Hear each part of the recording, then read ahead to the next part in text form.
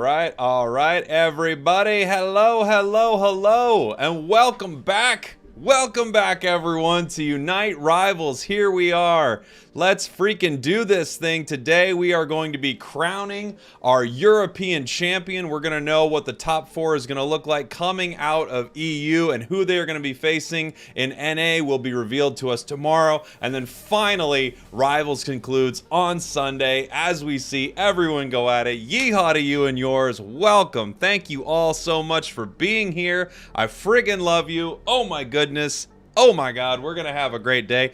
Big sip of coffee. Ran out of breath. Big sip of coffee right there. What's up, everybody? Good to see you. Let's freaking do this. We've got such an amazing day of competition for you here. Again, this is Unite Rivals, sponsored by Nouns Esports, generously sponsored by the folks over at Nouns Esports. Huge shout out to them for helping us put on such an amazing event. I'm going to be casting alongside the incredible Chris Heroes all day. I'll be bringing him on in just a sec. And we've got our first matches set and ready to go here very, very soon. I want to thank you all for being here.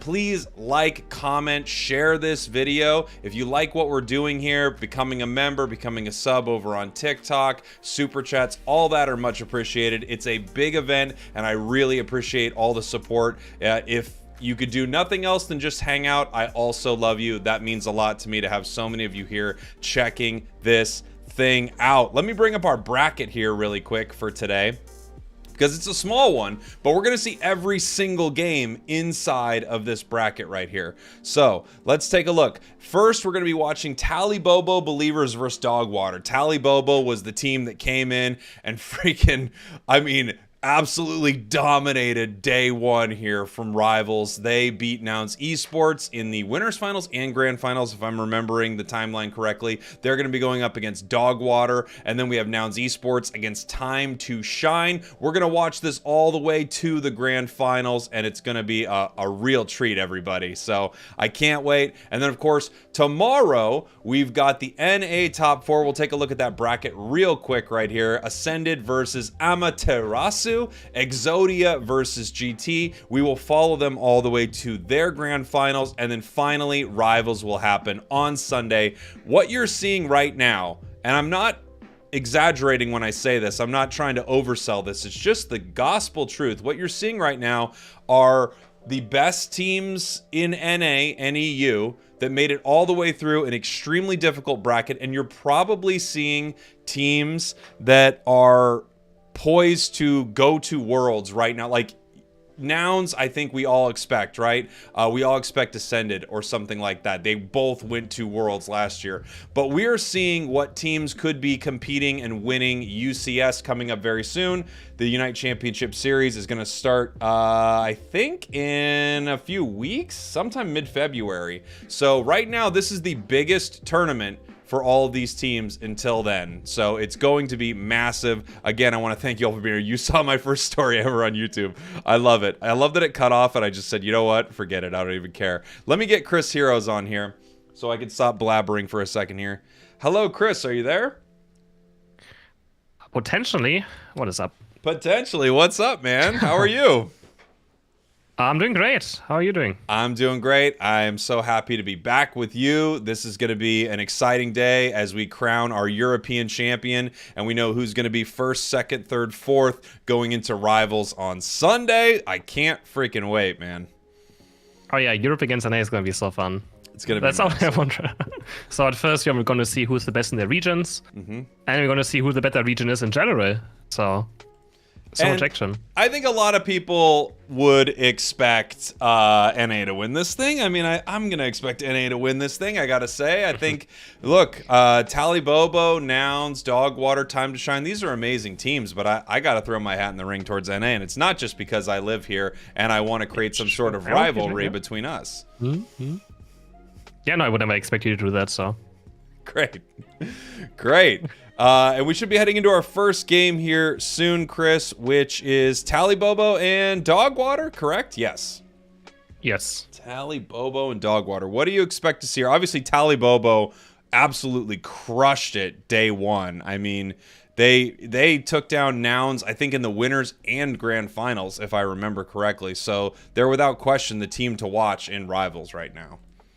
They didn't drop a single map the entire tournament. They actually always won 2-0. So. Whoa! I didn't even realize that they won every single game. Map, and they played twice against Nouns. So. Yeah, they're the team to beat. We'll see what Nouns has, and and maybe they prepared something new. I mean, the Garchomp, I wasn't the biggest fan of the Garchomp, so maybe going back to some Lucario maybe instead. Yeah, we shall see. I think this is the time that you want to start stretching your legs a little bit. And it looks like we got our lobby up here, Chris. Let me pull it up. Okay. Beautiful, and we can get our sync. I'm on 15 seconds right now. Wait, I need to. 14, 13. Oh no, now 12, you're ahead of me. 11, hold on. 12, 10. 11, 10, 9. Okay. We're on track here for game number 1. We've got Talibobo on your purple side. We got Dogwater on your orange side. Our first game here of the EU finals for Unite Rivals. Yeah, it's gonna be an exciting match. We got some very famous people on both sides. Toon Slim on the left. We have 2 World Championship players in Klaus and Servas. And then we have 2 people with new anime names as well on the side of Talibobo Believers. So. Oh, great. Up against Potato Uvu, one of the fan favorites of Twitch chat. Very known Garchomp player. Let's see if we see some Garchomp from him today.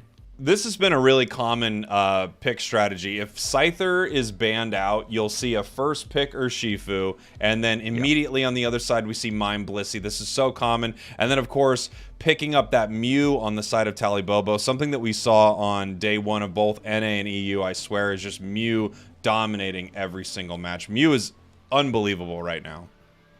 Yeah, Mew is just the best attacker. Because it doesn't have to jungle, it can just lane, right? It's very safe in lane as well. Amazing last hitting. And it doesn't even matter if it's behind in late game. It just does so much damage. It's just so safe, right? You just can't punish it really. And there's the Garchomp Potato. There it is. Doesn't even wait for it. Of course, first they secured some supports. And now they secure the Garchomp.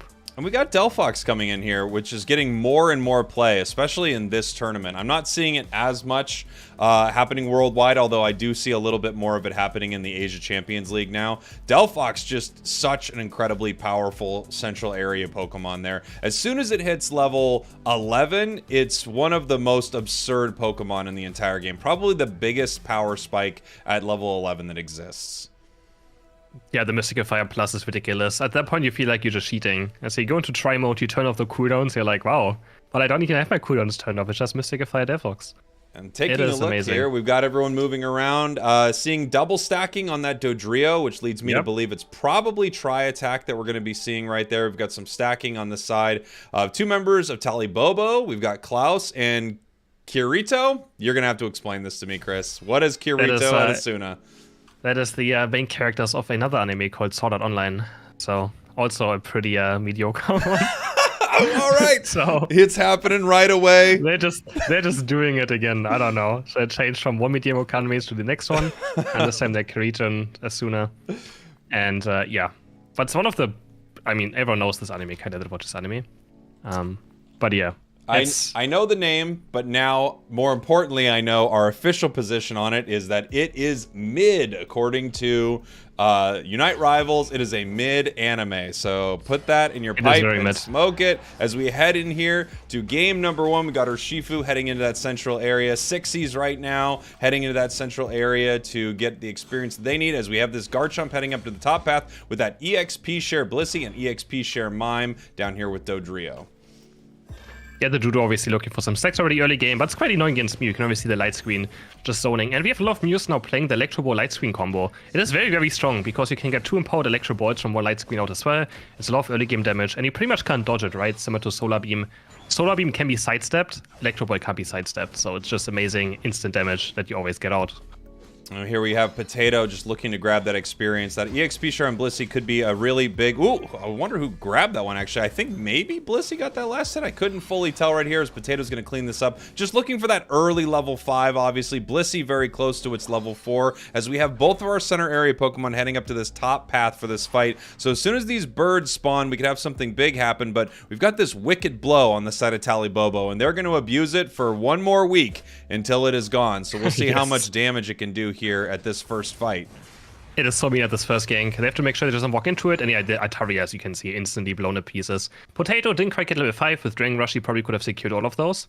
but was just barely not enough experience there to get to level 5. Klaus is already 5. I assume he's going to have Power Punch. I don't know if we saw it yet.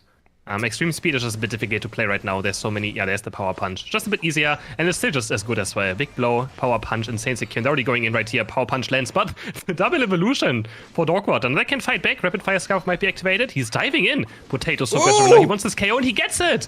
He gets the first KO of the game. Big eject button right there. Very, very nice. I mean, that's one of the reasons you run that on Garchomp. Everything can get away with you, but if you can transport them one more time after you've got that boosted ready to go, you're in good shape. Looks like Caligula right here, just trying to get something out of that. Or Shifu right there, actually being caught. Massive Electro Ball. Like you said, you can't get away. Here comes the Wicked Blow. Can Delphox make it out of here? They're chasing it down. Once again, the Electro Ball picks up another KO right here. Talibobo looking fantastic as they're going to grab another one. Come on, Mew. Okay, the Power Punch secures it. Yeah, the boosted auto attack Electro Balls are just so much damage you can't dodge. It's just ridiculous how much Mew does in early game. And also slows you, so it's not, you just can't get away either. You can obviously Solar Beam. It's doing a lot of damage right here. It's not going to result in any KOs, but yeah, now we have the Urshifu or Kirito or Yutao, however you want to call him. Already level 8, looking very, very strong. And here for this NDD as well. This fight here in this bottom path's about to break out over these 720 birds here. Once again, we just have this Wicked Blow ready to go. Looks like they actually missed that a little bit. Dodrio kind of moving in there and pulling back right now. We've got the Safeguard Helping Hand Blissey, which I'm seeing more and more of. Basically, any way you build Blissey is fantastic right now. Whether you've got the eggs for the healing or the Safeguard to deal with all of this crowd control in the game, it seems to be either way is looking really good. 4 members of Talibobo down here right now, just chipping away at this Registeel. There's not much Dogwater can do about it. They have Insane Secure on the side of Talibobo, and they just take that. They left Garchomp up top to continue farming, so it looks like Dogwater knew they were just going to sack this and let it go. It's honestly classic Potato Ubu strategy. Just staying top lane, get to the Garchomp evolution, and just try to get an experience lead. And look at these Electro Balls, they're so annoying. He tries to connect the boost auto attack, but Caligula just barely out of range. And Mew can't connect it. He's gonna score some points. He actually is gonna die for this maybe. The close combat is there. Yeah, kinda greedy for these few points. Potato's gonna get the Regieleki in. He was always a Rotom game as well. I say he always did Rotom, always stay top lane, push on top, get an advantage for his team. Honestly, it works quite well. If he gets an advantage, he can snowball top lane. He's on a 1v3 scenario though, and he has no chance. The close combat, the big blow are just a bit too much damage. Level-wise, it looks amazing for Talibobo. Things are looking very, very good, but not too bad for Dogwater. And look at the points. 141 to 8 on the other side. 60's coming in here. Blissey with the nice Bliss assistance. We've got the Wicked Blow looking for something right here, but it looks like they're going to end up backing off. They're going to clear out this central farm. Snorlax versus a bird right now. Actually, they're pretty close to the same level, which is surprising to see your defender almost as high as your opponent's speedster. And Delphox is taken down on top without even the Unite move being used by the side of the Urshifu. So a bit of a mistake there by the Delphox getting caught. And yeah, I think the game is going to come down now a tiny bit, but we might see a bottom dive happening. Yeah, we have a bottom dive happening. Dodrio is taking down Toonslim under the goal somehow. Mew's going to get taken down, and the goal is also down. So Toonslim a bit caught out of position. And Caligula finding the first, impact of the game on the Dodrio. Tri-Tech I feel like is very good, but sometimes it feels very good and sometimes very bad. It's very hard to tell if it does something during a game currently. I feel like it's the nicest thing about Dodrio is you can play either one. Here we have Potato here trying to stop this score, and it looks like they're going to be able to stop it very well. Once again, using that eject button to continue the fight. Here comes another big dragon combo catch right here. It doesn't look like they're going to be able to sew this up, but they are going to break this goal. Only 2 over, but it really just feels like they're saying, we've got a big advantage score-wise, and we want to keep that up. 8 to 171, Chris. Yeah, and Eligor's caught again on bot lane, just not being caught top, now being caught on bot path. That's right before the objective spawns, but I mean, they have Lucario and they have Urshifu, so Dogwater has to look for a fast fight right here, and they're gonna just engage on Toonslim, but Mew does have Unite up, it's gonna save for now, but Urshifu's kind of falling down with the Unite move diving very deep. The fully in safeguard is gonna save Delphox, and Dogwater's gonna pick up this Reggie, pick up Snorlax, and they're gonna on the chase as well. Mew's gonna go down, and Dogwater looking full control of this fight. Klaus also has to try to maybe just trade, but he can't find the KO. 3 go down for Talibobo, and Dogwater also secures Reggie, but at the same time. Wow. What a team fight.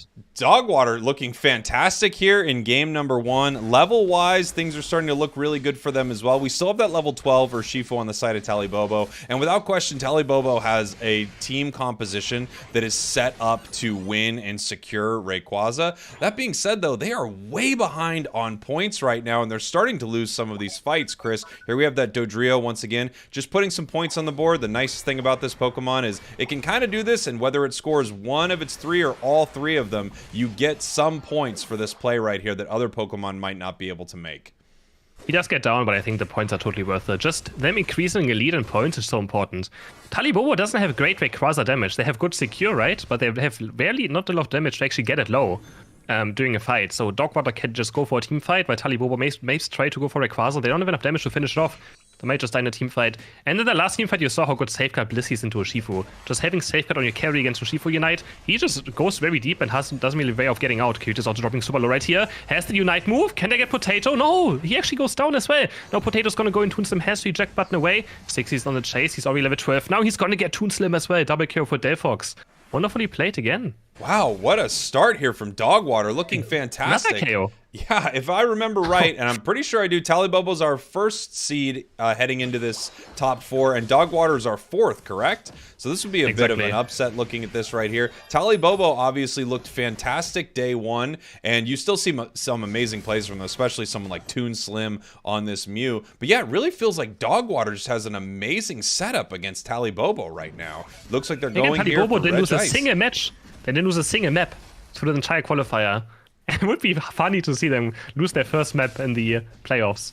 There's that toxicity, giving them a run for the money. Hate. You can feel it right now. Chris wants them to lose. He thinks it would be funny if they lost. Unbelievable. Really as they secure this Regice, that could be really huge for them heading up into this big fight. Like you said, they don't have a lot of rip onto this Rayquaza, right? They can't chunk a lot of damage away from it fast enough. But if they can get a couple members of Dogwater down, they could set up a big secure for them. As we are heading into this fight, 2 minutes right now. We have Potato, the Garchomp, watching that top goal. Basically, Dogwater having both goals up means they have to be a little more patient, but they're way ahead on points. So Talibobo has to make a play right here, and they're just deciding where they want to go in right now, Chris. They're looking for their best position that they can find here. Mew, it looks like it's just in the back watching their back goal, possibly farming up some of those Altarias. Everyone just kind of waiting here, and Dogwater really can spend all the time in the world. They don't need to do anything right now as they push Urshifu away from this top goal. This fight's still not breaking out.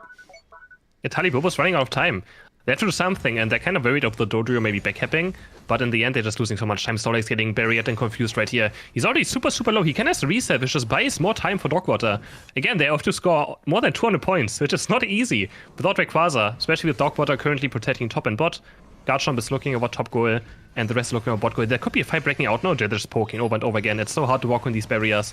And it's also very hard to engage against the Safeguard, but there's Kirito going in. Urshifu finds the Unite move. No, it gets Unite move by Mime. Is he going to go for? Yeah, he's going to be the first casualty of this team fight. Snorlax with a Unite, but doesn't really hit anything. Meanwhile, Klaus is getting 2 on the backside.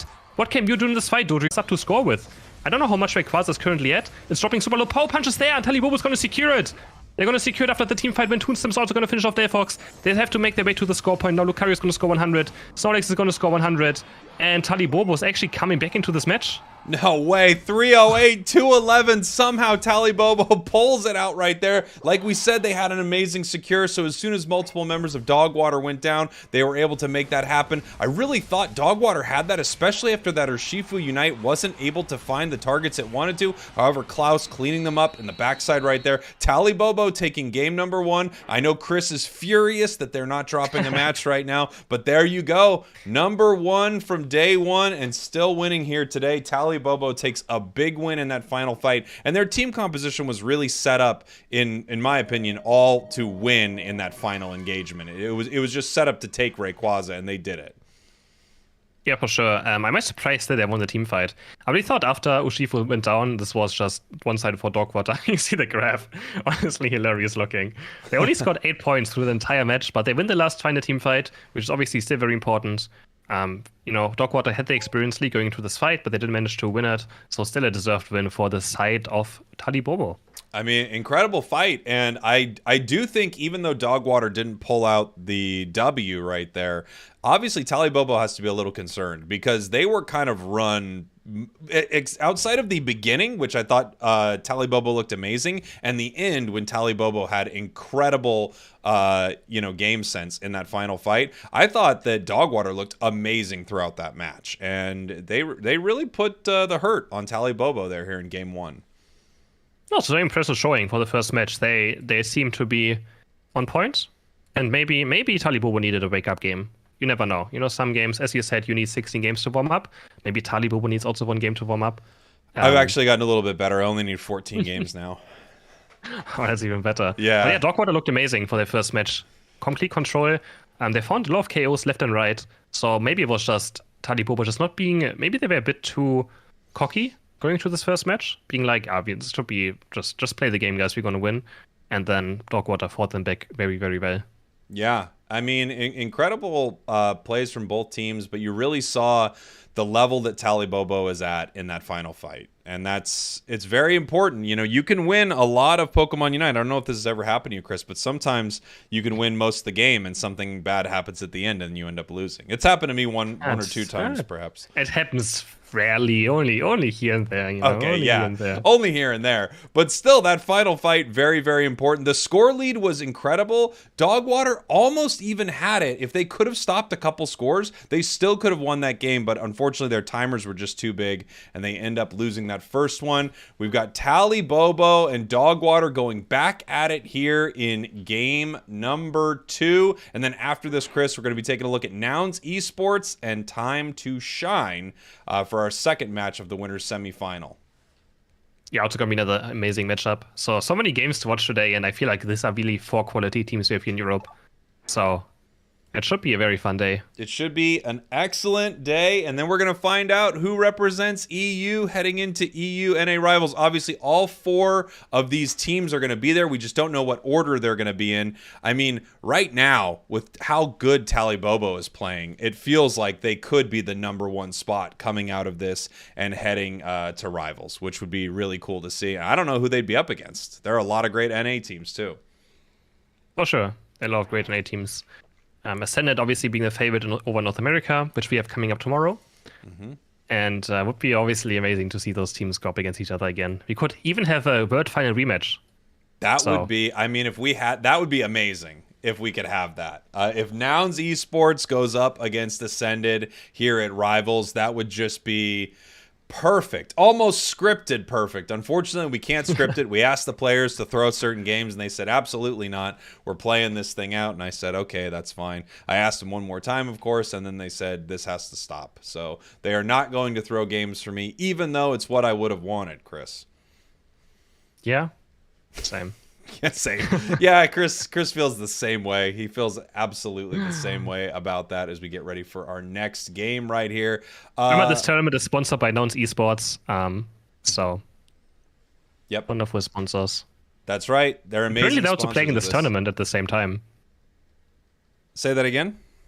They're also playing in this tournament at the same time. So. That's right. Nouns Esports is sponsoring this, and then separately, the team that is sponsored by Nouns Esports, called Nouns Esports, is in this tournament. Coming from the chat here, I can see they're saying as long as Lutano loses, Chris is fine. It is sad that rivalry lost, so.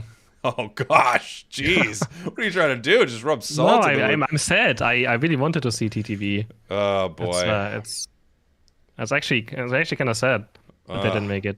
Jeez. I mean, Chris is really getting him right here, and I hate to see it. But, you know, these Lutano's my boy. These rivalries.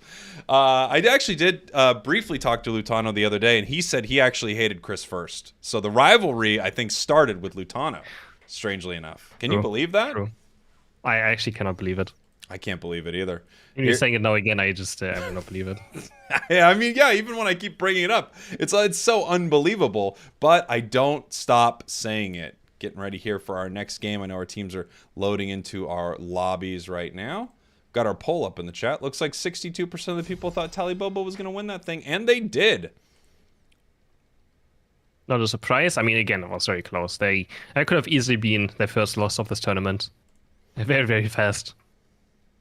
And yeah, but they managed to win the last team fight thanks to, I think it was probably Klaus doing a lot of work. And Mew, I think we didn't quite see how 2 of the KOs went down because the fight was kind of split. Mm-hmm. We had Dogwater completely focusing on Urshifu, and then Klaus and I think Toonslam were picking up members of the side of Dogwater in exchange. And yeah. What do we have? Oh, here's something. I think we hear have game sounds. I think we have a remake. Is that what we're having right now? Yes, sounds like. I don't think but we didn't have a draft yet, did we? No. Word is that they didn't swap all their members, so that is a DQ. I'm going to DQ Time to Shine because of that. sad, but they are getting a loss. I know that they're not involved in this, but somebody does have to pay for it, and I kind of want to create honestly, a little I agree with controversy. this. Yeah, it makes sense, right? Yeah. I also hate Kelvin, so I don't mind if he gets a loss. You heard it here first, everybody. New hatred here on Yep. EU's Championship Day. It's sad, but it's part of it. It's really part of it. Anyone who played my old game together with me is out on my good list. Wow. I can't wait till Chris moves on to his it's next rough. game so that we can hate each other. That'll be exciting. Oh, yeah. Got our teams. So we should be heading into here. the second draft soon. Great. And what do you? I mean, do you expect anything else in draft? Any the other weird priorities? The weird thing is, if I'm dog water coming off of that match, outside of that final fight, I actually feel great about our team comp and how we played into Tally Bobo. And if I'm Tally Bobo, strangely enough, even though we won that game, I would probably be thinking like, all right, maybe we need to move this around a little bit. I mean, it's no question that they had incredible Pokemon and they were able to win that last part, but it did feel like they were in a lot of trouble leading up to those final moments. I think they should probably just leave Lucario top lane. I think they might just change the way they play the game. Like, not rotate 5-hit bot lane for the first Reggie fight. Knowing that Garchomp is top lane, Lucario should be able to get those last hits against a Garchomp, right? Quite easily still. So maybe just leaving one of their members top lane instead of 5 rotating bot lane could be a way. Because that's kind of how Tally Bobo came back into the game, right? Taking the Regieleki, pushing it in, Garchomp scoring 40 points and getting so much experience from it. Was kind of, I feel like, the turning point, because early game, Tally Bobo had that win fight over Atarias in mid lane, right? They got like 3 KOs there, and it was looking great. They get the Reggie, but then they lose so much topside, and that slowly snowballed into weird KOs as well. So I think they might just change up their strategy a tiny bit, how they play early game. I would expect. Yeah, I think you could be right. I mean, you saw so many amazing plays from Tally Bobo throughout that. I mean, also, we saw, I feel like one of the Pokemon and players to watch is Mew and Toon Slim on it. Just one of the meanest Mews out there, man. It felt like it was on top of every single moment, picking up those KOs with the Electro Balls that are, of course, sure hits. Why not? Give it to him at level 1. Give him a sure hit. Give him a Solar Beam. Give him all the things. So I feel like I don't want to switch him off that. The power-up punch Lucario, I really don't want to switch that around. And then you've got, these other support mechanisms in play. And, of course, you have an Urshifu, which is broken for another 5 days or something like that. So what are you going to do? Yeah, exactly. I think that combo's totally fine. You like the combo? Just changing up their strategies a bit. Yeah, I think it was totally fine what they had. I mean, of course, they have like just very good Pokemon. I thought you meant Urshifu's combo. I'm like, yeah, you're fine with that? You want to keep that Unite move working? No, I don't want to keep that. I don't want to keep Urshifu the way it is. For sure not. Getting ready for our next game here. Hopefully we have our lobby going up in just a sec. We do have some balance changes that are reported to be coming pretty soon. They're about everything I would expect. Maybe I felt like it was a little harsh on Mime. Did you get to take a look at a lot of them, Chris? A tiny bit, but I have to sadly admit I'm on the the side of the team that I think this balance patch is a bit boring. I'm not very excited. I know it's going to make the game more balanced. I think that's great. I think all the P Pokemon are getting hit, which is fair. But we don't really have any buffs. Like a patch with only nerfs in it is just, if you want to, your own patch day, you want to try new things. You want to suddenly be like, oh my god, Fire Blast Delphox got buffed. I want to play Fire Blast Delphox. Or Ground Garchomp got buffed. I want to play Ground Garchomp. That gets you excited, right? Seeing Pokemon nerfed, you're like, yeah, cool. So Shifu's nerfed. I'm just going to play the same stuff again. Yes, I think it just kind of feels a bit not too exciting. Like a patch, getting a lot of changes, and people are like, what is good now? What is good now? What is good now? What should I play? Is this ability fine? Just is more exciting. So I would like to see more, niche moves getting buffed. Yeah, I totally agree. It's one of my favorite things to see as well, is when you go, oh, what's going to happen with this Pokemon now that this got changed, or when this item gets added, as we head into our draft here for game number 2, Chris. Are we still sync? Just a sec, 24... 23? 22. Okay, seems good. Great. We are here heading into our next draft. Now we have Dogwater actually is going to be on our purple side, so they're going to get our first pick, and Tally Bobo is going to be on our orange side right here. We'll see how this changes, if we have anything else moving around, or if we do see a very, very similar comp. Let's see, Sableye banned out or Shifu banned out. First pick over to the side of Dogwater. So we are going to see a different team composition here. The question is, are they going to want to grab that Scyther, which is incredibly powerful right now? Right, they have to. They have to pick it. I feel like they have to at this point. Klaus also had amazing Scyther last weekend. He was just deleting enemy Pokemon left and right, so I don't want to see Klaus on... I don't think Dogwater wants to see Klaus on Scyther. That is for sure. And here we go. We have Blissey and Mew, of course, again. Yeah, you don't want Toon Slim not to have that Mew. It's just so incredibly powerful. But, of course, they give up a Mime to the side of Dogwater, which felt extremely impactful there in game number 1. And they might actually grab a third pick, Chomp. I mean, you love it when someone's got a comfort pick, right? Wiggly coming in here. Let's freaking go with the Wigglytuff. Beautiful. That is interesting. Didn't expect this one. For sure not. I mean, Potato just like, pick me Garchomp. I don't care who I'm up against. Just give me my Garchomp and he's happy. I think that's all he wants. Even though he also plays Scyther. That's I know of. Klaus considering maybe a Buzzsaw. That could maybe, honestly, win against Garchomp quite hard on top lane, right? On top of that, I mean, Buzzsaw is one of the best early game Pokemon there is. So I'm excited to see Klaus on it as well. Look, I love seeing a Buzzwole, and... but I just have to say, it feels like you're picking a Pokemon that never wins. I don't know if we've seen it win a single time here on Unite Rivals. Every time it's just picked, like me. it loses. Just like you, Chris. I don't think Chris has ever won on stream. Yeah. I literally don't win with this. It's I think I have like 35% win rate in like 50 games. It's by far my lowest win rate Pokemon. I destroy. I'm like 15 KOs. Suddenly I go into the last 3 minutes of the match. And everything goes down every single time. It is so difficult to actually confirm a win on this Pokemon. And also a Dragapult. This is a really cool setup. Dragapult, we don't get to see very often at all. These teams kind of, again, as I was mentioning earlier, you might want to flex a little bit right here because, Chris, this is the last tournament essentially before UCS. Yes. This is the last big tournament where these teams get to go up against world-class teams and try different strategies. So here we go. Dogwater, Tally Bobo, game number 2 right here. Buzzwole coming in, Dragapult coming in, Wigglytuff coming off the bench finally. Let's go. Wigglytuff, yeah. The Blissey Dragapult is an amazing combo. With Safeguard, you can't get jumped out of your Dragon Dance. And Helping Hand also increases the Dragon Dance attack speed. Attack speed works during Dragon Dance. The faster attack speed, the more you will attack. So using Helping Hand and Safeguard at the same time when he starts spinning is incredible. Very strong combo. Has to be careful with Wigglytuff though. If his Unstoppable goes away and he gets Q-charmed, he might get off his Dragon Dance. Besides that, I wanted to see how it does. I do too. I'm excited to see this. No Drain Crown, which is always sad, but other than that, exciting to see. It's always difficult to say how much Drain Crown really does, right? No, it's not. It doesn't do anything. It's not difficult to say. Yeah, no, really. Like, if you could see at the end of the game how much it actually healed from the amounts we healed, but now Potato's getting jumped on already. I think Klaus is going to get this last hit. Potato's is fighting 1v2 right now. And this Gible is so aggressive. But his lane partner was still picking a red buff. So he does have to kind of run away for now. And yeah, this Buzzsaw is very good early game as well. I think they just want another Pokemon that is super good early game to just fight this Garchomp on top. Yeah, it is incredible early. Fell Stinger, one of the best secure moves like of all time with insane damage also on enemies. Look at how aggressive Potato is. Just one of the best Garchomps ever. And here we go. We've got Dragapult coming up here. And it does look like, I think that might be... Phantom Force, right? Yeah, Phantom Force. Yeah, we've got a different setup here from this Dragapult. Interesting, because I thought when we saw the Blissey that we were going to see that combination between Safeguard, Helping Hand, and Dragon Dance, but no, we are not seeing that here. Yeah, me too. I really expect Dragon Dance. I think I like it more. Potato might just go down here. The Super Power is going to connect, and this time the first KO is against Potato.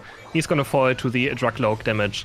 And yeah, I mean, the Super Power onto the level 3 support, almost getting another KO. Gonna keep the berry. Should be very careful right here, not to go down. He's very, very aggressive.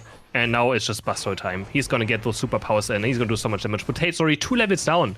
It's gonna be hard for him to catch up in this, and Klaus is gonna keep being aggressive. Superpower them to his right side. There we go again. And I think this went over to Blissey actually, or was it Potato who got it? I think Blissey got it. I think Blissey did. It's just Klaus gets to pick up every piece of farm and say, this is mine, taking this on the side over here. And this is what Buzzwole does early, especially in a, kind of a dominant lane situation like that. We do have Caligula down here in this bottom path. We now have a level 5 as Klaus makes their way to the center right here. We might be watching Buzzwole dominate this entire game right now. It's like the highest level Pokemon in the entire game as a lane Buzzwole. Let's freaking go. Delphox pushing into this goal right here. Nice big score on the side of Dogwater right now. 39 as, oh, here comes the Dragapult coming down here. Once again, Buzzwole cleaning it up right here, looking for another KO. We've got the leash. He's taking his Scyther for a walk, and he's going to get a KO. No, they pulled away from it. Okay, I was going to say, ooh, careful, Dragapult. They want to give the KO there to Druglock because he has the attack rate of getting takedowns, right? Yes. But it was actually quite close to. They want to give the KOs also give so much more experience. You want to have it on your carries, but I think they expected Scyther to not just turn it around and fight still. They probably thought he's going to accept his knockout, but no, he was not accepting it. He was fighting back. Potato again getting smacked down right here, getting super powered. He is struggling up down in his top path. His focus bench already gone. He's got another superpowers there, and she's getting smacked around. And Klaus is just on this Buzzwole. Just level 9.5 already. And now he's heading in. He's going to stop the farm here on the side of Dogwater. Just grabbing, like I said, those are his. He just picks those up and takes them back home. Maybe in a little trouble right here. Maybe going to get a little punched. He does have a Unite move that he can throw at any moment right here. And here it comes, missing his Unite move right there, though. But actually able to easily get out as Tally Bobo secures that bottom objective. And they're also looking for some scores top right here. Just putting the pressure on him. That top goal is going down as they continue this fight here. It feels like Dogwater is trying everything they can to push them off this goal right here. But they're just outmanned, outgunned, out-leveled, out everything. Yeah, it's looking bad this time for the self Dogwater. Very, very bad. Klaus are going to pick up the Regieleki as well. And you can see that's a little flick you can do. You can actually superpower damage the Regis as well, even though you can't pick them up. If you like flick forward and backwards, you can still do insane amount of damage towards these objectives and still also get the last hit with it. You have to go into try mode, pick this a tiny bit, but once you have the the gist of it, you're going to get it every single time, and you're going to do so much damage of getting this objective. When he gets level 11 as well, he's going to get superpower plus, and he can do it over and over against superpower opponents. It's a huge power spike for the side of the Buzzwole. Regieleki is getting defended, and Tally Bobo is just looking maybe for a bot push. They're leaving Buzzwole on top. Potato is to deal alone with the Regieleki. Garchomp has no issues clearing it. There's a Solar Beam coming through, just some poke. But both teams are kind of just, poking each other right now. Yeah, just throwing some Mystical Fire, throwing some Solar Beams. We talked about that massive power spike of Delphox at level 11, but you're right. The super power spike of Buzzwole at 11 is unbelievable. The resets are incredible. Looking for something right here. Oop, just missed him. Grabbing it right now, throwing it back into the air. Here comes the reset, and able to take it down. There's that flick that you talked about. Now, I think that's for tryhards, Chris. In my mind, I think you should miss that and let him get home, but that's fine. These are top players. They'll take any advantage they can get. So now he can do superpower into Smackdown into another superpower thanks to his level 11. And Scyther looking for the engage right here. Buzzwole Unite is going to land on him. Really tough to try and peel with the Buddy Barrier. And no one's going to die right here. But I think that Buzzwole Unite is like quite awkward sometimes to hit as well. And yes, and it can send you in some real bad situations. You follow the wrong Pokemon. It can be a mess, but other times you seem to wipe the entire team. Buzzwole feels like that, where you're like, how did I wipe the whole team? And then how did I not do anything with it at all? As this fight is breaking out, Delphox Unite onto the Registeel. Garchomp trying to secure this here, as it looks like it's secured, yes, by the Mew on Tally Bobo. Toon Slim grabbing that secure right here, but 3 members down for Tally Bobo as they are pushing onto this goal, throwing the Mystical Fires. Garchomp does go down on the side of Dogwater, but they're putting some points on the board. Scyther throwing that dual wing beam. It looks like they are backed up right now. Toon Slim just able to push them back. That's the funny part. Then Buzzwole becomes into his first team fight, and suddenly you're like, oh, I'm just dead in this first team fight. Yeah. That's what it feels like. That's the entire Buzzwole experience. But what a wonderful team fight by Dogwater. They got mine before he got his Unite move out. They just kind of KO'd him very fast in one Dragon Rush Dragon Claw combo. Scyther also kind of caught right here. I really thought Tally Bobo was just going to win the team fight since then Scyther didn't have Unite move up. They baited it out before. But yeah, they lock up the Mr. Mime. They're going to keep on chasing. And it lets Reggie still went over to Tally Bobo, some global experience. And now we have another Regieleki on top. We still have Delphox Unite up again, of course. I mean, it's always up. We have Mime and Buzzwole Unite, so Tally Bobo wants to use those right now, if they can. And Dogwater probably knows about it. They're going to be kind of safe right here. Regieleki, again, is not that important anyways. I don't know how many KOs we've got on the side of that Dragapult right there, but like you were saying, it basically has that built-in attack weight with their move here. And here comes actually a Unite move, 2 Unite moves, 3 Unite moves. Everyone's throwing a Unite onto this goal right here, trying to make something happen as Potato's pushing right now. Tally Bobo is pushing that Regieleki in the top path. They're just going to move back and defend right here. Ooh, Potato getting caught right here by every member. He's turning right around. Huge dragon combo and ends up going down. Wow, that was actually kind of close. I'm surprised. He's not getting out, but Scyther stepping in as well now. He's just trying for some KOs. I don't know if that's desperation, but they don't have to be so desperate right now for KOs. And they're totally fine in this game, so they're even ahead in points. And now it might just turn into a lot of points for the side of Talibobo. Yeah, 40 go in, 47 go in. And that just seems kind of weird. It was also a very weird dive. Well, yeah. Missed Dragon Claw combo, then Scyther Unite moved and missed his reactivation. It was very, very messy. It feels like maybe, and it could have just been the timing of the cooldowns and everything like that, but it maybe if Garchomp and Scyther had just decided to commit at the same time there, they actually could have picked something up, but it feels like they just kind of went in waves, and they got KO'd one by one. Exactly. 20 seconds left here until we have Rayquaza spawning, and the question is this level 13 Buzzwole, almost the swollest Pokemon in the game right now, is it going to be a factor in this final fight, or is it going to pull what the chat is referring to as a Chris Heroes and lose everything in the last 2 minutes with Buzzwole? We're going to find out really soon, Chris. I can see it happening, especially against a Wigglytuff. Wigglytuff just maybe canceling one of his moves, he gets Q-charmed, and suddenly everything goes downhill. Darkwater has a great chance of winning this team fight. They have a level 13 Delphox, level 13 Garchomp, so experience-wise they're actually quite same. As long as Talibobo can somehow keep their Dragapult alive, he's level 14, he's going to deal a lot of damage, but again, very significant against Scyther. Klaus is maybe looking for an eject button, punch. Can always be a good combo, and 60 is dropping super low, has to get healed up with Point Puff, and Talibobo's looking for it now, Dragapult with these max range auto takes, but he's already dropping 12 HP, Wigglytuff with eject buttoning in, and Dragapult's gonna die to the Delphox. That's the first KO of this team fight, and Talibobo's carries down. And who's gonna do is Potato just diving in. He's looking for, I think, the Mr. Mime. He's getting knocked up again. Mime with the Power Stop is not gonna get out. He's gonna miss the Dragon Rush Dragon Claw combo, but Mime goes down anyways.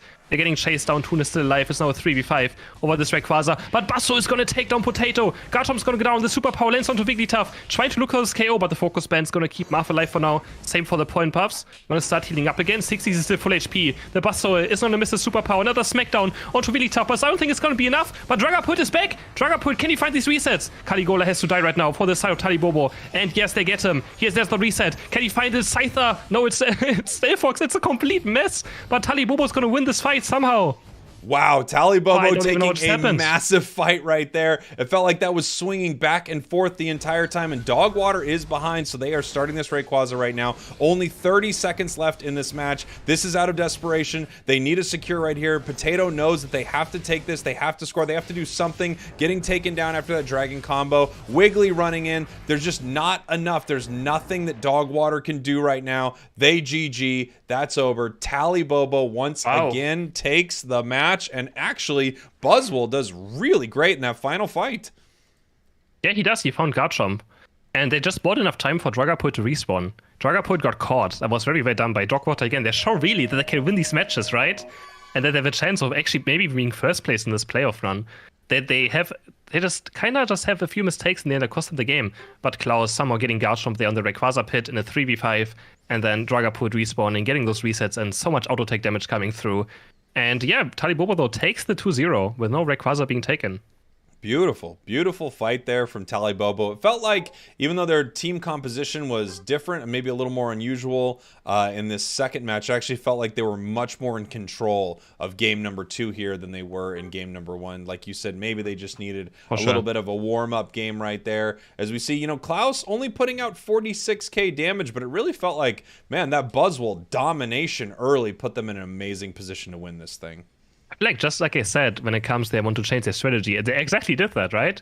They put this Buzzwole, some much stronger early game Pokemon, even though Lucario is also great. Lucario is still not a great 1v1 Pokemon, right, with Power Punch. It's just burst damage, a bit of secure. But Buzzwole is such a strong 1v1 character who just keep Potato in check on top lane. Potato couldn't get that experience, and that's exactly what I wanted to see after last game. They kept Potato in check. He couldn't really do the things he normally can do.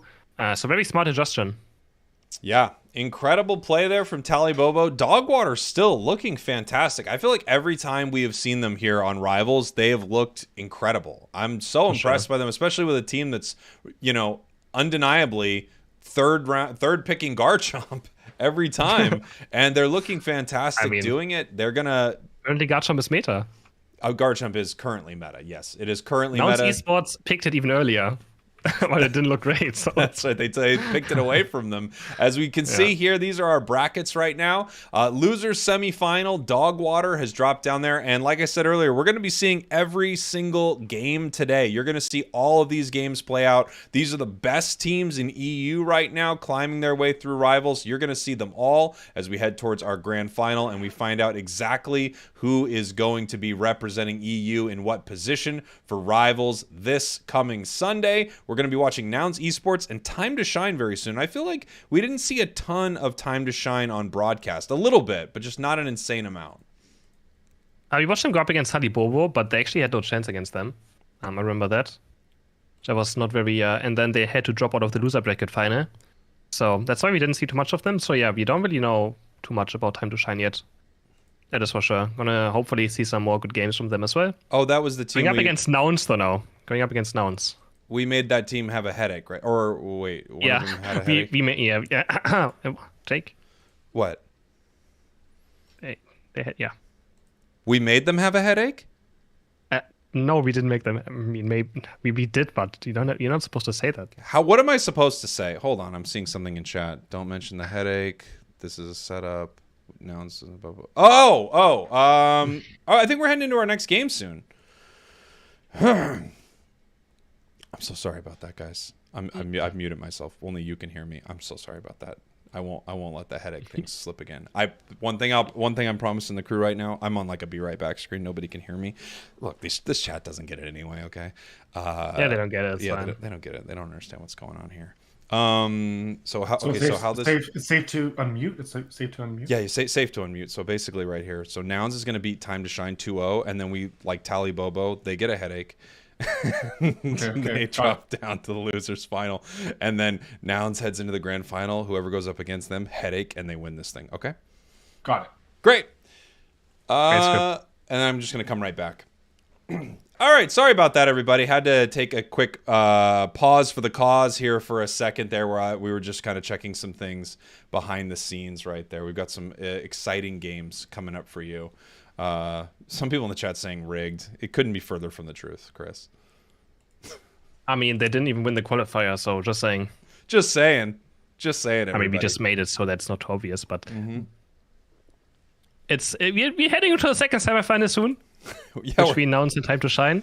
Yeah. And again, shoutouts to Nouns Esports for sponsoring actually this tournament, and shoutouts to Gatlu for making it happen, connecting us with Nouns Esports. So amazing by them to help us set up this tournament. We really wanted to make a European against North American tournament. So I'm really glad we got to also do it this fast in January. Before, in February, we get the UCS, the Unite Championship starting, and we really wanted to get a tournament out before to just showcase the new rosters. Because no one actually knows. A lot of team rosters have changed. Like Toonslim back in Europe now with this new team. And a lot of new teams have formed for the new season. So yeah, we really wanted this tournament to see new rosters. Yeah, absolutely. And give a lot of these players the opportunity. I mean, like we said, they're not going to have another moment like this until UCS comes around mid-February. Or I guess first week of February are the qualifiers, correct? Something like that? Yes. I think 11th or something. Yeah.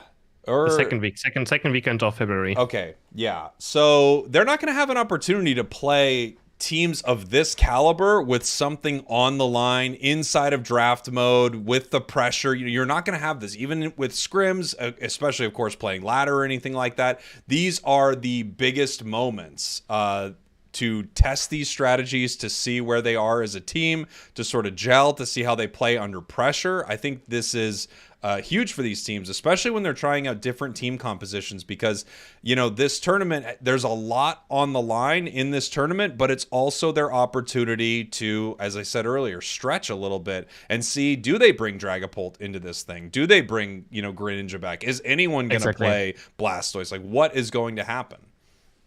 That's not the only thing. We also have an amazing prize pool of 3,000, again, set up by Nouns Esports. So they're also playing for money, right? Who doesn't like some extra income to buy maybe one skin in Unite from to look better during the UCS? Come on, you could get more than one skin here. Yeah, I mean, that's maybe 1.5. I think maybe 1.5. Slanderous right there. You can buy some memberships. And I'm just going to check with the guys behind the scenes real quick here. Okay, I'm muted here, boys. So we keep saying there's a prize pool, but we know that's all going to Nouns, right? Like this whole thing's just kind of fake, right? Yeah, of course. Yeah. But, Okay. yeah. Okay, Yeah. but we still I know want to be like, nothing. okay, there's a prize pool. All right, I'm back. All right, sorry about that. Just checking in on a few things right here. Nouns Esports, gracious sponsors of this tournament.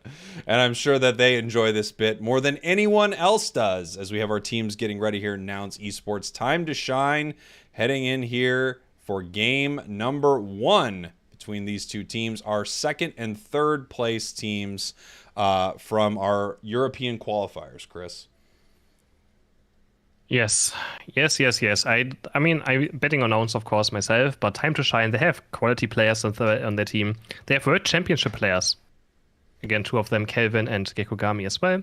With Sayu, one of the best Lucario players Europe has to offer. So just an amazing roster that can also make it very far in the UCS and in this tournament. Yeah. Gonna be exciting to see them play again. A lot of people are saying I'm exposed or whatever, and I don't even know what that means. I don't even know what it means. I don't know either. People are crazy. What exposed? People are just nuts. I swear, people are crazy. Like, they think everything is like, oh, it's fake. You're not muted. Like, oh, we could all hear you. It's like, no, you can't. So annoying. It's just so. It's the stuff you have to deal with. Right. This is one of those things that they don't let you talk about as a content creator, Chris. But, and I'm sure you feel this. Your audience thinks they know what's going on. They think they understand when things are rigged and when they're not. They don't know anything at all. You know, They have no idea. Everything is fake. No idea. Yeah, everything is fake. That's exactly right. That's what I was trying to. That's where I was trying to get to. They don't know. I think some stuff is even real, but everything is fake, and they have no idea. That's the problem. That's the big problem. We're all living in a simulation anyway. As we're getting ready here for our next game. I guess until that game is ready to go, I'll talk to my chat for just a second here, Chris. Go ahead. So I'll be back in just a moment. All right, everybody. How are we all doing today? Thank you so much for being here, by the way. I really appreciate you all. You're wonderful. I love you. Thank you for being here. I'm seeing all the members and all the subs. I see Joseph, Chelsea, Scurvy Bone over on TikTok. What's up? I see so many of you here on YouTube. Kiro Kami. Hello. Let's see. Who else? Glass Canny. Chatan. Hello, everybody. I love you. I love you so much. I'm so happy to have you here. Why does Chris hate Lutano? Nobody knows, but it's a burning hatred. Any Paw Patrol updates? My daughter's, her first video game, essentially, is the Paw Patrol video game. That is what she is playing right now. And it's the Paw Patrol racing game. I don't know what it's called, like Ready, Set, Race or something like that. So she's actually not only into the Paw Patrol world, but also into her first game, which is this Paw Patrol racing game, which is pretty exciting to see kind of how that develops, watching a kid play their first video game. She's kind of figured out that the game auto steers for you. I see that she's noticed that, and every once in a while she'll set down the controller. I'm like, you have to pick that up, or this doesn't happen. Beetle Borgaz, thank you so much for becoming a member right here. Yeah, it is a kart racer. It's a kart racer with items. That's right. Yeah. And right now she's a big fan of Rex currently. I think he's a top tier racer. I'm not going to lie to you. I think he's actually kind of broken in the game. There's like Rex works in a way I don't think is entirely fair for the game. It's when you get all its pup treats, its power up gives you a boost and it slows enemies. Okay. But you have other pups who literally their power is putting leaves behind them.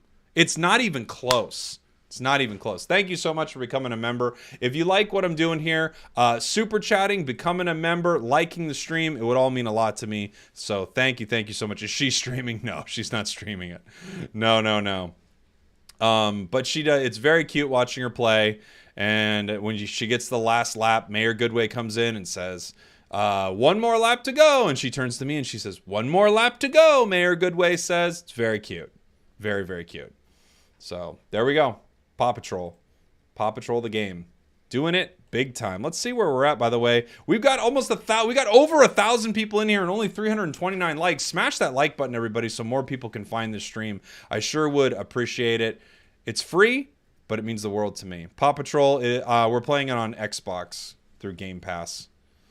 I'm not buying full price. She's got the Game Pass for that. Am I part of the Unite Mafia? No. Come on. Not part of the Unite Mafia. Not at all. All right, I'm coming back here. All right. This thing right here is bouts. Looks like we're ready to go here. Are we ready to go? That's what I'm hearing. We're waiting just for one person. I don't want to single out the person, but we're waiting for someone. Well, I see they're asking me if I was ready, but as always, just keep it going, baby. I am doing what they call in the industry filling time, talking to the stream, and making a tier list of our Paw Patrol characters in the Paw Patrol racing game, which I think Rex is honestly S tier broken currently. Wrap this up. 30, 29, 28, Ooh. 27, 26, 25. We are 25. here. All right. Time to shine. Nouns Esports. Let's do this thing. Oh, by the way, Young, I see your super chat. I love you. Thank you so much. Would be the first time they meet each other in a tournament. Because Time to Shine is the roster.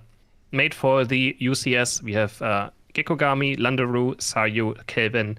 And not Vazid. That is not Vazid. That is actually Eberling, or called Vosh Rookie. And he just has Vazid in his name. You know, everyone likes Vazid. All right, fair enough. I'm going to call it Vazid. Just call him Vazid. That's fine. I don't have another way to do this, okay? They can change their names all they want. I'm not going to respect it at all. Dodrio getting banned, or Shifu getting banned. First pick heading over to the Scyther, it looks like. Not surprising. I can't wait to see what the balance changes are going to do to this, as we have the nouns lock in Blissey and Mime. I almost said nouns locked in Bruv and Gotlu. I was like, well, it's pretty obvious they're going to lock in. I mean, yeah, Bruv does lock himself in. I mean, he's literally Mr. Mime, right? It's so true. He does lock himself in right here. Going for a Mew and a Snorlax. Landeru also playing a lot of Mew. And then the classic Snorlax as one of the top defender with the heavy slam. And do we see again Garch?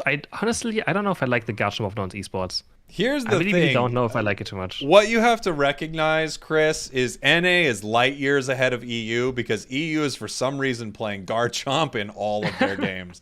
That's what's going on. So, Oh, no. They Oh, switched no, back. it's the Garchomp. It's the Garchomp. We've got Delphox Again. and Garchomp coming out here. Finally, Time to Shine locking in their last two. So we could see something pretty exciting here. They do take the Tyranitar and Eldegoss, which we were actually seeing getting banned out in some of our games in NA. So you know what? NA has their problems too. Yeah, they do like the Eldegoss maybe a bit too much. But so do other regions. It's not only NA. I also seen it in, I think it was India, who just picked Eldegoss very, very early on every single time. So, I mean, Eldegoss is very strong. It's You might not see it, but it does so much to the entire match. And a Talonflame. I think that's Gatlo and Talonflame. He plays a very, very mean Talonflame as well. I love He this. just plays all these annoying Pokemon, right? He plays all these annoying Pokemon. He's just annoying. He plays Greedent, the Talonflame. He's just so... yeah. You get it. He is incredibly annoying and... Ooh. All right. He plays Golgetter. I mean, he's a troll. that's trollish. Seeing a goal getter, but it's got the Aos cookie and a goal getter. I mean, let's freaking go here for game number one. I love seeing an interesting team composition, and we've got it on the side of Nouns Esports right here, bringing in the Talonflame, something a little more what you would expect on the side of Time to Shine, I would say. Yeah, for sure. I mean, Kelvin also plays a ton of Talonflame. Ton of Machamp, but this time going for the safe option, which is Scyther. Of course, every jungler has to play Scyther, right? But he plays a lot of Machamp, a lot of Talonflame. But Gatlu now with the Golgetter, Score Sheet, and Aos Cookie. We'll see how many points he can actually score with this. All right, as we head on in here, we've got Redmaw heading up to the top path. Seeing Garchomp in the top path in every single game today is just so weird to see in these competitive games, but it's what we have right now. No invasion from either side, even though Snorlax can kind of be known to get away with a lot here. I don't know if they were able to secure that. Was that Snorlax securing that somehow with a basic? I'm not sure. It looked like Prime got it, but he only has 4 points. I don't think he got it necessarily. I'm not quite sure. But the Electro Ball was for sure too early, so Mew didn't get it. At least. I wish there was a better indicator to see like who really gets it. Who's gonna go for this last hit? And it goes over to the Gible this time. Was able to secure it. It's so weird to see this Gible against Lavita top lane. Just... It is a very, very weird path up there. You know what would be nice? Maybe if the Pokeball popped up and just went to that Pokemon really quick. We just kind of saw it go like into them. Then we'd know. then we'd know, Chris. Exactly. And we need more stuff like that could possibly slow this game down. And Crash, as we get ready for this fight up here in the top path. Gotlu getting ready to jump in right here. We also have Shelvin with the big dual wing beat. Are they able to make something happen? No. Just a bit of a secure from both sides, and it looks like they're going to back up. Possibly? Are they looking for something? Looking to get that Talon, but Gotlu is already gone. This game is beyond. Just wants to be aggressive. Every Gibber just wants to auto-take, auto-take, auto-take. That's all I can think about. And now we might have an invade happening, but they're going to get this blue off just in time, and Adasu's going to start taking over the jungle now, and Gatu probably just going to roam around and be annoying. And that's, again, what he's known for. So, Landaru against Mime right here. I think a bit over to Mr. Mime. Now has the confusion, so he's going to get lasted quite easily. The confusion still. Just even though it doesn't do a lot with Power Stop anymore, it's still one of the most damage abilities or high damage abilities in the game when it comes to early game. Also getting a pretty big nerf coming soon for Mime in almost all aspects. Confusion a big part of it as well. That's going to be really interesting to see how that plays out as Time to Shine rips this up, takes all of it, and we have them scoring in this bottom path right here. So now Esports just giving that up. They want to make sure that their Talon can score, get their stacks of their Aos cookie. Bruv also scoring right here. Talon taken to the skies, trying to secure. He does, and then eats a little bit of a boosted right there on his way out. So Koki makes score sheet a bit bigger, but not by much either. It's just kind of the strategy. And Brov's gonna get taken down here by the Snorlax. Can Gatlu find a counter KO? Not really. He has to be careful now. Gets heavy slammed on. Find it that pulse. And yes, they can. Mew's gonna pick this KO up. Force of Time to Shine. Very nice chase. A bit too aggressive by Gatlu and also by Brov. And they get both punished for it. So yeah, the Aos cookie makes score sheet a bit bigger. Really not by too much. Around by like 100 HP if it's fully stacked cookie. I mean, it can make a difference, right? So go get as well and see if he's going to do much with it. So far they have 63 points in 3 minutes, so really not doing out too much yet with those Go-Getter things. And I think we haven't seen it go off yet, or have we? We haven't seen a what yet, sorry? The Goal-Getter. The Goal-Getter, no. The Goal-Getter has not been used yet. They were able to score without it in that bottom path. And now we've got a fight breaking out here at Regice. Talonflame coming in. Maybe a little premature on the fly, but it's actually looking for the KOs and not for the Regice right yet. As Nouns is in a commanding spot to take this right here. Time to Shine just getting pushed out. Regice getting very low. The fly is back up. They need to rip it a little bit. They didn't rip it enough, and it's secured by a heavy slam. He's going to get the heavy slam, and now they might just win the teamfight. Time to Shine. Gatlu does have Unite. He's going to go in. He's going to fly, and at least KO Snorlax. Some revenge for getting that Reggie stolen. Our Cam is currently on Redma, who's invading the jungle, and Gatlu's just running in. There's the Goal-Getter for 12 points, just to make sure he gets those in. He's going to fly back out, and Snorlax in this 1v4 scenario with the perfect heavy slam. Yeah, that can happen. I mean, it does a good amount of damage. It's actually insane how often it happens that a Snorlax steals away an objective with that heavy slam. I think you almost level 9 now. There are a few Pokemon like that where you just see these unfortunate... I swear, a Scald Bro just walking towards Ray, you always go, well, great. There it goes. Scald Bro gets it. As Mime is now in a lot of trouble right here, trying to get home. Wow, amazing barrier right there. Almost stopping him. Could have went over the wall. Not able to get it. Redmaw trying to defend this right here as 3 members of Time to Shine are fighting at this top path, just breaking it with 1 right here. And Time to Shine must have decided that they want this top Reggie and want to push it right here because obviously score-wise that was not an incredible break. Redmaw in a little bit of trouble as it Unite moves right back and starts to push them around. Soryu needs to pull out right here and try to get away. Still continuing this fight though as it uses its Unite move. Redmaw is going to go down and now it's going to continue chasing. Adesu is in a little bit of trouble right here, being backed into the wall, pushed into it with the block, and that's a big double KO for Time to Shine. They're now going to be able to take this Reggie Alecki and push it towards the tier 2 of Nouns or just give them some time to farm as Gotlu continues to score. Now he's on to score. They have still only a small lead of 23 points right now. But yeah, they just break the goal rate. In some scenarios, you just don't care if you overcap it by a lot of points, right? You just want that goal to be gone for the future team fight or for the objective. And in this case, we have Jalecki, of course. Gatlu now being annoying again in the 1v3. But he's a fly, Talonflame. He should be able to get out quite easily. He dodges the boost auto take with the fly. But Kevi's on the chase. Does he go for the Unite move? Maybe Heavy Slam is there. And they actually catch him. Dual Wing Beat. And Gatlu's still going on the run. But from the side, Sayu flies in with the Sand Tube and Dark Pool. They're going to find 2. They're going to Skype diving as well. Goose is going to die any moment now. 2. Yeah, they're going to get 3 easily. Tyranitar picks up this KO. Mime Bruff does Unite move back in. Can he go for Kevin? He's going to look for the KO on Scyther. And he does find it at least. A lot of experience going over to the Mr. Mime. He also buys a bit more time, but the goal is going to go down. That's a bigger overcap right here. 33 points in total, 40 gun from you. And the fight is still happening as well. Gatlu's back now. He's going to find Tyranitar. And this Reggie is just going to continue this fight.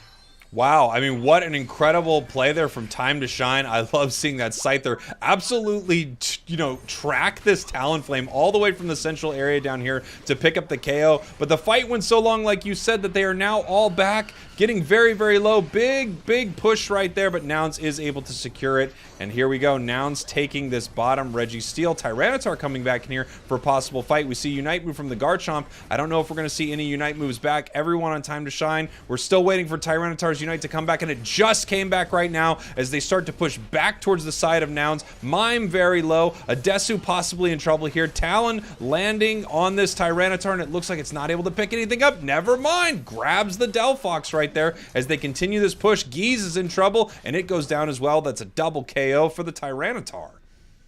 4 KOs out of nowhere for Time to Shine. Scyther picking up 2 and Tyranitar just chasing with that ancient tomb. Or Sand Tomb, sorry, it's got a Sand Tomb, not. It's still an old tomb. The tomb is quite old. With the Sand Tomb, yeah, he's just chasing and he's jumping it over and over again. And he seems very hard to KO right now. I mean, I think Garchomp is very hard to play into Tyranitar. It is so difficult. I think Potato said it himself. And once in my stream, he was like, if you play Garchomp into Tyranitar, you just can't do anything. And it feels like this in these team fights. Garchomp, again, not doing all too much yet. So let's see if it pays off maybe in the last team fight. But we all know that Tyranitar is probably...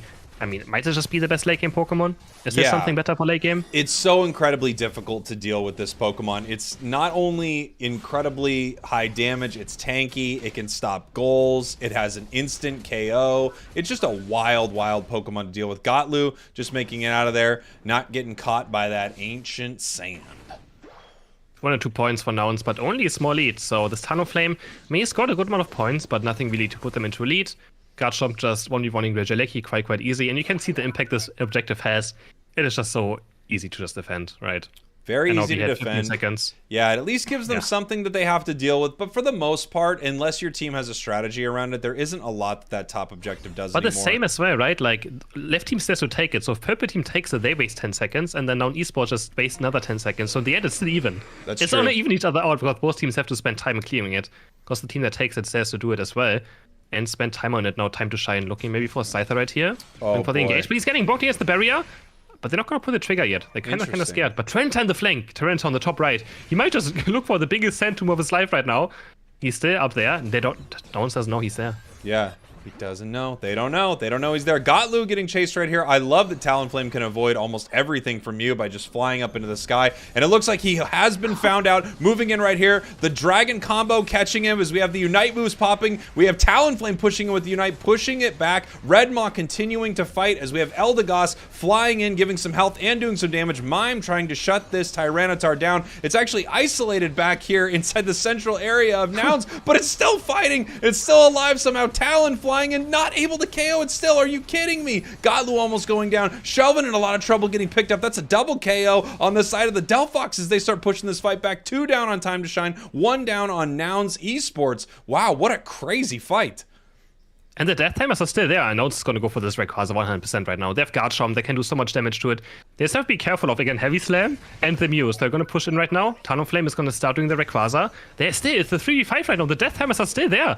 Tyranitar's not going to respawn for the next 2 seconds then. He still have to make there. Heavy Slam goes on to Adesu. He's getting pushed in, but the Flame Charge's going to get away from it. Snorlax be looking for the Solar Beam. It's not going to quite hit.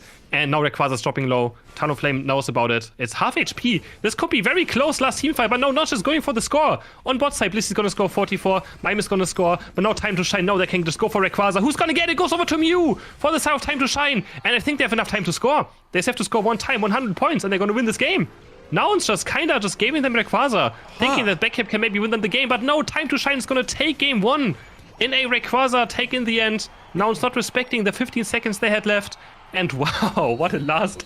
What an insane ending. What a wild fight. You know, we saw the moment, Chris, where they started to tap Rayquaza, and then obviously they had a conversation where they said, we're slightly ahead right now. We can kind of, poke this out a little bit. Gotlu is going to run top and try to score. We had Eldegoss peel off and stop that right there. But all of that kind of felt like middling fighting back and forth just gave them enough time for Time to Shine to respawn, make their way center, win with the Devil's score of 666 right there. And of course, you know, if you win by 666, that actually is a loss. Game 1 over to Nouns Esports. This is presented and sponsored by Nouns Esports, by the way. So Nouns takes the first win in the end, but no. Jokes aside, what a great late game by Time to Shine. And yeah, we Incredible. head into a second match, potentially. Nouns, again, the guard chomp. I'm not too excited about it. You know, I gotta say, we talked about it earlier in the match. We were, touching on it briefly. Is there a better late game Pokemon than this Tyranitar? And it really didn't seem like it. I mean, every single member of Nouns had to collapse on it to get it down, and even still, it was able to make it back in time to essentially put Nouns in a horrible position to try to secure this Rayquaza. They weren't around it at all. Big pickup on Talonflame. We saw that Mew boosted. He wasn't able to dodge it. Once Talon was down, they had an easy secure right there. Beautiful first game from Time to Shine. Exactly. This might be, again, if someone says this on my Twitter right now, I would be very mad. But I guess they should have went for this Rayquaza. They had a 3v5 scenario, right? And then they just kind of ran out of time. Of course, they thought maybe the backcapping is going to be enough to win them the game, and they can somehow defend Rayquaza, right? And maybe just let Talonflame secure it with the fly. But Mew was able to secure it in the end. And it's possible. Time to Shine just went for that Rayquaza, just ran in and took it. Yeah, it's possible what they were worried about is because the timers were low on the side of Time to Shine, that if it happened to flip, they give shields to everyone still, even if all their members basically aren't there. Like, if it flips, if it's able to get secured by Mew or Snorlax in that moment, they kind of set up the win for their opponents, and they were slightly ahead on score. But you're right, you're taking this massive advantage that you have of KOing Tyranitar and seeing a giant timer on it, and you're just unfortunately not getting anything for it. Exactly. They did win the team fight, so they did win the team fight, and they couldn't quite capitalize on it. Yeah. Tyranitar, but you saw he lived for so long. It's actually crazy how long it took. Adok was flying in as well, healing up Tyranitar with the Unite move. But yeah, that Tyranitar just lived so long. But Nouns was winning the team fight, so even though I feel like the Tyranitar was there, Nouns was still winning the team fight. They just kinda maybe made the wrong decision there. But again, it's always difficult, right? Well, it's so easy. You have 40 seconds left. You think maybe if we just score right now, the enemies can't do it if we just defend Rayquaza. And then, yeah. It's so easy to say, just watching, like, game. It's so easy. If they would have done this, if they would have done that. I've been in a stream before, Chris, and sometimes people will say what you should have done. And it's really easy to be on the backside and go, well, maybe they should have just ripped it. And unfortunately for what happened with Nouns, maybe they should have just ripped it right there, but they knew they were ahead, and they had this powerful utility, this back cap from Talon that really could easily happen if it wasn't so well defended by the Eldegoss. For sure. I'm not sure if the Goalgetter did too much in this game. You gotta admit, though. No. So, but I mean, that was its general. moment, right? If it was able to make it to that tier 2 goal in the top path, that would have been its big moment. However, yeah, they weren't able to do too much with it. And because it actually pushed out over there, they were able to get picked off by that Mew. So, tough one. Tough one there for Nouns as they drop game 1 to Time to Shine right here. Time to Shine looking to move on to the winners finals if they win this next one. Yeah, would be a surprise for sure. Would be a surprise. Again, Nouns Esports, they got second at the World Championship. They win so many tournaments. They have not made a single roster swap. So they're still playing in their full capacity from the World Championship. And yeah, they obviously want to win this tournament. I mean, they want to win it.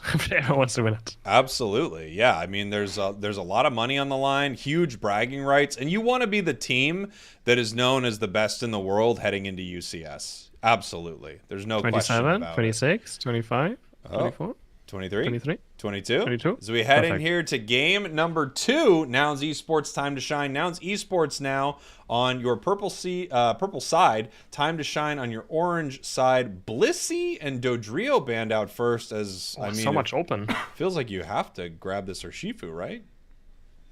Yep. Yeah, I mean, I think you have to as well. You have to for sure grab this Urshifu. That is, I think, a very straight choice. Are we seeing the Scyther now? For the side of... I mean, of course, you're going to see the Scyther. Where you give a team Urshifu. Yeah. We've got Scyther. Even though, we've got Mew. I watched today, again, I watched Asia Champions League today, and a team got Urshifu, Blissey, and Scyther, all in the same first 3 picks. So, you never know what these teams might be thinking. Well, it's especially some of them. Yeah, you really don't know sometimes what these teams are thinking. I have to agree with you right there. Taking a look at what we're locking in. No Sableye banned, but I really think we're in a weird post-Sableye world, as I mentioned on our last stream, where no one's practicing it. And we do have some more Sableye nerfs coming up. So strangely enough, a Pokemon that makes everyone so upset is not getting played at all. As we have our last picks on the side of Nouns. Looking to lock. Ooh, we've got that Clefable. And we've got a T-Tar coming in. T-Tar, Clefable. And I want to see Sayu play Extreme Speed Lucario. I really hope he does it. He has the fully currently selected. He looks like he has an Extreme Speed build. Again, he is an incredibly Extreme Speed Lucario player. One of the best in the world, even though, he wasn't in a top class team in the last year. His Lucario is just amazing to watch. So I really want to see him go Extreme Speed. Last pick is going to be an Eldegoss. Just Eldegoss. Going to get some support. Blissey is gone right, and Bluff just going back on his Clefable instead of picking Eldegoss for themselves. Interesting composition here. I feel like they're pretty squishy on the side of Time to Shine, and that's not great if you get tagged with a Wicked Blow and a Solar Beam, not to mention having a Tyranitar around you. So I gotta say, it looks like a fight is a little bit better on the side of Nouns Esports, but you've got incredible burst from that Scyther, and then of course Delphox can always, rain damage from afar. I'll be interested to see how this goes, but I really think they're a little squishy boys on the side of Time to Shine. Yeah, for sure. They look very squishy. So Urshifu with the Unite move, but they do have one full heal. No, they have 3 full heals. So full heal on Delphox, full heal on Lucario, full heal on Scyther, which will deny the Urshifu Unite from happening. Full heal, otherwise you can just get out of it. And we're heading into the match. We have Skatlu and Braff moving towards spot with the Mew. And the Slowpoke, Larvitar again, top lane. This time against a Lucario. That's going to be very difficult again. Yeah, this is going to be interesting to see here heading up into our top path. It feels like that Lucario is just going to be able to dominate that whole top path right now. It used to be able to run the whole top path by itself. That's how good Lucario was. So we'll have to see what happens up top. First goal to the Mew right here on the side of Nouns as Lucario is also scoring up there top. The Electro Ball is coming out, just getting pushed back a little bit. Lucario actually going down a little bit here, getting pretty low as they have to push back so they can continue to pick up some of this XP right here. Looks like it actually went better than I would expect on the side of Nouns.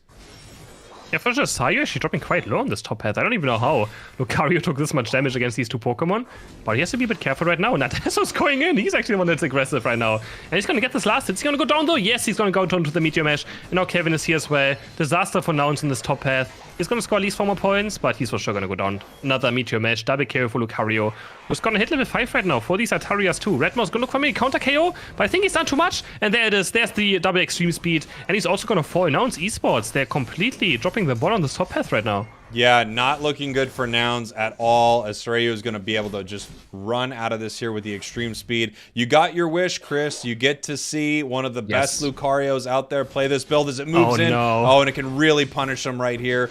Did it miss its extreme speed? Did it not count right there? Because it should have been an easy I am not sure. I think he's just maybe holding it. Wow. Maybe it was like, I'm going to get him anyways. Yeah, looks like it. Because he has it up now again, probably. He might have just holded it, but I'm not quite sure. And he's going to look for this. Right, he knows that Larvitar is going to take over the jungle, but Redmore with the Wicked Blow is going to take at least this last hit. And but Sayu's going to take the berry, and he's actually just going to fight him. Or he's just going to run away. He's going to do Lucario things with extreme speed. Jump all over the place. Electro Ball of me is going to do some poking right here. Landru's going to block it for his Scyther. And we have Altaria spawning. Landru doesn't have Flame Charge yet. And again, Sayu has to be careful a bit right here. But he's just diving in. He's diving in very, very deep. But he has nowhere to jump right now. Is he going to get away from this? Another boost outtake is going to be there. Sayu on 4 HP. Another extreme speed. And you can see how difficult it is to lock out this Lucario. Wow, unbelievable that Lucario made it out of there. I thought the boosted was going to get it. I thought something was going to take it down. But incredible plays right there. And you could just see when someone is absolutely cracked on a certain Pokemon, the plays they're able to make with it, the skill ceiling of an extreme speed Lucario is just unbelievable. It's amazing to watch. Yeah, it's probably the most difficult Pokemon to play at a highest level, right? Like, it has so much things you can improve on, so many combos, especially with Bone Rush, and just hitting E-Speed after E-Speed is so difficult. He's diving in again on Adesu, who's actually higher level now. Somehow Adesu managed to be out-level the Lucario, but he's going to get level 7 now, pick up the Bone Rush, and then the magic is going to start even further. Here we go, 7 minutes right now. We have 4 members of Time to Shine down here at the bottom path as Nouns Esports still trying to get down there. In trouble right now. Soreo needs to be careful. Huge Solar Beam right here, pushing back our Delphox as it looks like Shelvin is actually going to jump out of this fight. as they push them back. Registeel getting very, very low right here. It's at half right now. Lucario is going down. Do they have the secure? Redmaw is here and ready for him. No, actually gets pushed out right here. Secured by the Mime. Oh, I thought that was definitely going to the side of Nouns as soon as I saw Redmaw walking forward right there, but actually gets stunned out of it. Did it hit the gravity? Was it a throat chop into the gravity that stunned it? It might. I think it was Mr. Mime as well with the confusion. Okay. I think it was confusion. Mr. Mime pushing him back against the wall before the big blow was charged up. Redmore level 9 now, maybe looking for a Unite move right here. But again, he plays against 3 full heals. It's gonna be very difficult for him to find a target. There's the Unite move. There's the full heal, but they take Kevin down anyways. It does so much damage even if it gets full healed. And now Vazit is also gonna fall. There they go. Stubby KO for the Nouns Esports. They're gonna look for the stop push now. What can Sayu do right here? Looking for them E-speeds, but he can't in gravity. He actually tries it there and he gets stunned by it. Oh my god, yeah, you can't. This gravity is going to be so annoying for him. Yeah, it's going to be really difficult for them to deal with right here. As Desu is going to move back towards this Reggie right now. He does have his Unite move, which just kind of even, without even moving to the enemies, is able to scare them a little bit right here. Reggie getting very, very low. Looks like it's secured by, no, someone on Time to Shine able to get it. It's the Scyther, possibly with the Unite move or the dual wing beat or the jumping in or all the damage that it does, able to pick up that Reggie pushing towards Nouns Esports tier 1 goal right here. And the question is, are they going to be able to defend this? Do they want to? What's the plan here? As it looks like Suryo just incredibly low, huge score right here, and they are going to break that goal. But they're actually jack buttoning with the slow brew, but they couldn't find the KO, so they lose the slow brew Unite, they lose auto slow brew the jack button, couldn't even get a KO with that on Time to Shine, 100 points, they get this Regieleki in. They could have probably had some more points go in if they let Delphox score, but I think Lucario just wanted to score to live. Because he was quite low, he wanted that iframe and the heal from scoring afterwards. So Landero now 1 level away from Mystical Fire Plus. Again, we talk about it every single time we see this Pokemon. Level 11 is where you get Mystical Fire Plus, that reduces your cooldowns every time you get Mystical Fire. And that's when Delphox becomes one of the best Pokemon in the game currently. Absolutely, yeah. It's the reason that you're able to put damage numbers onto a YouTube thumbnail is that level 11 right there for the Delphox. It's just unbelievable. This is gonna be a great fight for both sides here. Everyone here except Lucario from Time to Shine, as they're getting ready for it. We've got a Unite move from Tyranitar, huge jump in, and also huge eject button. They're having to peel back right here. We have a Unite move from Eldegoss to keep Delphox alive. Delphox throws its Unite down right here as the Mew throws the Surf. We have Scyther jumping in here, trying to get something done as it takes down the Clefable. Only member down right now from either team. Here comes Lucario looking to pick something up. Gets taken down by the Urshifu Unite. However, Time to Shine ripping them apart right here. Now 3 down. Regirock is low, and they're going to get it. Oh gosh, that Solar Beam was close. That Solar Beam was close. It's Solar Beam, it's always the Mew thing, but Mime is going to secure for himself Time to Shine. Who also win the team fight, a triple kill for Scyther, just murdering Nouns Esports in this bot team fight. I think Clefable didn't get the Unite move out, kind of just died in this team fight, getting taken down, and yeah, now we have Landero on level 11. And Time to Shine really showing Nouns Esports that they're also a very strong team. For this turn right here, Adesu had a great engage, but we had the eject button on Delphox, just getting away from the Sand Tomb and getting out of harm's way quite early. But he jumped in very fast here. Sand Tomb into eject button. He jumped on their backline, but he couldn't really confirm a KO. And here we go. Just able to kind of fight this back a little bit with the Delphox, with the constant Unite moves being up, but they are able to grab one right there. Unite moving that Unite moving that Mime, and obviously their plan there is going, look, we need to use this Unite move at some point. It'll be back in time as they're pushing forward. Vazid getting very low, saves itself a little bit with that Pollen Puff. Shelvin being pushed out right here as they're looking to score. Do a little math, possibly 37. Nice score right there in the bottom path as Adesu's in a little bit of trouble here. Just continuing to push him back. That Moonlight actually saving them. Gravity doing very well on the side. Oh, wow! The eject button on the Solar Beam from Gotlu. Come on, that's too mean. Oh, he redirects his Solar Beam with the eject button. Gets a very nice KO there. But you can already see Tyranitar slowly getting unkillable. They have such a hard time to actually do damage to this Tyranitar. He's almost level 30 now, but we do have a level 14 Scyther and Sayu looking for Guttle right here. I think he's gonna miss this extreme speed. He's stuck on the light screen right now. He can't walk. He's just stuck in the air. He's gonna get surfed. Another boosted auto take comes through, but they can't confirm the KO. He was actually completely stuck in this light screen. Oh man, it's so annoying. Here we go. 12 seconds left until Rayquaza spawns. Time to Shine up 123 to Nouns Esports 99. But Nouns has that Tyranitar and Urshifu here, which is just going to make this fight really tough for Time to Shine. Lucario kind of going in there, picking him off a little bit, just kind of seeing what's going on. Delphox can obviously start to check every single bush for an enemy. As soon as it sees its cooldown get reset, it knows exactly where they are, and its moves come right back, which is an amazing thing Delphox can do around this final fight. Scyther sneaking around this top path here, looking to get on the other side of Nouns Esports, possibly pick up a big KO here if it can. Is everyone just kind of waiting right now? Nothing really happening. Here comes a Desu moving in with his Sand Tomb, but no, they still pull back, Chris. Yeah, Desu just looking maybe for a Sand Tomb, but no team wants to engage right yet. Again, Urshifu has a hard time against these full heals to just go in. They don't want to get counter-engaged on either. Moonlight is just keeping them healthy over and over again. Now comes Sky now down to Gatlu, and they're stuck now in the Sand Tomb. This is the engage. Landru, Delphox is dropping super, super low. Delphox Eldegoss is trying to keep Delphox alive, and he's going to flame charge away, but might have to base. The fight is still breaking out. Mew's going very, very deep. Has a boost auto attack now. The boost auto attack flies onto, I think, Lucario, and he's going to get taken down by Tyranitar. That's the first KO. Scyther still on the flank with the Unite move, but Bruff is holding his Unite. 4v for Scyther, most likely. He doesn't want to use it unless Scyther goes in. And oh my god, Sand Tomb is jumping in on 3 characters with the Dark Pulse. It doesn't really can the KO, but he's doing so much damage to them. Zoning 3 characters on his own. And Nons is now going for this Rayquaza. Thanks to Adesu just zoning them. He's still alive. He's Sand Tombing in again. Rayquaza's dropping super low. Where's the big blow? It's being charged up right now. And they're gonna get with the Electro Ball of Mew. Perfectly timed bait together. Both of those moves to execute damage. And wow, they're gonna wipe. Time to shine as well. 3 are down. Scyther just can't participate in this fight because of Slowpoke Unite. It is so annoying. And now they're going to score 100. They're going to score another 200. Redmore does get cancelled, but that's enough for Nouns Esports to go ahead into the lead. Wow, what a fight there at the end. And yeah, that Scyther was waiting, it felt like the entire time, but never found its opening because it knew the second it jumped in, Slowbro stops it completely. It's why it's one of the most popular defenders that we're seeing right now, because not only is it great and un-KOable, and you can use Scald and all those amazing things, but its Unite move is basically a cancel button for the big carry on the enemy team. So 1-1, and we're going to head into a game number 3 between these two teams. Have been a very fun series so far. Yeah. Seeing the T-Tar diff in the chat. People are thinking the T-Tar diff is it kind of is. But it was also, I mean, it's just so smart. Like, Bruff just doesn't use this Unite. It's literally, you just can't go in. It's when I play, solo queue against a Slowbro as well, it is so annoying. You just can't go in. If you're the most important player, and he is the most important player. Are you ever right? the most important player when you're playing, Chris? Do you ever think of yourself not always, just barely. Yeah. Just barely?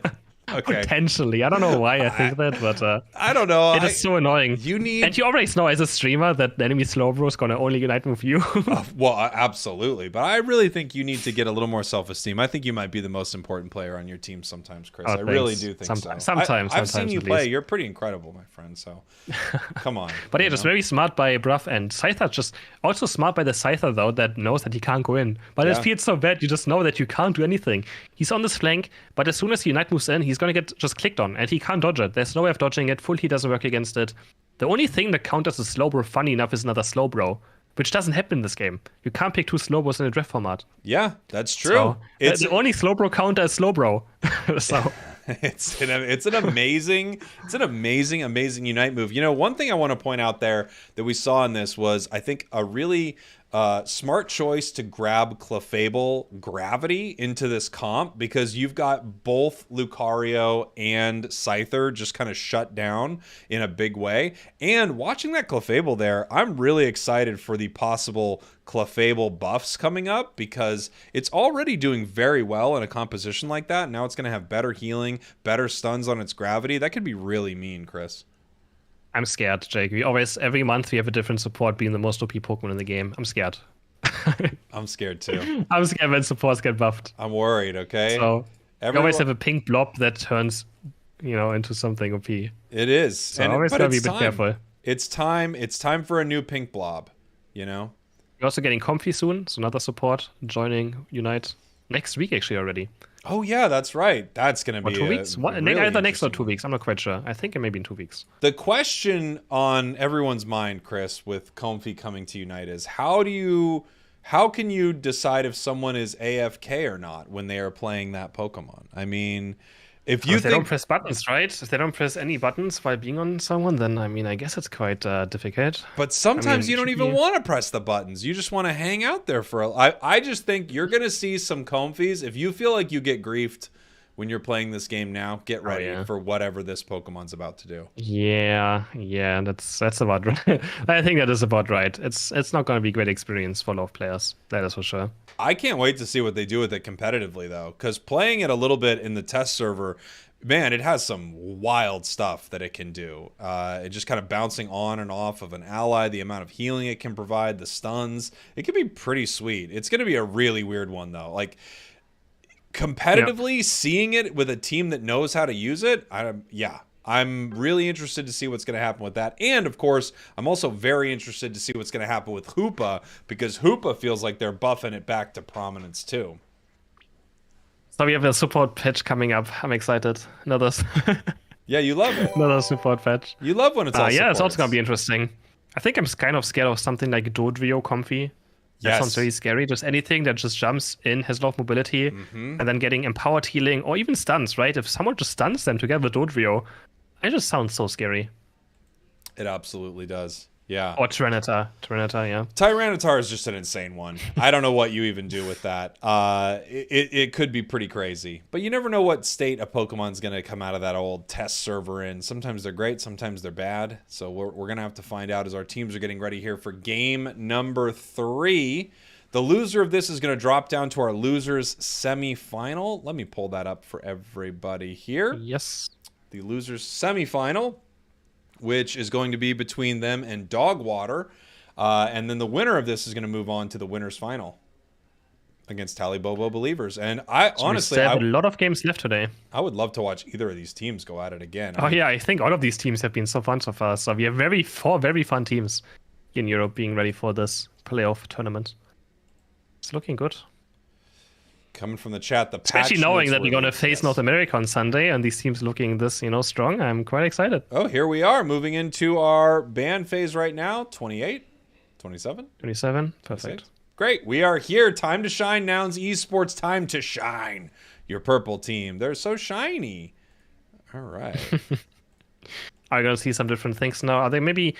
this Tyranitar is always weird. Sometimes it feels so strong. Sometimes it also feels like you're just not playing the game for 8 minutes and letting the team have everything, right? Mm-hmm. We saw it last game. It didn't really do too much early game. I mean, again, it's the Pupitar. It's very hard to get through from that level 5 to level 9. It just feels like it takes so long. You age a lot of years during this time. So what's going to be the first pick? I assume it's going to be Scyther. You've got to assume so. Or Blissey. Honestly, I think a Blissey would also be reasonable. And they actually go for the Blissey instead. I was going to say, they really shut it down. Nouns shut it down so hard that maybe they thought, you know what, we don't even want to deal with this right now. Let them have it, and we'll try to counter it if we want to. And let's see what they end up picking up here. Mime and Mew, 2 incredible Pokemon in this. The double MM. Right now. Double MM. The M&Ms. Yeah, the M&Ms. And now the Scyther's open though for the side of Time to Shine to take. They get it and anyway. And they get a Blissey and a Scyther. So that is also quite scary. So Nouns maybe didn't want to pick it into a Blissey, the Scyther, but now in Time to Shine is going to just grab this one for free. But again, we have Slowbro coming up, I assume. Yeah. Yeah, here we go. They should just pick Slowbro away. They should have just went Slowbro instead of Snorlax. Maybe they already forgot about last game. Once again, we have Redmaw looking to grab this Tyranitar, switch it over to a Desu. He's been brutal on this Pokemon. It's just such a dominant player as soon as he gets his level 9. Interesting choice here, bringing out the Glaceon and the Delphox. Wow. I'm not sure if I like it. Right. I would have liked Glaceon and something else, but Glaceon and Delphox together? Okay, I mean, a lot of damage. Maybe just KO this Tyranitar. Oh, there's wow. A lot of damage are we really seeing this right now? Are they bringing 2 dragons to this fight? I mean, come on here. Probably. Wow, Dragonite it's gonna be the and Tyranitar. The compositions that we've seen from Nouns Esports are so incredibly bulky. These are big boys. Yes. These are really big boys. It's hard to KO, and even Mew, even though Mew's not tanky, it's so hard. It's so slippery as well. Like, it just doesn't ever get taken down. It has agility, surf, unite move. It has so much range as well. It can be absolutely safe. Scissor? Am I seeing a scissor? Is that possible? It's got to be Scyther. Wait, he has attack rate and weakness policy. I mean, look, you could absolutely play Scyther with attack weight weakness policy. You'll get that weakness policy. You could, for sure. Yeah, you can. I've seen some players play it, but it looks like a build where I think, wow, could that be a Scissor, which is an amazing Pokemon. It just is completely outclassed a lot of the time by Scyther. Scissor is also amazing. It's just quite tanky. It's very good against this physical attackers, but we don't really have many physical attackers on the side of, we only have Dragonite, because Tyranitar does true damage. He doesn't do physical damage. He does true damage. So having more defense stats against that doesn't really matter too much. A lot of this damage out there these days is so freaking phony, Chris. But T-Tar is still out here doing that true damage, and I respect it. Yes. We're heading into our I don't respect it. I think it's a bit too much. Okay. I still respect it. I respect it so much. Red Magee's up here in this top path, dealing with this lane Scyther right now, pushing forward. Looks like they're looking to stack up that attack wave, but getting pushed back right here. They know they're probably going to pay for it with their life if they end up doing it. Getting the focus band popped right there. And now they're heading back to their top goal. And with the Lavatar again on top side, he's going to guess was last hit, but he can't quite do it. What a gun. He didn't really have... I mean, he could have maybe waited a bit, but yeah, difficult. They're going to pull this into the bush. Can Sayu get it? And he's dropping quite low, and that's going to be first KO of the game for Lavatar. Up top for Nouns. So that's actually quite surprising. Honestly, these Lavatars don't even do too bad in early game. The other ability, I always forget what it's called, the dash, gives him an additional attack damage. And it actually does quite a lot early game. Adesso being very aggressive on this Dragon there. He's always very aggressive on this Pokemon, especially early game. Looking for some damage, but they actually kind of lose it. Dragon are pretty amazing early. We've talked about it, where it just gets this incredible stun on its boosted attack, and it gets to do it a lot. Here they go, pushing in again, maybe looking to pick up a KO right here. There's that stun we were talking about, but no, they are going to have to back out. Wow, he is just so in their face and aggressive, but they are going to pull back to their center area. Tyranitar actually looks like it's going to end up clearing the center, while Dragon are heading down to this bottom path right here, doing a little bullying here on this tier 1 against this Glaceon, who loses all of its shards right there, getting pushed out with the Surf. What a nice stuff. And here comes Snorlax right now, trying to make sure that it can stay alive, while Adesu is just continuing to take all the farm over here. It's incredible how half a year later we still have me and my bot lane being played. I feel like it has been half a year since this bot lane just has dominated the game, and it's still right there. And they actually KO'd Snorlax a tiny bit earlier, so they did win bot lane. Atari's are spawning now, and Kelvin not level 7 yet. They're going to go for this. They're going to try to secure some experience for Dreadmore.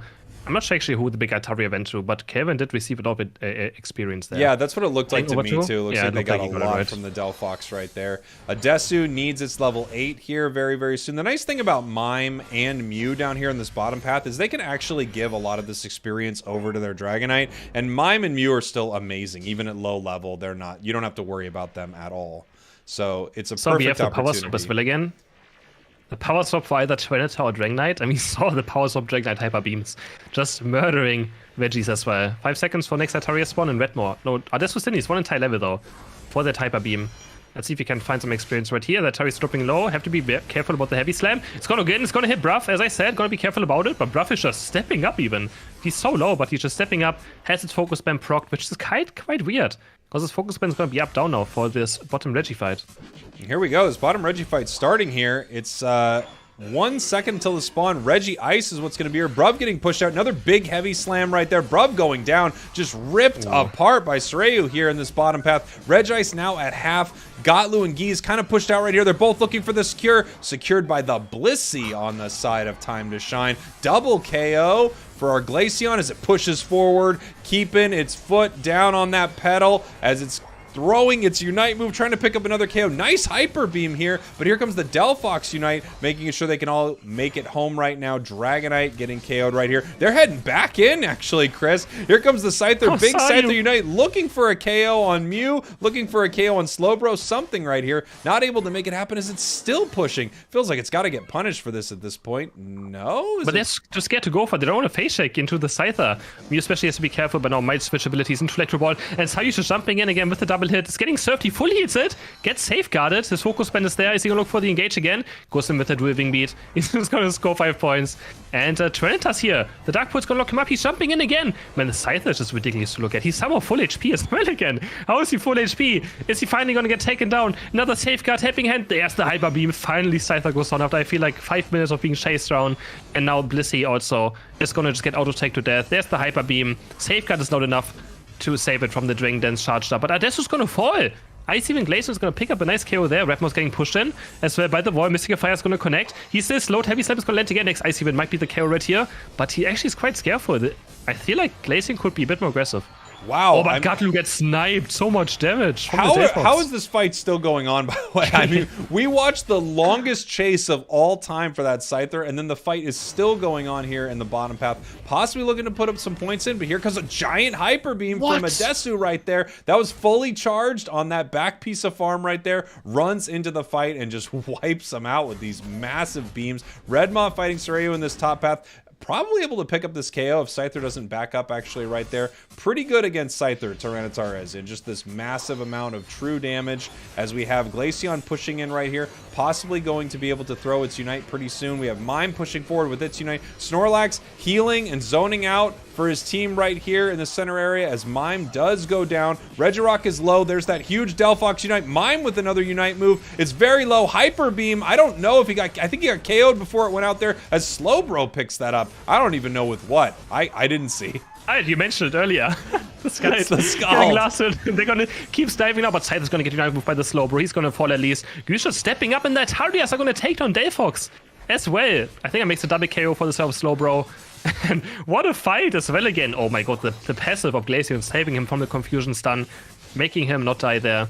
And that was an insane team fight for both sides, and they're still just, this fight has been going for like 3 minutes now. These Absolutely two teams, crazy. I mean, they're putting on quite a show here in game number 3. Obviously, both of them want to stay up on our winner's side here and continue on in this tournament. They want to be crowned the best team in EU here at Rivals. And man, these fights are wild. What a wild game 3.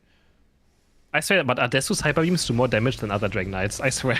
His Hyper Beams just seem to be on a different level. I don't know what it is. Redmaw's not getting dived on. There's a nice Delphox Unite. He's going to get Tyranitar with it. Bruff is diving in with the Mime Unite. Is he going to find Blissey at least? Knocks him up with the Power Swap. And Regieleki actually confirming the KO right here. Trying to get away. And another nice KO on the Scythe as well. Bruff is going to live. He's going to take Mew onto his leash with the Power Swap.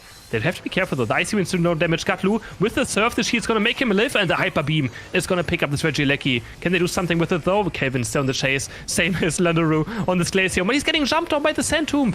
Redmaw's here, and they're gonna start diving it. Vazit is also gonna fall. Blissey goes down. That's 3 KOs for the side of Nouns, and a Regieleki, and a goal. Whoa. I mean, it's just never stopping between these two teams.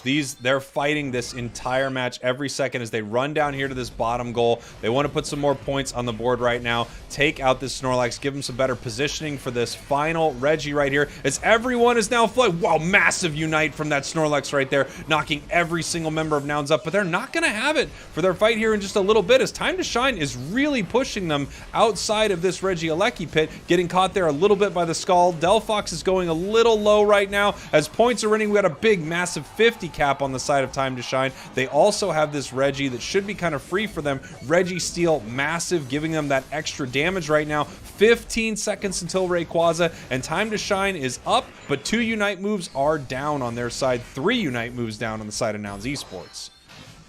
Now we can see the Delphox and Glaceon doing so much damage in these fights. They're just jumping in over and over again. Both would have the same mobility. Goose, look maybe for a Unite move right here. But Scyther gets out away just in time. As Glaceon and Delphox, they're still very squishy. They can die also very fast. They have to be very careful about a Mr. Mime Unite. But man, they're doing so much damage now. Flame Charge also being auto-aim. Icy Wind being auto-aim. This damage just connects. Doesn't matter what happens. They can't really miss it. And we have Tyranitar now being put onto the Power Swap, which increases damage. Heals him as well again. Bruff not quite level 13 yet, so it's not as much healing as it could be. Heavy Slam is gonna miss. This could be in the gauge for Nouns Esports. Delphox has to drop Unite move right here in Redmaw. Expecting Unite move. He's jumping in. Another double Heavy Slam on top lane. Snorlax blocking them into the wall. Dragon Knight has to eject button away. Snorlax is dropping Super Soul. Blissey Unite goes on to Delphox. Delphox gets Tyranitar. The most important member of Nouns Esports is already down. Can they find some more? Can they keep Delphox alive? Mew is going in. Gatlu's going very, very deep. He's looking for the boosted auto attack. But I don't think he's gonna find the KO right here. And now he's gonna fall.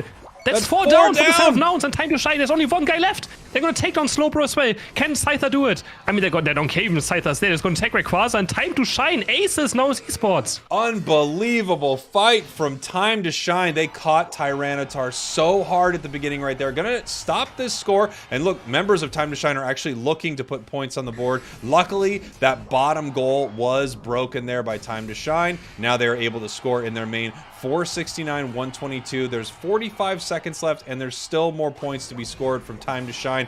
This is a win for Time to Shine as they move on in our winners bracket. Nouns Esports is going to get dropped down to our losers here, Chris.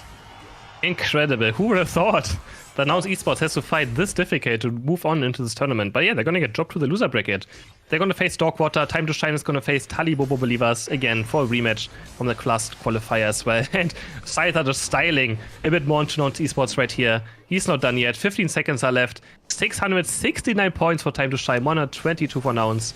And they had no chance in the last team fight. Yeah. It was actually not even close to a team fight. What a fight from Time to Shine. Moving on, huge congratulations to them as they take down the former world champ runners-up in Nouns Esports, sending them down to our losers bracket, and they're going to move on to face Tally Bobo Believers.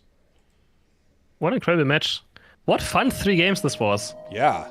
This last game especially, there was so much back and fighting forth. going on bot lane.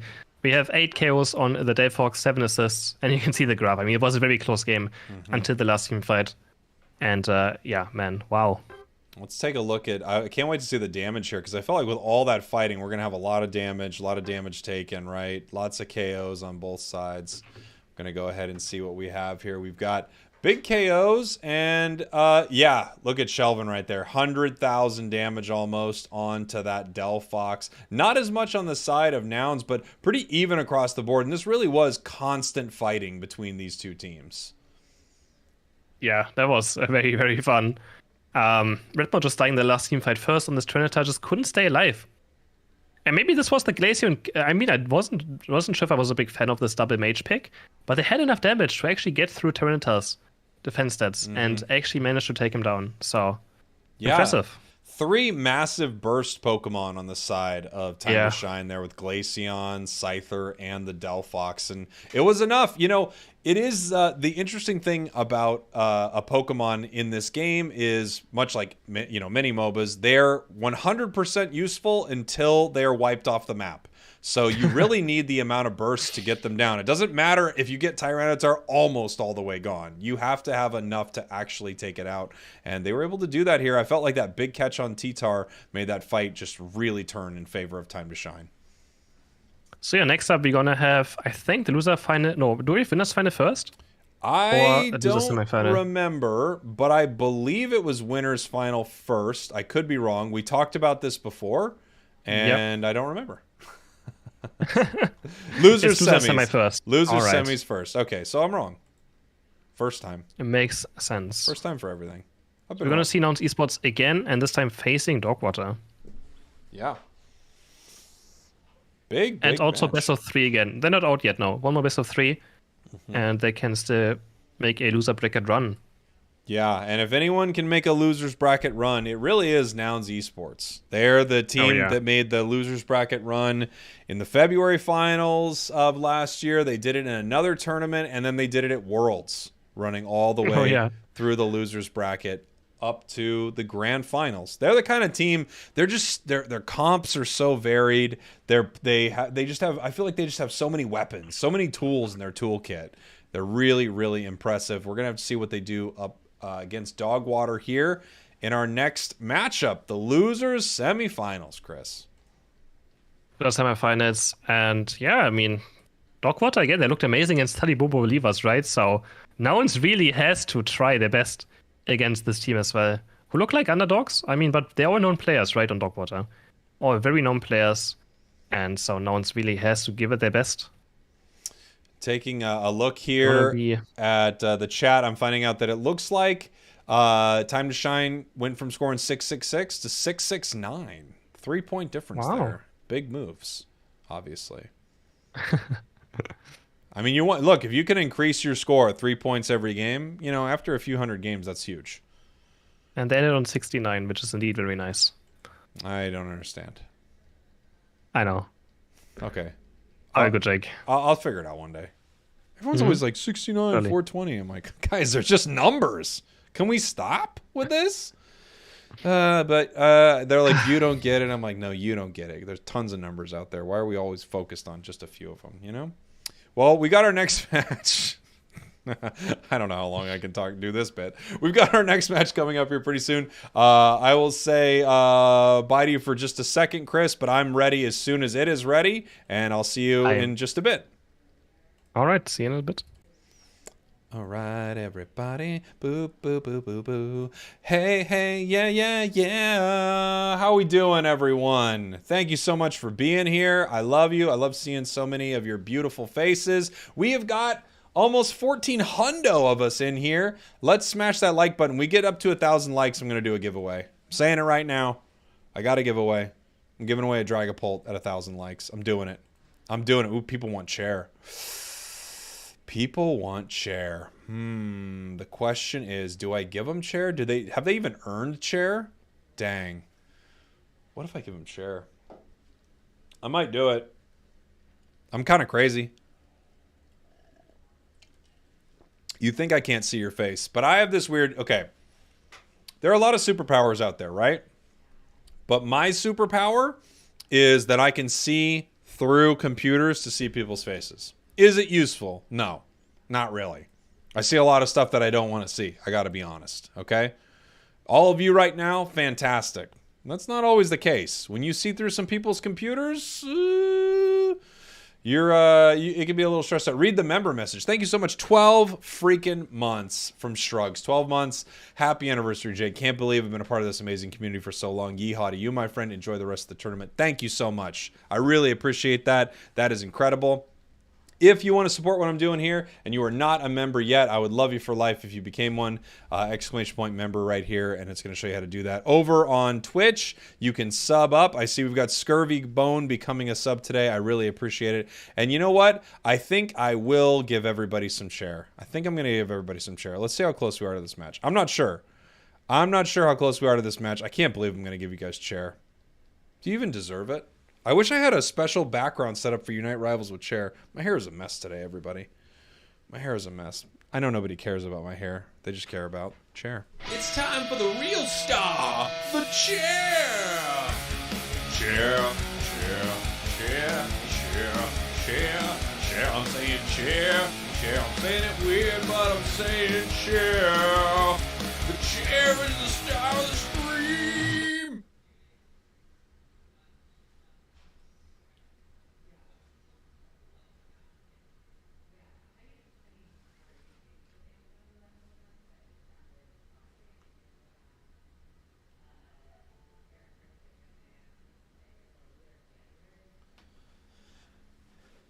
I hope you enjoyed that. I can't give you too much chair.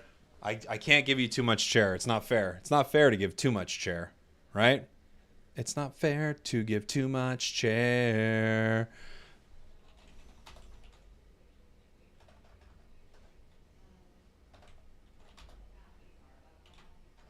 Not fair to give too much chair.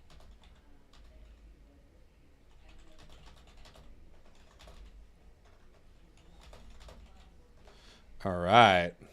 Let's see what everybody's up to. Jake, you've inspired me to make my own Unite content, so thank you. Do you think Azumarill has a place in competitive play? I'm so happy to hear that you're making your own content. That is very cool. And yeah, I do think Azumarill has a place in competitive play. It's great in lane. It's good at level 4. I think it's a really solid Pokemon. The question is, what does it replace, right? That's what you have to think. Like, you can't replace Urshifu with it right now. You know, there's no way. But there are some places that it can be played. In India, it's really popular. Teams love playing Azumarill. Water Bear totally has playing competitive. Honestly, just a random, what is that? Shonen fan? Shonen fan, sorry. No, it's Shonen, Jake. It's Shonen. You read it right.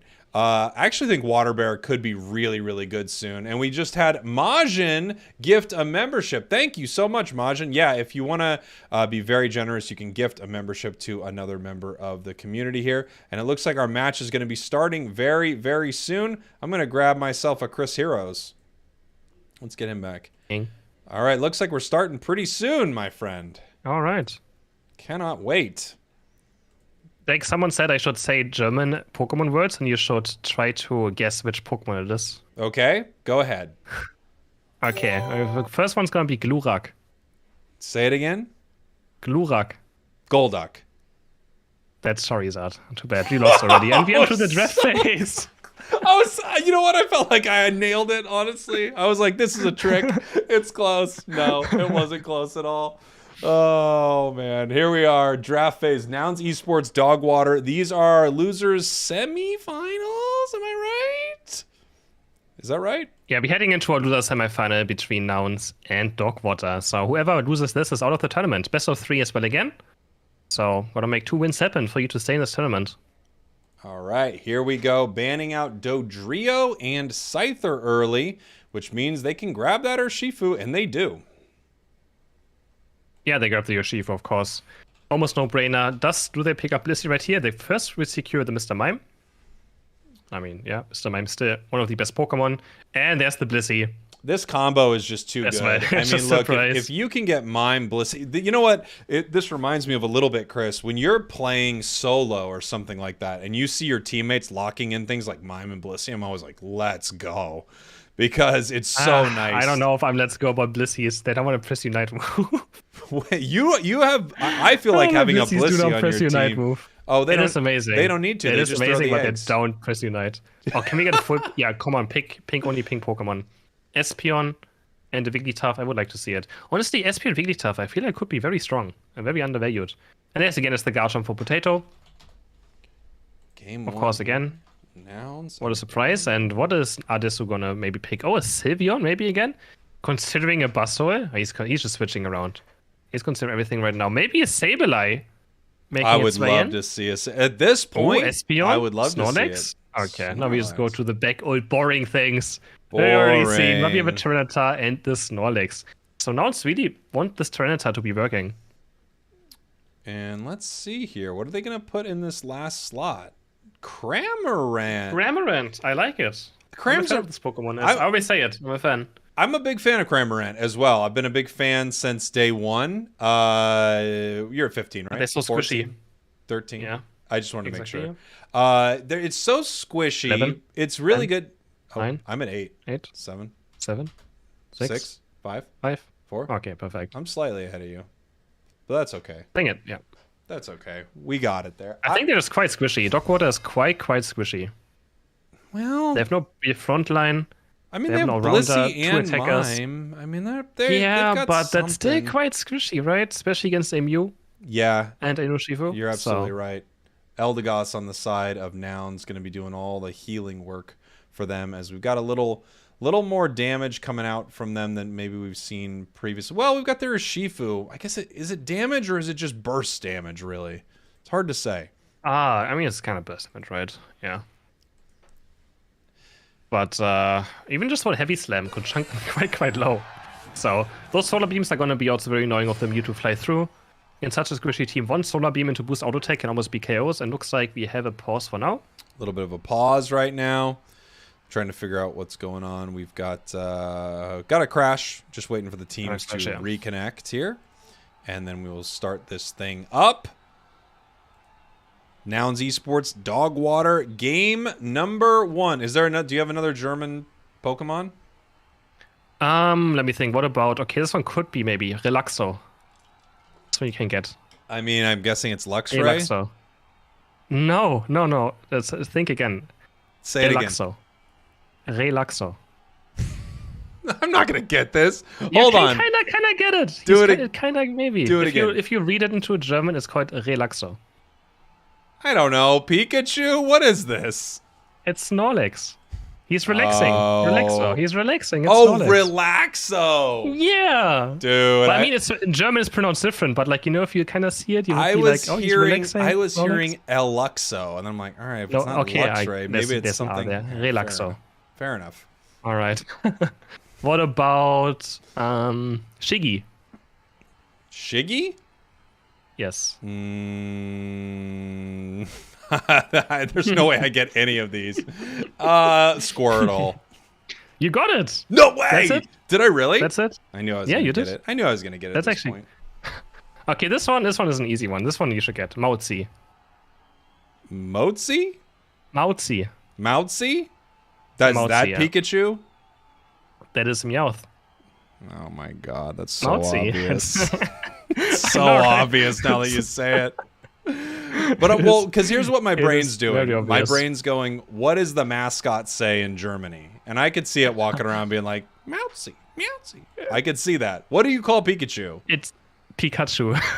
Dang it. So, yeah, they didn't change. They didn't change. They kept that one. Come on. They kept Pikachu. But Eevee has a different name. Okay. It's Evoli. That one, yeah, that's close. That's okay, what about... How about Vileplume? What's Vileplume? I don't even know the German names myself sometimes. Because I haven't played Pokemon in German in quite a long time. I think it's Giflor.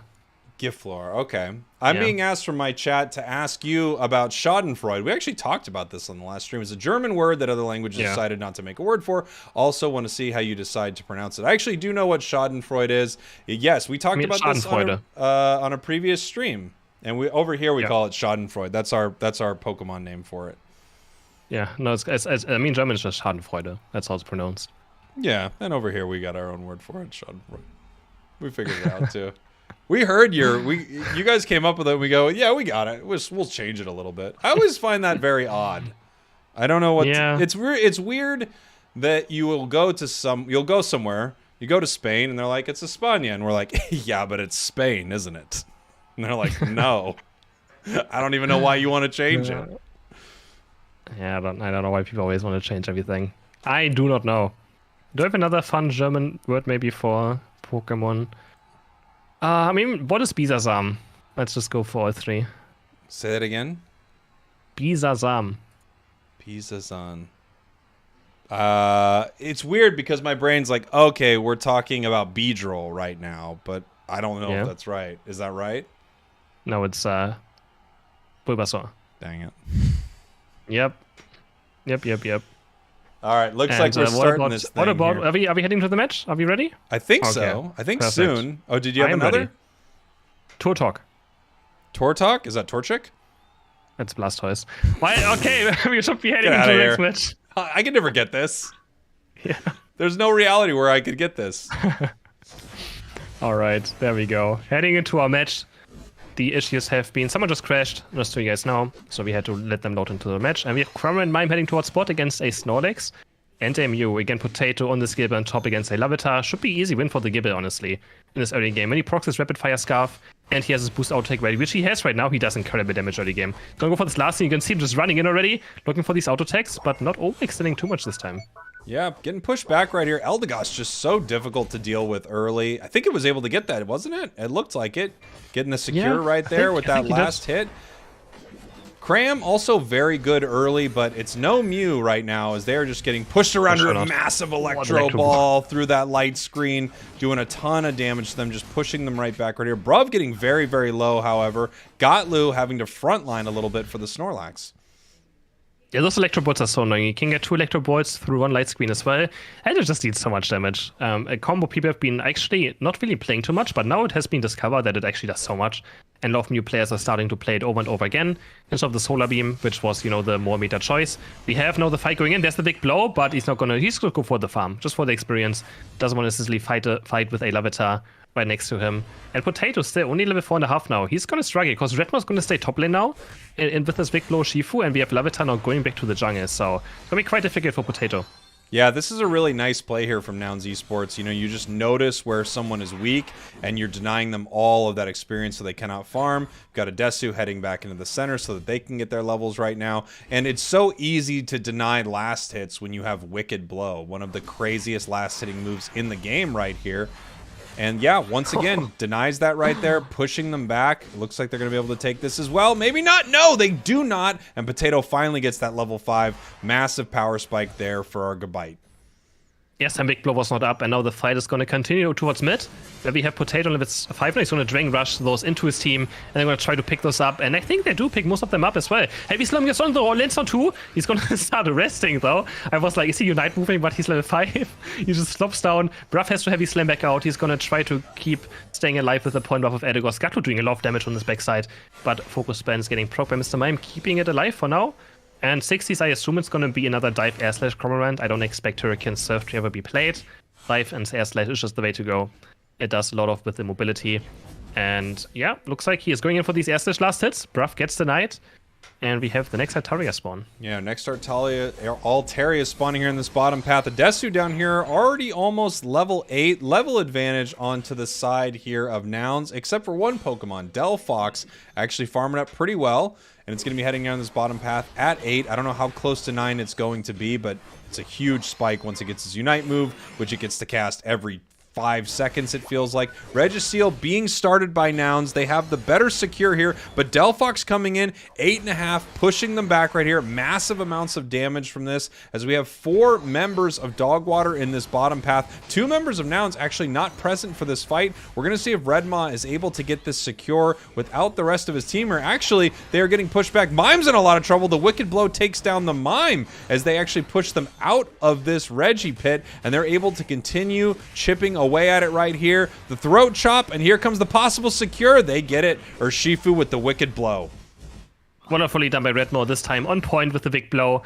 And we have again Nouns Esports just staying top lane against the Scout Jump, the same that Talibobo did earlier. They just don't want to leave Potato alone, and we was able even to KO Potato on top, and he does it again a second time.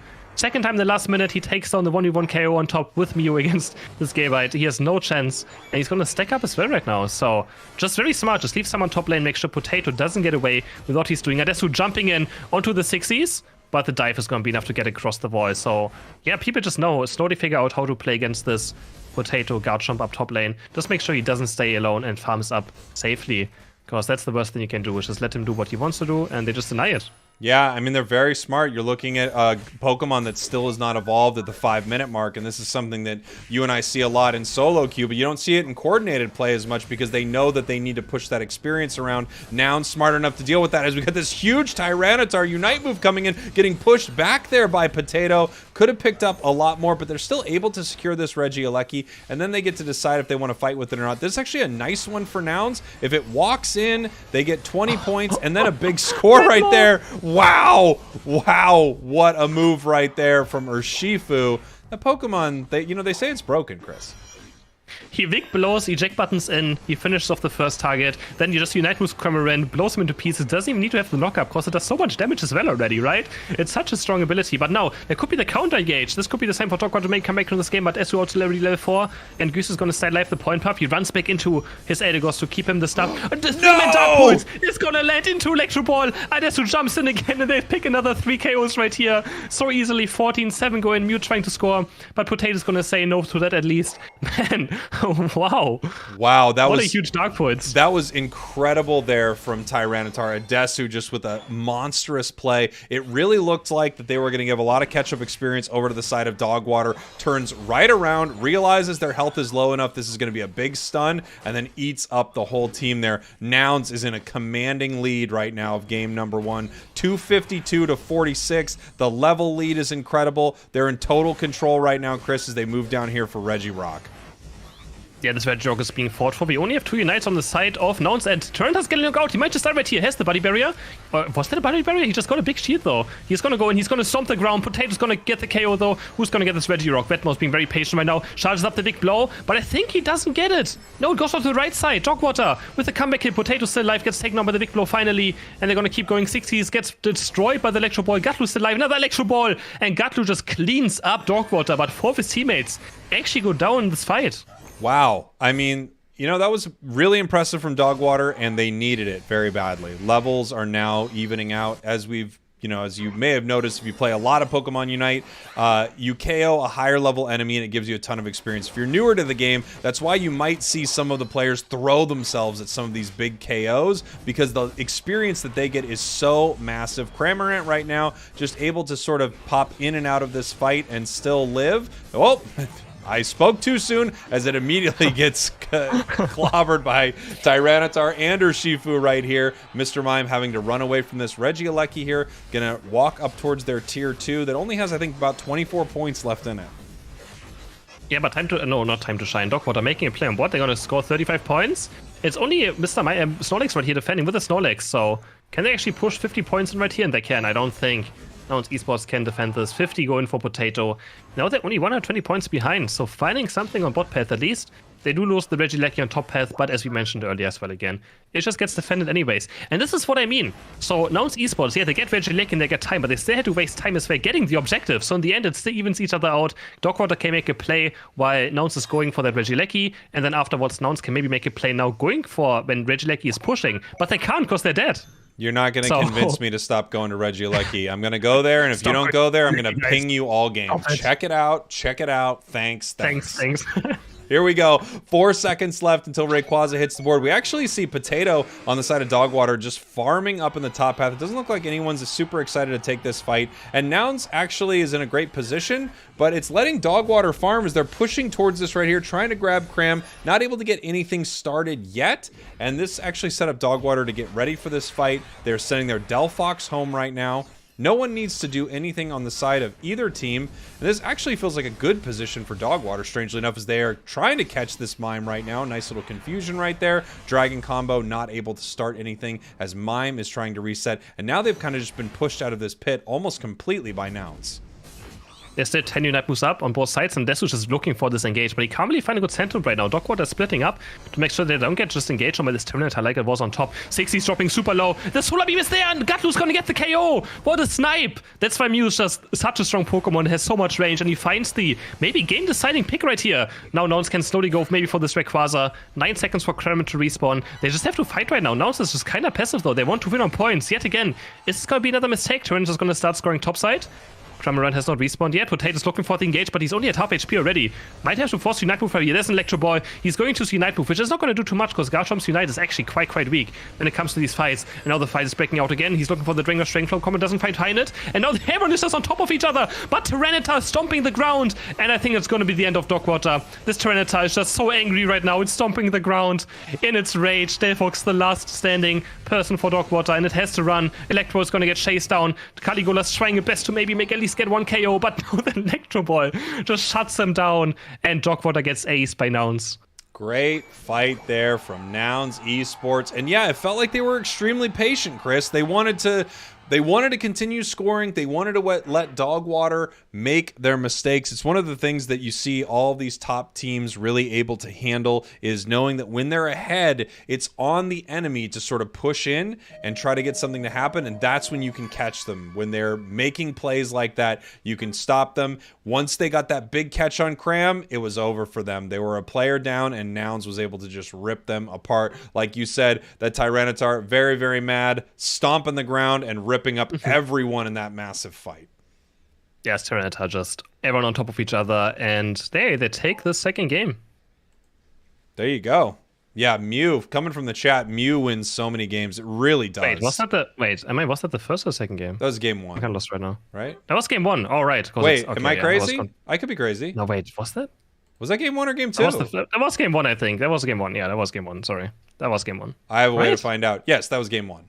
That was game one. Because I saw the one on bot already. It confused me a tiny bit because I already updated the scoreboard this fast. That's how good the people behind the scenes are, Chris. The production is just on point. The production is so good here. And yeah, 90K on the Mew. You're seeing all of these, superstar players picking up this Pokemon. Toon, Gotlu, and gosh, on players that are this high of a skill level, it's just so unbelievable. It's already unbelievable, but I feel like it's game changing a lot of the time.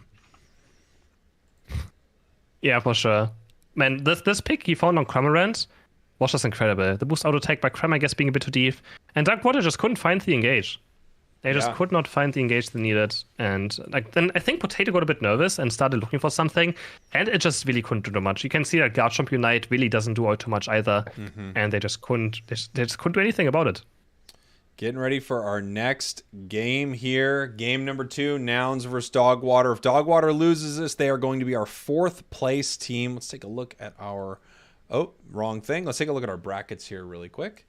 I pulled up the my big B right back screen. But we're looking at brackets here. That's what I wanted to look at. So Tally Bobo, Time to Shine, going to go at it in the winners finals, and then Dogwater, Nouns Esports. If Dogwater loses this, they are our 4th place team, and Nouns will move on to face the loser of Tally Bobo and Time to Shine. Either way it goes, all these teams have faced each other quite a bit in this series. Yeah, so many amazing matches there about to happen. So can Nouns move into the final, which is going to secure them. Again, this matters always right now is too. Whoever loses right here is going to be 4th place, which means they play the 4th place of North America for also a bit of less prize pool. So it's not just less prize pool today, it's also going to be less prize pool for Sunday. So you really, really want to win your matches today. Yeah, that's right. There's, without getting into the nitty gritty, because I don't have it in front of me and I don't exactly remember. Without getting into the nitty-gritty, you get more not only for placing higher today, like Chris said, but yes, the higher you place, you have an opportunity to win even more when you fight at Rivals on Sunday. Exactly. We have our next match starting pretty soon here. Dogwater looked fantastic earlier, but boy, it felt like Nouns kind of had their number in that game. Yeah, for sure. I mean, they had very strong Pokemon everywhere, right? I think I'm always, again, the Tyranitar, I feel like it's hit or miss, but this game it was for sure a very good hit. Yes. After that top team fight as well, where you found that engage on. And he just turned so unkillable late game, especially with a Mr. Mime as well. So, yeah. Great match here from Nouns. And of course, they needed a little bit. They need some big Yeah, wins they needed after this they one, get, I feel like, as well. If they get Just for knocked some, down a little confidence. early, it's tough. You definitely want them to get some wins here. Not only because this thing is sponsored by Nouns Esports, Chris. Nah, we would never say that, right? That's not the We reason are you want. unbiased right here. But no, I mean, Nouns is obviously an incredible team that you also want to see a lot of games being played from, right? Of course. I predicted, so this shows that I'm incorrect, by the way. I predicted that Nouns was going to win Worlds. That was my prediction at Worlds. That was close. I was almost there. That was close. It was very close. But I mean, Black Hand was just a different level at Worlds. They were Especially Overlord. He was on a different level. Unbelievable. Yeah, they were during playing this a tournament. different game, man. They were just unbelievably good. It's weird. This is something I've talked about, Chris, is that there are a lot of really good players at Pokemon Unite, but the top, whatever it would be, 1% of the players, for this game, they are on a completely different plane. It's sure. so different. They're really amazing. You might think that Unite looks like a very easy game always, but there's so many rooms for things you can do just by running around the map as well. And just last hitting, right? Last hitting, it's honestly, Unite is quite brutal when it comes to last hitting. No other MOBA. I mean, I think Dota punishes you very hard as well for last hitting. But, in League of Legends, you just trade yours for the enemies. You can't even attack the same thing. So, having a Pokemon be based on who is going to get it there's so much you can lose on very early onto the match. Yeah, that's true. I hadn't even really thought about Very it that punishing. way. But you're very right.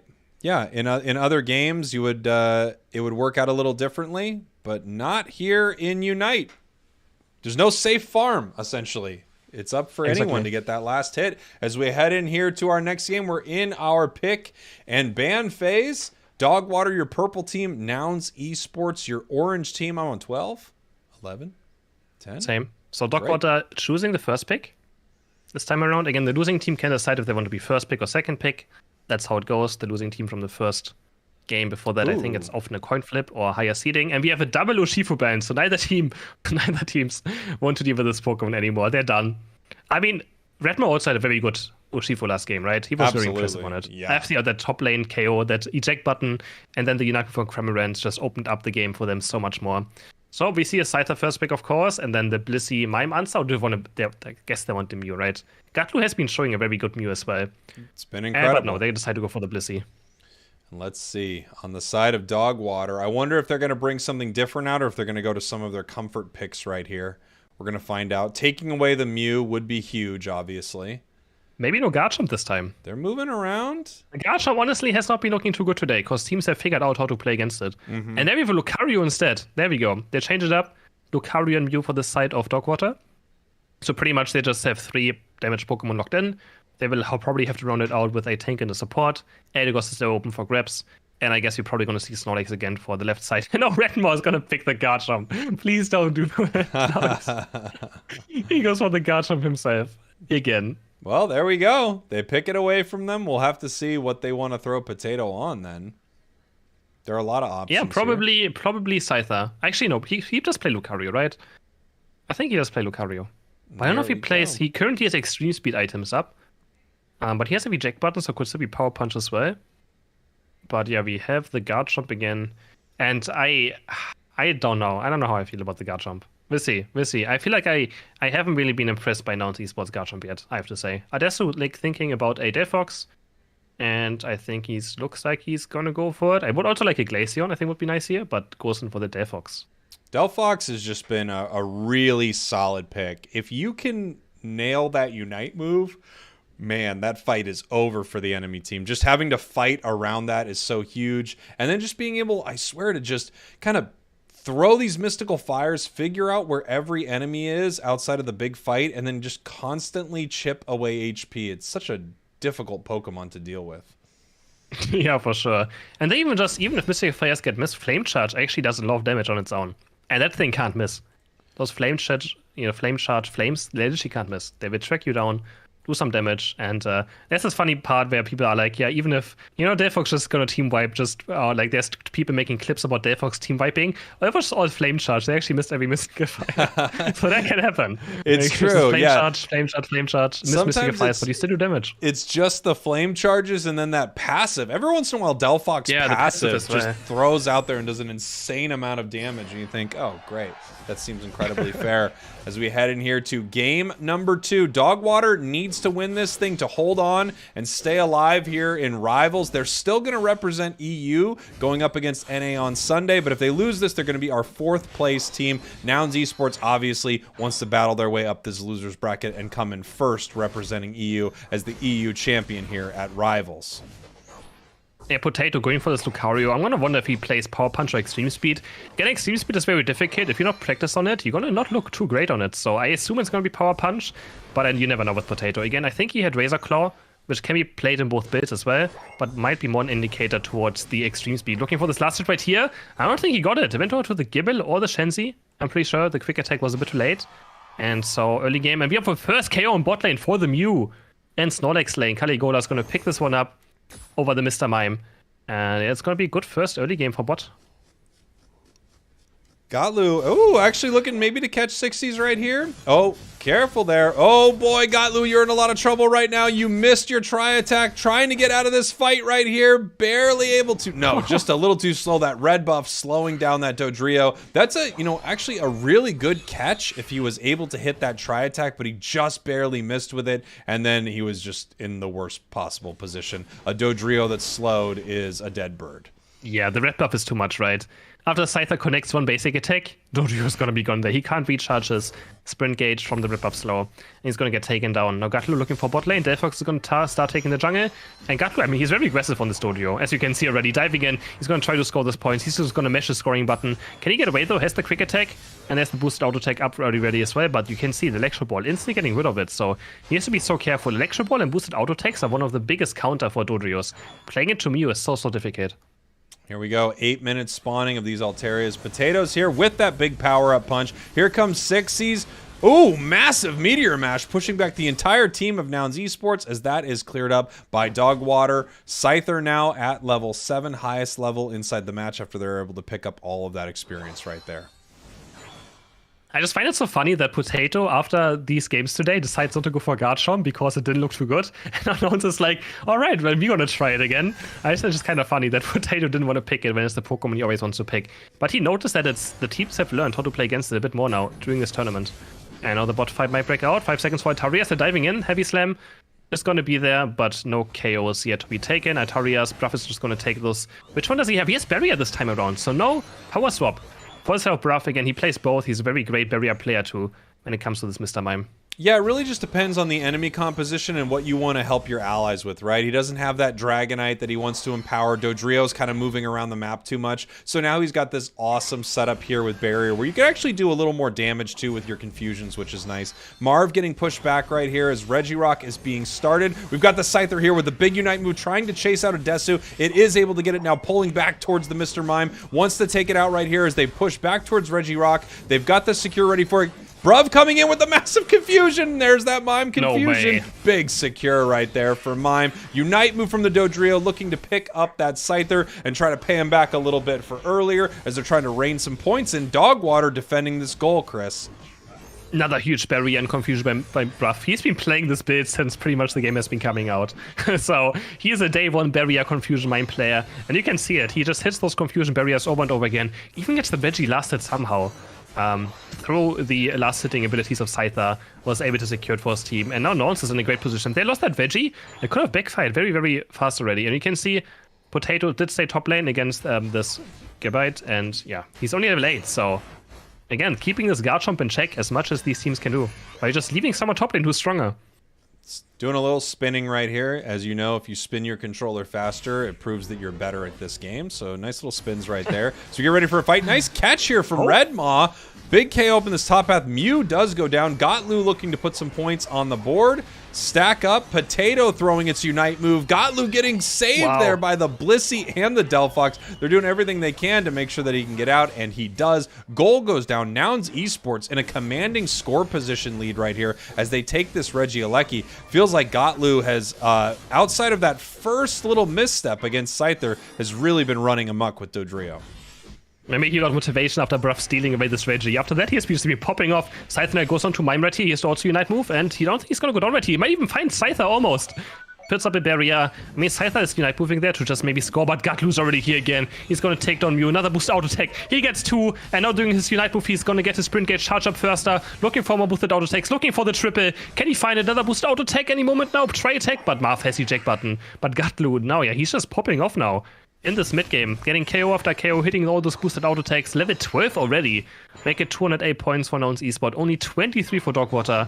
So they are struggling very hard in this match. Reggie walked. Can Gotlu make it in time? He's right there, just barely misses it. But he's still scoring, actually. He's got a score shield, forget it. Didn't matter. Yeah. Actually, he's able to put the points in almost all of them. Very, very nice. But this is a huge death. It is still a huge death, though. He does give a lot of experience over to the Scyther. It's a huge KO, you're right, but also the point, lead, a 200-point lead is amazing for Nouns Esports to have, so I think they'll happily trade that there. He was probably hoping he could get in time, obviously. Dogwater right now looking to see if they can maybe make something happen here in the top path. Mew having to use a Unite move just to get home, and now it's actually getting picked off once again by this Mystical Fire. It's level 11 now, so it just got the infinite resets here. Unbelievable. Mime picking up a double KO there. He also eject buttoned in there. He flame charged, Mystical Fire flame shot, and eject button forward to get a KO. And yeah, now it's so difficult again. The 11 power spike is there for the Delphox, and Nadesu obviously a very good mechanical player. Makes it work very, very well. Gets KO after KO on top side. Mime just kind of getting the last hits there, just being there. And yeah, I mean, it's looking great for Nouns right now. Obviously, we have still 90 seconds to go before Rayquaza spawns, 330 in total. One more Reggie coming up on top, and Dogwater might be looking for a bot push. They have Scyther, Lucario, and Snorlax Unite. They kind of want to use it fast right now. You always want to use the Unite at like 330 the last time. You just want to use it. Doesn't matter what you get with it. You just want to use it to fight, and you can see it instantly. Mime is using for it. He's knocking up 3, stunning 3 characters. Redmouse here also with the flank. Can he finish anyone off? Yes, they can get Lucario. Actually, Mr. Mime was able to get Lucario on its own, but Scyther also getting 2 KOs. For the side of Dogwater. Make that a 2 for 2. Delphox is able to get the counter KO. And that's what I mean. We just want to use Unite moves at this point in the game still. Yeah, at this point, if it's use them or lose them, they're going to have them back when they farm up a little bit for this next fight. There are a few Pokemon that you couldn't do this on, and then of course Delphox, you can use Unite every time you see an enemy, and it will be back. So they want to just use these and win some big fights, try to pick up a few KOs here, increase their level lead. 40 seconds right now until Rayquaza. Gotlu able to steal that one away. Is just trying to take as much experience as he can off the board and away from Dogwater. Regieleki gonna walk top, and it looks like Nouns has decided to just use that as a distraction and possibly push bottom. Only Bruv there currently. Steal. They're going for the steal right now. And Bruv almost level 13 as well. He's going to get more barriers. And Dogwater is not going to contest this, right? They really can't. They don't want to overextend right here. They have to defend Regieleki, or it might go in and be a disaster, of course. There could be a lot of double points. Since, we have Rayquaza spawning in 10 seconds with the double time. And Reggie steal for a Delphox. Ooh. And this is for every Pokemon. Mime Confusion as well. There's insane special attack scaling. Blissey's gonna do more. Garchomp is gonna do more. Delphox is gonna do more. Dodrio's gonna do more. It's such a crazy buff, just having more stats. It's pretty much almost one entire level you get just in damage from this buff. Gotlu actually taking that opportunity from the Reggie to score top, it looks like. Breaking that top goal. He might have got there just slightly late. I didn't see the score come up, but it's 348-36. So Dogwater's going to need to do something here. They're going to need to move in. It looks like they're starting it right now. Here's that Scyther Unite, big close combat. Delphox Unite landing onto the Snorlax right here. Huge Solar Beam. Coming in here, Redmaw trying to rip some KOs off the board, trying to take somebody down. Scyther finally goes down. Delphox, however, down on the side of Nouns Esports. We have Eldegoss scoring in the top path, and it looks like they're having to reset here on the side of Dogwater. That is not what they wanted out of this fight. They wanted to catch more than just one member of Nouns. Blissey was able to keep Delphox alive with Ignite and got to just scoring more points. And Dogwater so far behind right now. Even if they get Rayquaza with here, they have to score 300 points. So they have to keep 3 Rayquaza shields after taking it. And Gatush is getting for the 1v4 KO here on Mew. That's going to buy them so much time. He's going to dive in again. There's the sprint gauge from his Unite going up, and he's just zoning them right now. This is so difficult for Dogwater. There are 50 seconds left to go for this Rayquaza. But now it doesn't even let them walk in. Drain Rush, Drain Claw combo. Redbone stuck in a 1v4 scenario. Has to eject button away. Barrier is going to stun over and over again in our Desus back. And yes, Delphox Unite yet again because this Unite for some reason has no cooldown. Gatlu scoring some more points. Now it's just toying with them now. There's 3 down. That's 4 down. Eldegoss human, last man standing. And there's surrender before he goes down. Then he saved the Eldegoss. Wow, now it's esports with a very clean last 2 minutes. Now Dogwater literally couldn't find a single opening. What in this late game. Beautiful fight from Nouns right there. And they just kept putting that pressure on. They let Gotlu run back the Dodrio and just continue to score throughout that fight. Nouns in complete control there in game number 2. 300 points. And they take a clean to 0. A clean to 0, and they move towards the losers final. Beautiful.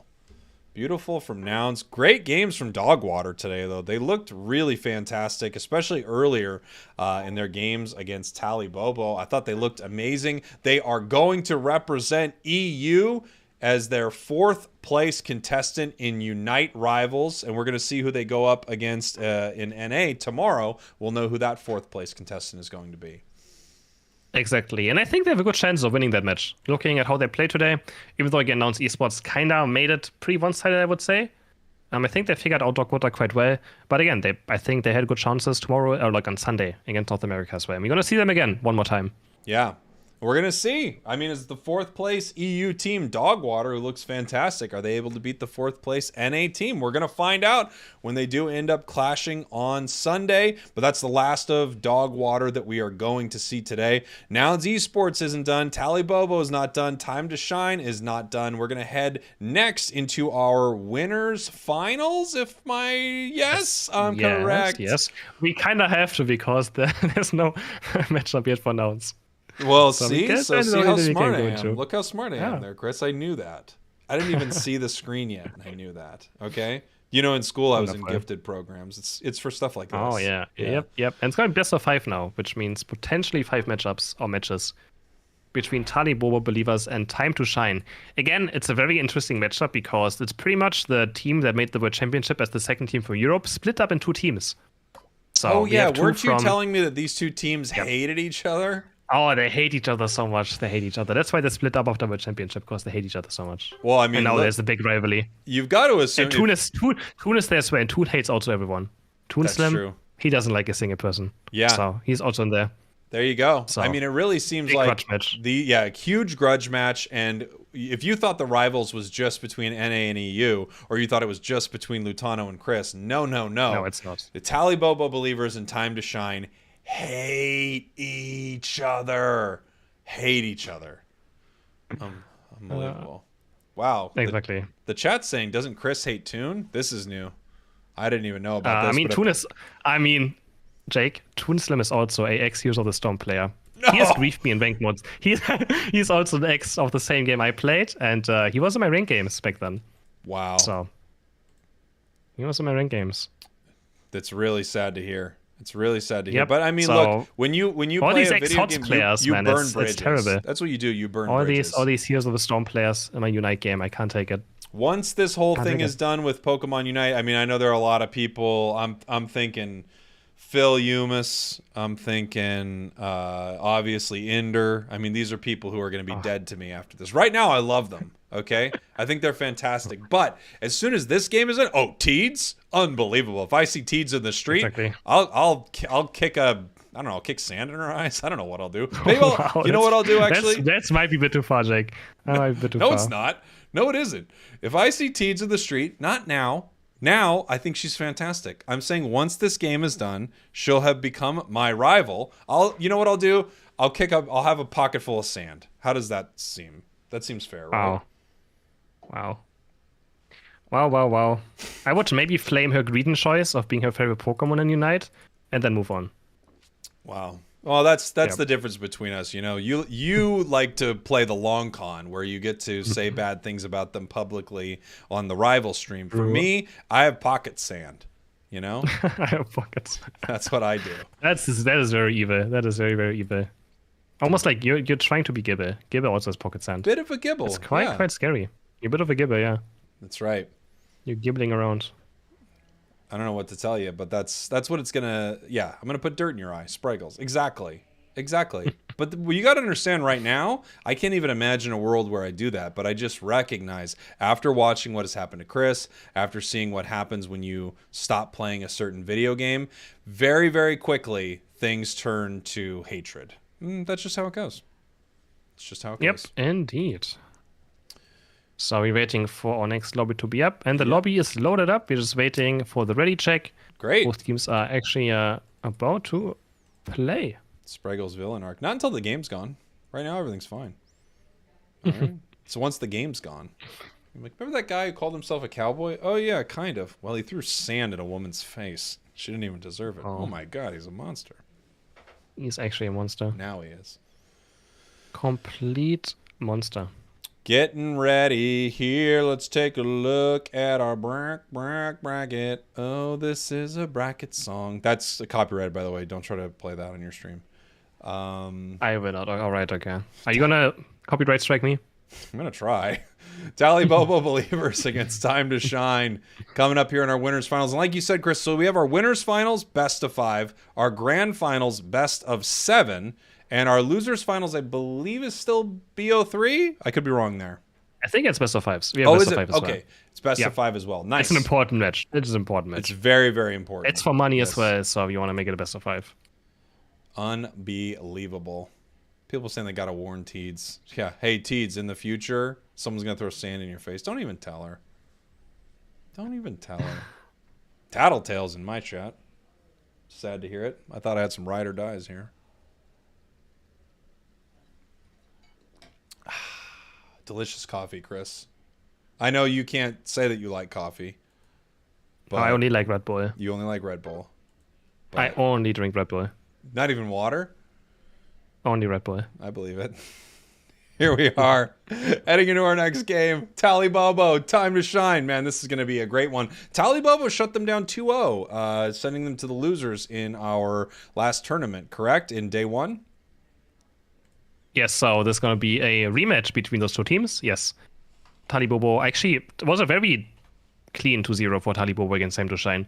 But Time to Shine looked very, very strong in their first match. I mean, they beat Nouns Esports, right? So maybe they're on form today. Yeah, who will see? But it's the best of 5. Who's going to move to the grand final? Who's going to secure top 2 spot at least already?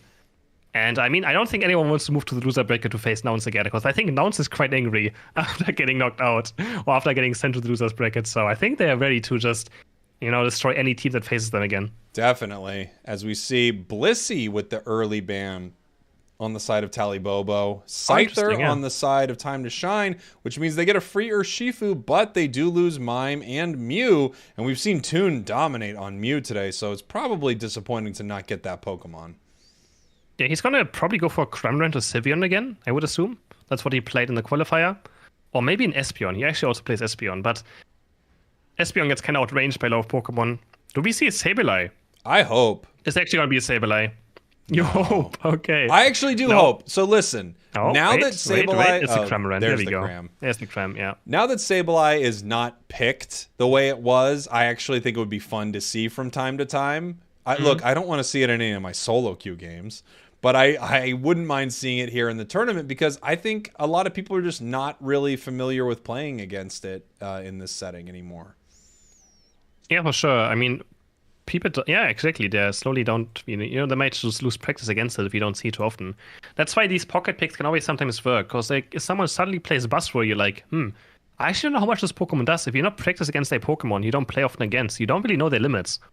So what are the last 2 picks are going to be? It's actually going to be Buzzword for Klaus again. And there's the Sableye. So we're getting those Pokemon. Sableye, it's time. What a sneaky little gentleman. This is copyrighted. Don't use it. Very nice. But they have no healer on the side of... They have no healer on the side of Tally Bobo. But actually, there's only also no Aedigos is picked. No. That's a surprise, right? No Aedigos. Aedigos completely ignored. Both teams going for 0. I mean, we have power swap, but I still wouldn't consider like a main support thingy, right? Not at least not comparable healing to like a Blissey or an Aedigos, but it's still quite good. Mm-hmm. And then Talibobo completely just going for damage Pokemon, kinda. I mean, they have a lot of damage in their team. Yeah, they do. They've got a lot of disruption though too. You know, you've got that Slowbro Unite, and you've got Sableye everything. Oh, and Buzzwole with a superpower. So they've got this really interesting setup on their side. Lots of damage and then some really nice burst. I love the setup here from Talibobo, even though it's a little unorthodox. Time to Shine feels like, you know, a little mix of old and new. You know, you've got Mime, Snorlax, Lucario, and then Mew, Delphox. We'll have to see how it works out for them. Mew, obviously, I feel like one of the biggest picks of this whole tournament. Maybe the biggest pick in the game right now out of something that gets... outside of something that gets normally banned out like Urshifu. Yeah, for sure. And Toon rocking this Cowboy Crimorant, I think that's just for you, Jake. I think he knows you're watching. I believe it is. And we have a pause again. We have a pause, apparently. Someone crashing. Maybe they're just trying to send each other a couple messages, let them know how much they hate each other. This is possible right now. We do allow a quick pause to find out how much the teams don't like each other, and then they can go right back into the action. We allow them 45 seconds to do this, Chris. Yep. And so, again, game crashes happen. The switch is not always on point, so, you know, people just drop out. Switching head items around can happen quite often. Yep. And...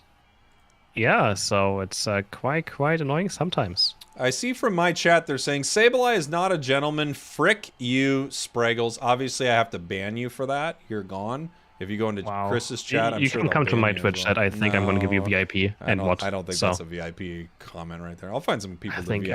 I think it is. I think it is. Chris is a petty man. There's a VIP. Okay. I'm not even making these up. What's wrong with Chris? Oh, I don't know. VIP. There we go.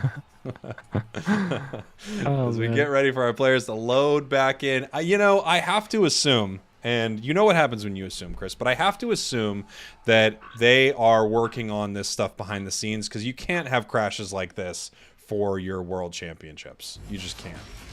Yeah, I hope so. I hope there's something. Yeah, that would be quite annoying. But I mean, it just happens. I mean, what can they do? Maybe optimize the game a bit better. I really don't know what the issue is. Always hard to tell. But we have Mew for now going bot alone. Because Mime and the Delphox together taking the jungle. Are they actually worried about the Sableye. To Mr. Mime? I think they're just actually worried about Sableye. Yeah, right. Yeah. Sableye exists. Even I forgot about it, bro. See, I'm telling you, these players, they don't know how to play against it. But then like, oh yeah, this thing can come into our center area. They see that it's not there. They send Mime back down to the bottom path here. Here's that big fell stinger. Getting a huge secure right there. I was wondering if they were going to pick off Vizid right there with it. They might have almost got that KO, but it does have a focus band. That's the funny part about Sableye. Even if he doesn't invade, he's still annoying because you can't deny attack bait stacking. Thanks to Steve being able to steal Eos energy, he can actually annoy someone who wants to stack his attack bait. So it doesn't matter what he does, his Pokemon is just so annoying. Yeah. It is incredible. And them not pulling Mime down to this bottom path here means that Toon was able to already get its level 5 in this bottom path. Talibobo, Time to Shine here. Getting ready for this big fight. They know Sableye is around. Huge burst damage coming out. We have Lucario. I think clearing a lot of that for the side of Time to Shine. Yeah, nice meteor match to the right side of the Atarias to make sure that his team can claim all of those, and they actually do. Klaus not level 5 yet, and Sayu one entire level lead above this Buster right now. Without superpower, it's actually quite weak right now. Facing it does a lot of damage, right? But the superpower is such a huge power spike. Servus has to use X speed. Sayu is looking for it, trying to guess where he is. Obviously, he's invisible, so you try to guess maybe where he's was going to go. Guessed wrong, and Sableye is going to get away for now. But yeah, huge lead on the top for Lucario right now. One entire level lead. I could be wrong about this, but this feels like a build for Lucario that really doesn't like having Sableye around. It could shut down his entire combo right there. I feel like Power Up Punch is much safer into a Pokemon like this, but maybe we'll see them take huge advantage of it, dash around the battlefield, and pick up some big KOs on that Sableye. We're just going to have to see. Might be caught right here. Toon is kind of caught. He's on the right side, but he actually turns on Mew with a dive. He's dropping super low. Can they chase down this Crammer? And Sableye is going to try to help out. He's going to fear Mr. Mime once, but kind of runs in the same direction. The serve is going to be there, and I think Cramorant has made it out alive thanks to his teammates. Well, he's still around. Gami's looking for this KO right now on Cramorant, but yeah, he makes it out alive. And Urshifu is also going to join the fray for bot for Talibobo. It's going to engage onto Delphox. Big blows being charged, and they get Mr. Mime. They're also going to chase down the Delphox maybe. but they can't have enough damage yet. 30 going for Cramorant, 61 points in total for Talibobo, and his Cram only 7.5 as well. Looking good for this early game. Snorlax hopping in here. Maybe a little late for this. Just going to get pushed back a little bit. Big Solar Beam right there. Take some of that central area farm. 15 seconds right now until our objectives spawn. We still have 2 hanging out top.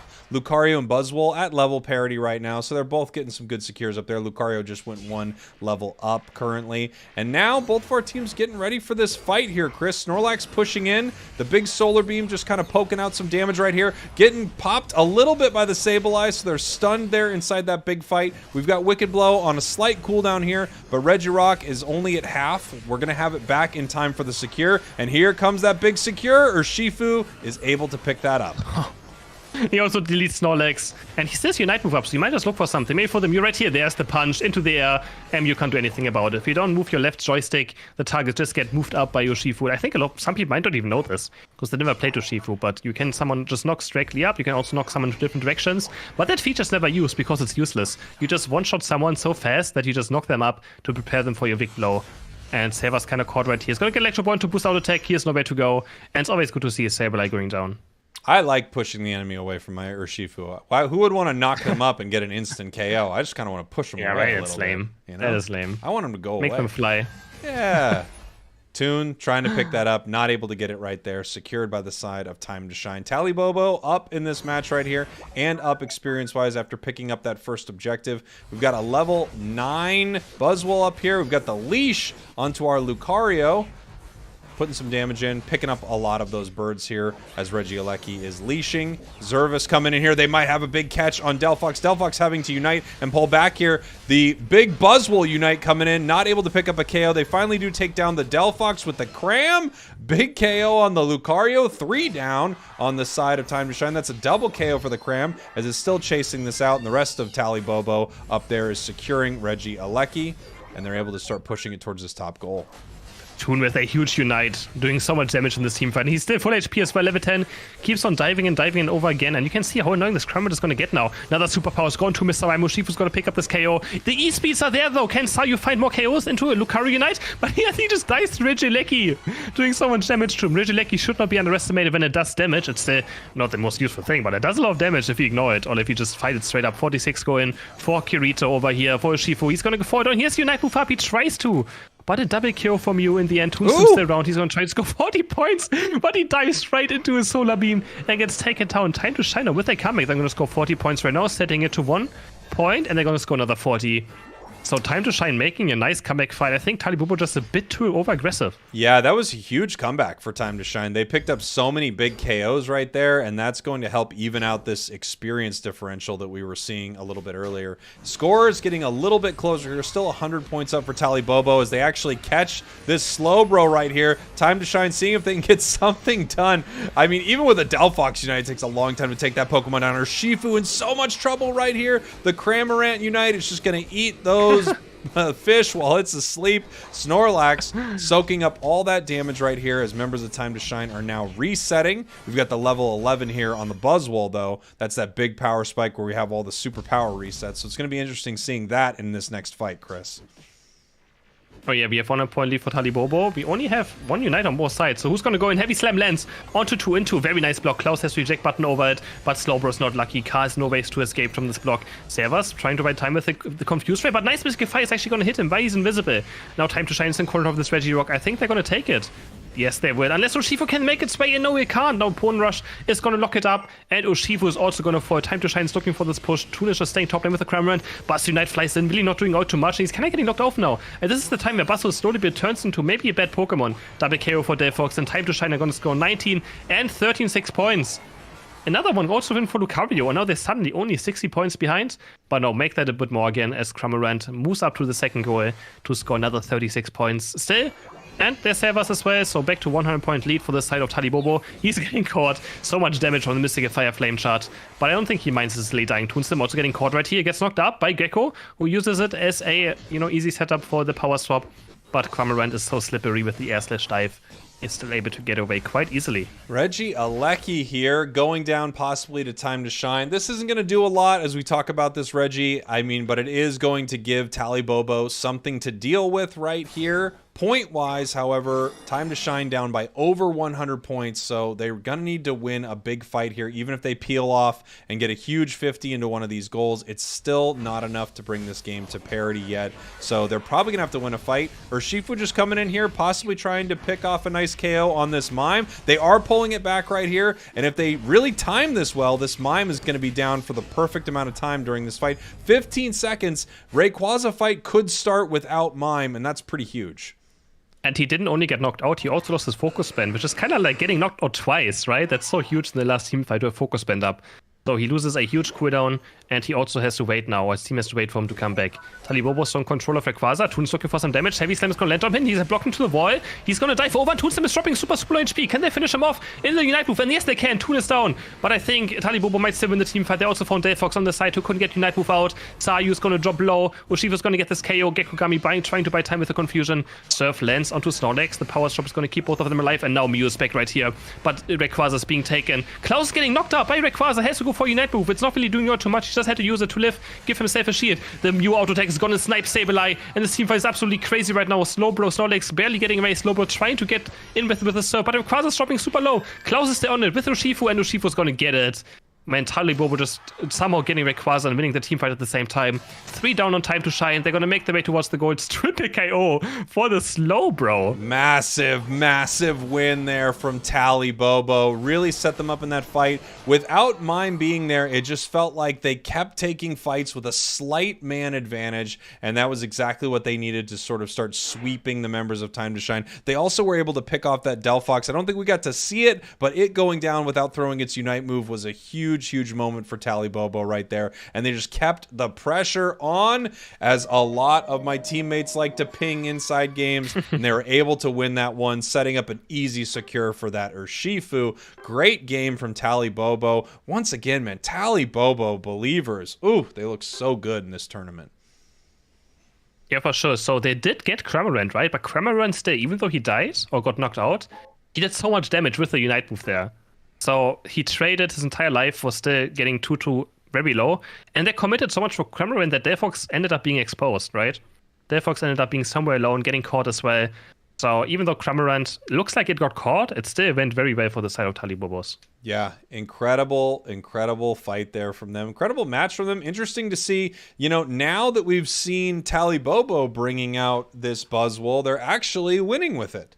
We actually are seeing a team win with a Buzzwole, which is pretty cool. I still do I really don't know if it did too much last game, I have to be honest. That's the thing. I don't know how much it's doing as the match sort of continues on. It's funny because it gets this massive power spike at level 11, and then at the same time, that's so late into the match that it starts to become less and less useful. Big damage on the side of Toon Slim on that Cram, like you said. Had a couple of massive Unite moves from Cramorant. It's just so difficult to team fight, right? With a Buzzwole late game. It's just so one miss on an ability and suddenly you just one stun, and it just becomes so difficult for any Pokemon to really, or for Buzzwole to exist in these team fights. He's very good in those 1v1 scenarios or 2v2 scenarios, but in 5v5s, it struggles. It is just struggles. Doesn't matter what. Doesn't matter how much his Pokemon is getting buffed. It is so difficult to team fight. I would have to say, Chris, watching this tournament, seeing what's happening here in Rivals, Talibobo is, you know, pushing themselves forward as one of the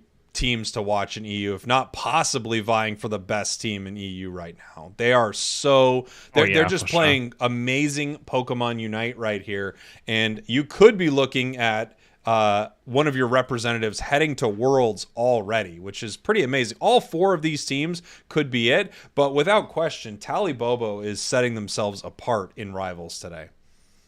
Can you say it for the World Championship? World Championship is far away, but they have been just playing recently together, right? They have to be playing maybe for 1 or 2 months together now.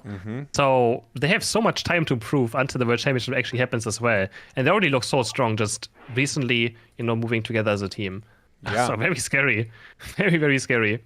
Yeah, it's now esports is like currently being like, okay, all right, we have to maybe step it up a tiny bit. I think the thing about being sort of the defending champ is it's always easy to lose a match here and there, and people think like, oh, you know, there they go. But they have been the most consistent squad in EU, and their roster really hasn't changed since kind of that last tournament like since after Eos Cup last year. So I don't think they're ever a team to count out. But right now, I got to say, as I mentioned before, and because it's in their name, Talibobo Believers is making a Talibobo believer out of me. I think I said that right. Did I say that right? I think that sounds about right. It's like a double negative. You have to continue saying believer. Yep. No, I think you are 100% on spot. I think it 100% correct. I'm pretty positive that I'm 100% correct. Are you always correct, Jake? You're always correct. Let me look. Oh yeah, I guess I've been right every time. As we head in here into our next draft, 30, 29, 28. Yeah, we are synced up. Great. Here we go. Time to shine purple. Talibobo orange. Talibobo needs to win 2 more to push forward in this winner's bracket to the grand finals. But right now, time to shine is, they've got to figure out some answers to Talibobo, because throughout Rivals, we have not seen them find a way to really beat this team at all. They still haven't lost the map, right? They're still undefeated when it comes to... Or did they drop the map earlier to Dogwater? No, they still managed to win, right? Mm-hmm. They did. It was very super close. So yeah. No team has yet to find a way of beating this team. That is incredible. And even then, right now, last game, they looked just incredible again. Scyther first pick for Time to Shine.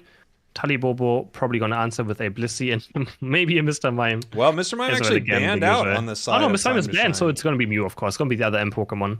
Right, Mr. Mime is banned by the side of Time to Shine. Want to get rid of it.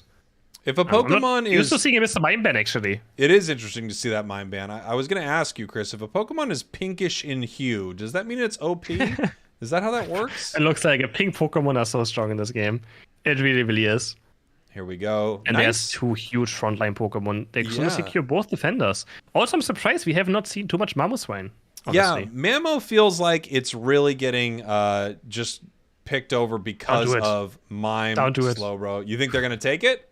You think they're going to take it? It's actually against 2 defenders. He does a lot of damage, right, Garchomp? But they do it. And a Clefable is so another huge pink Pokemon being locked in. Blissey, Clefable in the same team, so we might see a Drainicus.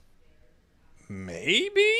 Man, if they lock in that Sableye, I'd love to see it. It's really mean into Garchomp sometimes, but I don't think they're going to go for it. No, bringing in the T-Tar. No Eldegoss again. Ooh, no Eldegoss yet again being picked. Instead, they go for just 4 or 5 Pokemon again without any supporting. Also have Time to Shine. And Talibobo, could that be an Espeon? I would like to see an Espeon. No, Sylveon. Oh, okay, sure. Go for the other pink Pokemon. Yeah, they're all pretty. Yeah, a lot of pink Pokemon. It's all good. Just Garchomp kind of doesn't fit into this team comp, right? Get him out of there. Need a pink skin for Garchomp. I think is the shiny version pink? No, right? I don't know what shiny Garchomp looks like. I thought it's one of the most disappointing shinies in Pokemon, isn't it? It's one of those ones that doesn't look like anything, I think. I can't remember, but I think it's one of those shinies where you go, this is the worst shiny of all time. Oh, yeah, you're right. It doesn't look too impressive. It's just a different shade of blue or gray. You're right. It is not too great. Game 2. Oh. TTS. Time to Shine against TBBB. Talibobo Believers. TBBB? TBBB? Talibobo Believers. TBBBB? Interesting team comps this time around. I mean, we see the same Pokemon obviously over and over again in the draft format, but it's still like these team comps look very different from each other. That is for sure.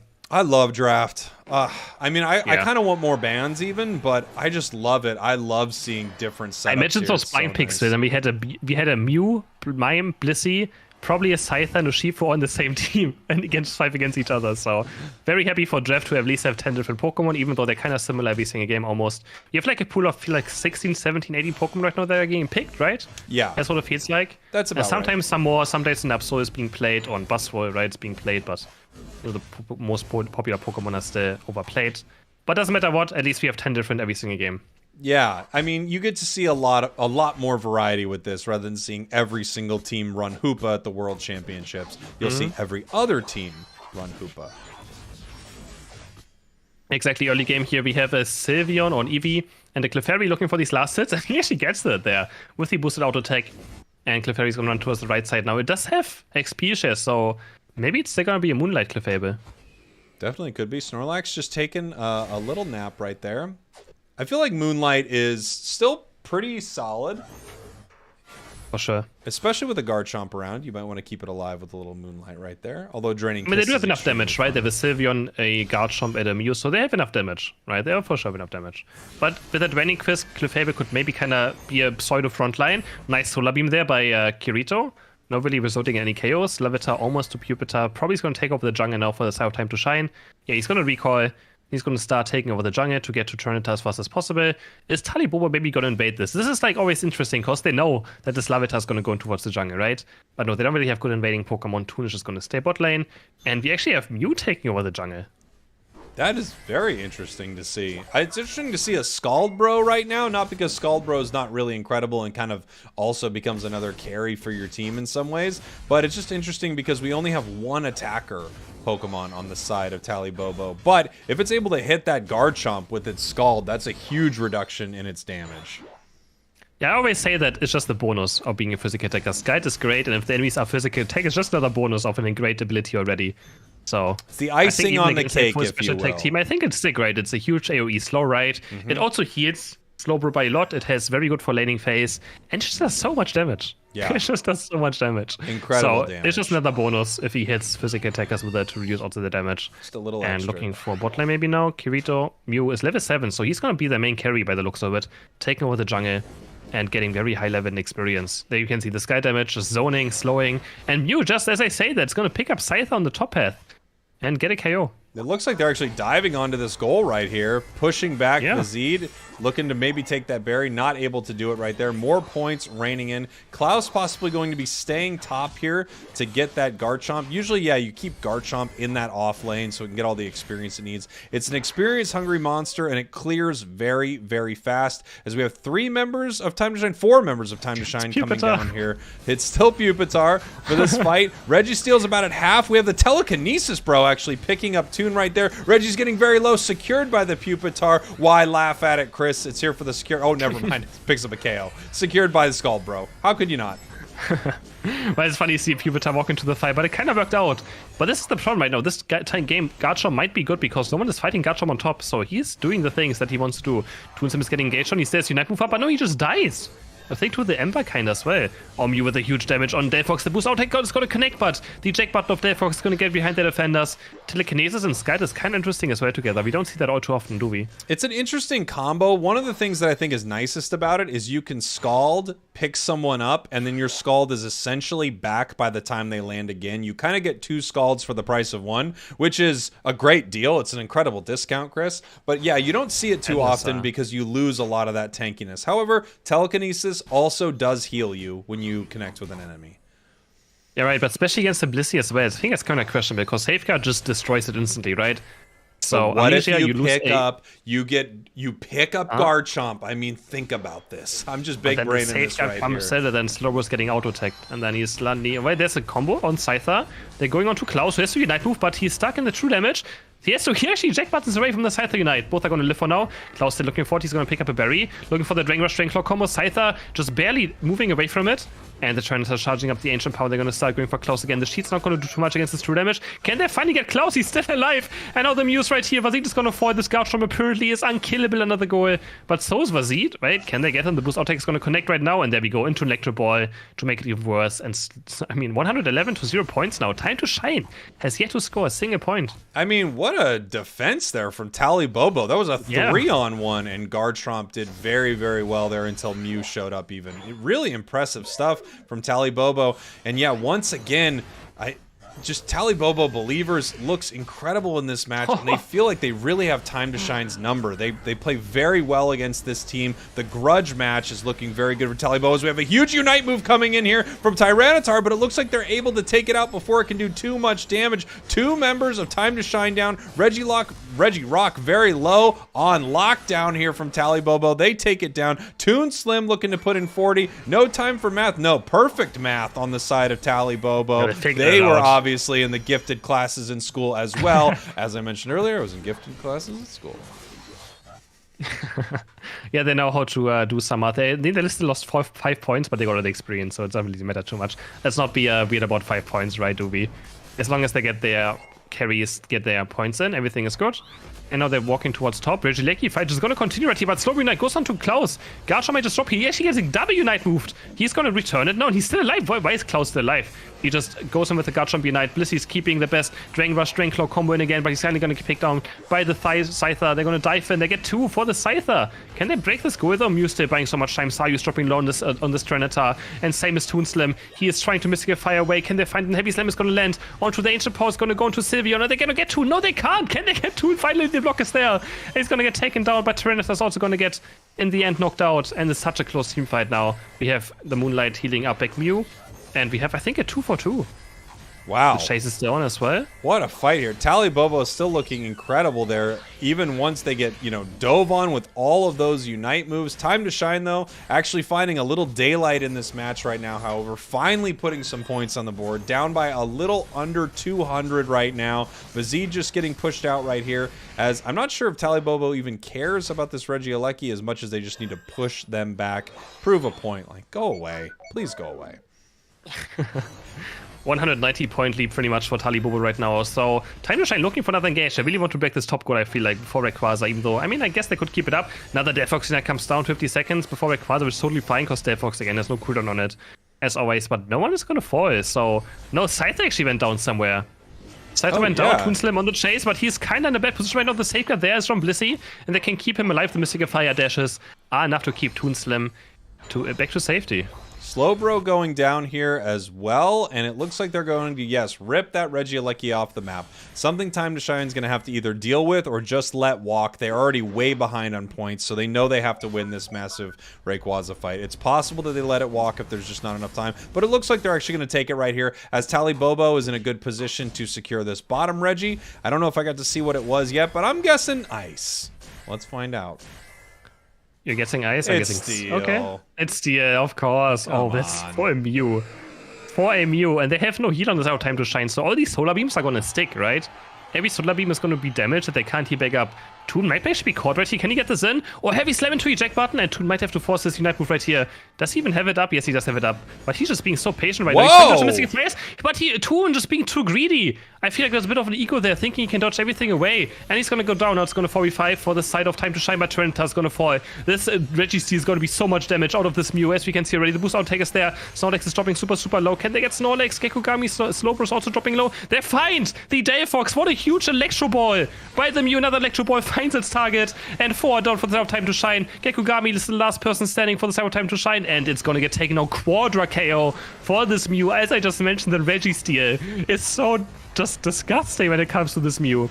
Can Time to Shine somehow steal this away? Possibly coming in for the steal right here. Tyranitar so incredibly close. No, Mew is able to secure that right there. Not only securing 4 KOs, but securing Rayquaza. A huge fight win for Talibobo. Once again, whichever side gets Mew, I feel like has one of the biggest advantages inside this game right now. It's just such a devastating Pokemon. Yeah, and this Electro Ball just can't be missed, and he played it so well. Even again, I just mentioned the Registeel Mew. I was saying it's gonna be danger for Time to Shine, and yeah, they're gonna score so many points. Another 100 going in the main base for the Sylveon, and they're also gonna try to make Blissey score. Snorlax is there. Is Time to Shine still gonna try? I mean, they have 30 seconds left, but they have to score 301 points, and 2 of them are dead already, knocked out back in base. They have to wait for the respawns. Cliffhaven scoring another 100 points, and yeah, I mean, this game is pretty much over. Kevin looking for some Constellation Chaos, maybe just practicing some mechanics right here. Can always just practice outplaying your opponents, even if the game is over. 10 seconds are left, and Talibobo is going to take a 2-0 lead in this best of 5. Talibobo is just looking so good, I swear. Oh, yes. I mean, they're such a devastating team to fight. I do not want to go up against them, and luckily, Chris, I will not ever, because I'll just not be in that position. So you know what? I got what I wanted. I don't have to fight them. No, you do not have to fight the Talibobo, believe us. They are just looking so strong. This Mew, just incredible. Another just very clean victory. Yeah, amazing fight there. 573, 164. Ahead the entire time on score. Felt like the head the entire time on fight. Even using looks like a pretty unconventional team, They're still just looking fantastic right there. 11 KOs on the side of Mew. More KOs than the entirety of Time to Shine on one Pokemon. Yeah, absolutely incredible. Incredible. The last team fight, you just did so much damage. 99,000 in total. Wow. Yeah, that's Mew right there. Yeah, Mew, amazing. And it's one of those weird wait, Pokemon Jake, I have to say something as well. This guy is a mobile player, and I always have people in my comments be like, I can't play Mew on mobile phone. This guy is the proof that you can. I mean, of course, he's a very gifted player, but he makes Mew on mobile lots of great. Yeah. If you maybe want to check out his stream from time to time, you can see how he does play Mew. This guy does stream. His name is Utao Unite on Twitch. And you can check out his stream and see how he plays Mew on mobile phone. Because a lot of people always ask me, how does it work? How can I switch my abilities? And you should check out how he plays it. I think you just need to get the finesse of it. Once you understand the finesse of it, I'm sure switching is just, it's a little, look, we all remember seeing Dodrio for the first time and going, how is anyone going to play this Pokemon? This is impossible. And then you play it for a few minutes and you go, oh yeah, I get it. You move around, you do things in the direction you're looking. It's not the craziest thing in the world. As we're going to be heading into game number 3 right here. Tally Bobo could shut this thing down right now and move on to the grand finals, which would secure their spot in either the first or second place heading into Unite Rivals, Chris. All right, Jake, I need to make a quick 10-second bathroom break so you can keep entertaining people. Be right back. I'm going to keep entertaining everyone. Look, I don't know if I'm live on Chris's chat right now because I think he's the kind of person who might mute me in a moment like this. But I'll say this if I am. To everyone in my chat, to everyone in Chris's chat, I want to thank you, I want to say I appreciate you for not being upset with me because I am now sort of connected to Chris, and I understand that as a community we have sort of decided that Chris is no more and we're going to get rid of him. I still appreciate everyone. He did mute me. How dare he? How dare he? Well, then you know what? I'm glad we do. I'm glad we're canceling him. I'm glad. Sad. Rest in peace, Chris. Unbelievable. My mustache looks great. Hey, thanks. Pretty big right now, huh? Maybe I need to trim it a little bit. It's a big stash today. Cancel Jake. How dare you? How dare you? I think Mew is Utah Unite on Twitch. That is correct. That is correct. Man, we've seen some amazing games today. I got to tell you, Tally Bobo believers, I feel like every time I see him, I'm just thinking, this is easily one of the best teams in Unite. I can't wait to see how they keep this momentum and how they move forward. One thing that happens when you put a new team together, there's a lot of excitement around it and people are kind of like finding their grooves and doing well. The question is, will they continue to grow together? Because if this team continues to grow together, this is a world-class team for sure. And that's really cool to see. Mew's switching a move on a phone and on Switch is completely night and day. Chris is condescending and so annoying. That didn't even come from my chat. That's something I really just wrote down can't in my stand this notebook. Spragels guy, guys. Oh, wait. Oh, sorry. Oh, you back? I'm back, by the way. I'm back, sorry. Yeah, I don't want to make a big deal of it, but I think I heard something you said, and I don't know. I would never. Like, just feels like everything I do for you. And it's stupid. Forget it. I'm not gonna get emotional about it. I'm not gonna cry on stream again. Ugh. But I want to. And we're getting ready for game 3. Yeah, best of 5. So I hopefully our players knew that and didn't leave. I mean, I hope so. I hope so too. I'm going to take a quick break, Chris. They actually said they're already ready, so... You can talk to the chat. That's fine. I'll have the game up, so you can talk to the draft if you want. Don't say anything negative about me. I didn't say anything negative about you, so it would be weird for you to say something negative about me. But here we go. I'll be right back, and Chris will entertain you as best he can. Let's face it, I don't like the guy. I can't entertain, guys. I'm sorry. I'm not an entertainer. Jake is just a comedian. I'm not, so... Nothing I can do about it. Sorry, I shat on Jake's side. I do not entertain. I just play games, alright? I play games, and Jake is something else. So, all I know is that Jake hates every single person. That's all I know. That is all I know. And so do I take over the draft now? Jake just leaving me right here, exposed. He is leaving me exposed. What am I supposed to say? I don't know. I'm not a stand-up comedian. I don't know what to say. This is pressure. This guy is so much pressure on me right now. 2 chats at the same time. I mean, I usually only talk to my Twitch chat. I'm gonna talk to a YouTube chat as well. I don't even know what YouTube chats are like. Not been there. But it looks like the draft is starting. So we can talk about the game in a second.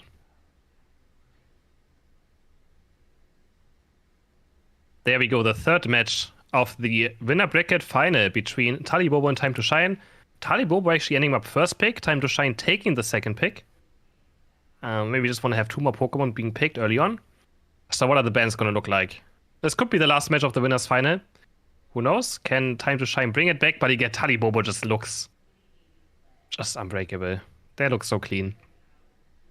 Even with their Sword Art Online characters, which I can't, I can't really support Sword Art Online names either. Too much? I mean, it's very mid, but at least it's better than ReZero. I said it. Hate me for it, cancel me for it. ReZero sucks. We're back to this discussion. So at least they improved their names a tiny bit. Alright, even though I think Ram and Rem are better characters though, okay?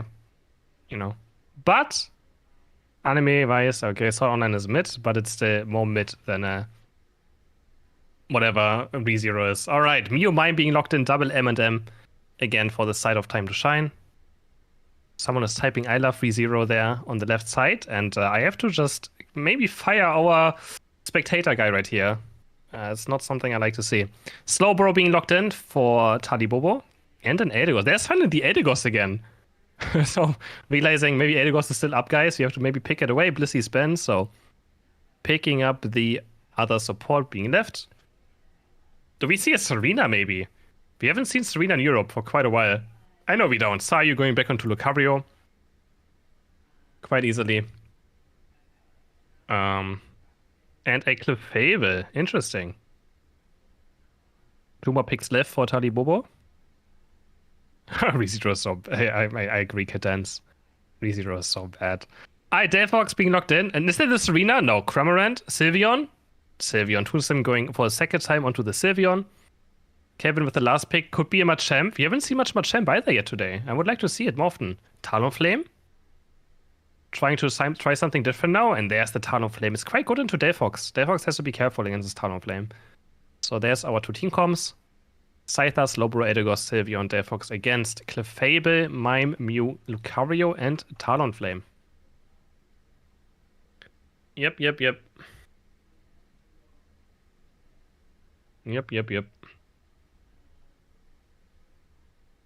Okay, guys, the best anime where we have like people going into a game is Konosuba, okay? That's the only acceptable isekai. Alright, I said it.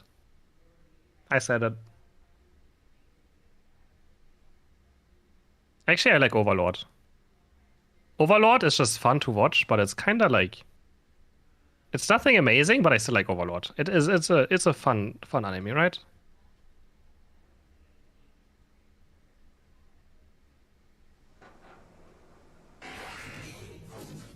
So, heading into the match, Jake is yet not back, so I don't know what is taking him so long. But Jake is apparently on a very long break, so we head into the third match. I mean, I'm used to casting alone, so no worries there. And Time to Shine, looking to maybe make a comeback right now. They need this comeback. Mami is still in the winner's bracket final at least. The loser's gonna face Nouns next again. So Time to Shine already beat Nouns once.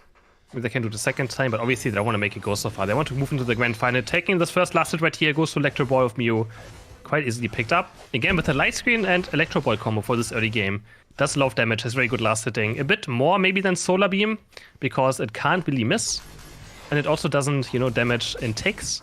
Electro Ball's almost instant. I'm back, by the way. There, he's back. I just wanted to let you go for a second there. I actually came back and got to hear you cast for a minute there. You're actually pretty good, Chris. I'm pretty stoked to be doing this with you. That's you're wonderful. Thanks. Wow. Oh my god. I'm gonna you're blush. Incredible. Yeah, you should blush. I mean, this is a huge compliment. I think you're fantastic. It is. You're fantastic. As we see, ooh, I didn't get to see this. A Talonflame getting locked in. Let's freaking go. Time to Shine. All right, they're trying to pull something out here in game number 3. Obviously, they need this to stay in. Clefable getting its level 4. Goodbye, Scyther.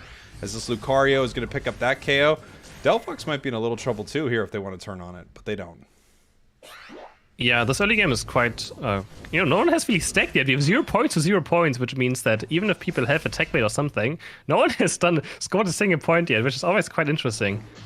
Since we have a Lucario as well the Scyther, you'd assume, but I don't know what items actually Scyther had, if he has a tech bait or not. It is his top lane, so, if it's a top lane Scyther, there's a high chance it does have a tech bait. But yeah, 0 to 0 points in this early game, and now Saryu already has 25 Eos coins on him, or Eos Energy, and that's the first KO in mid lane for the Fletchling, or Fletchinder, I think it's called.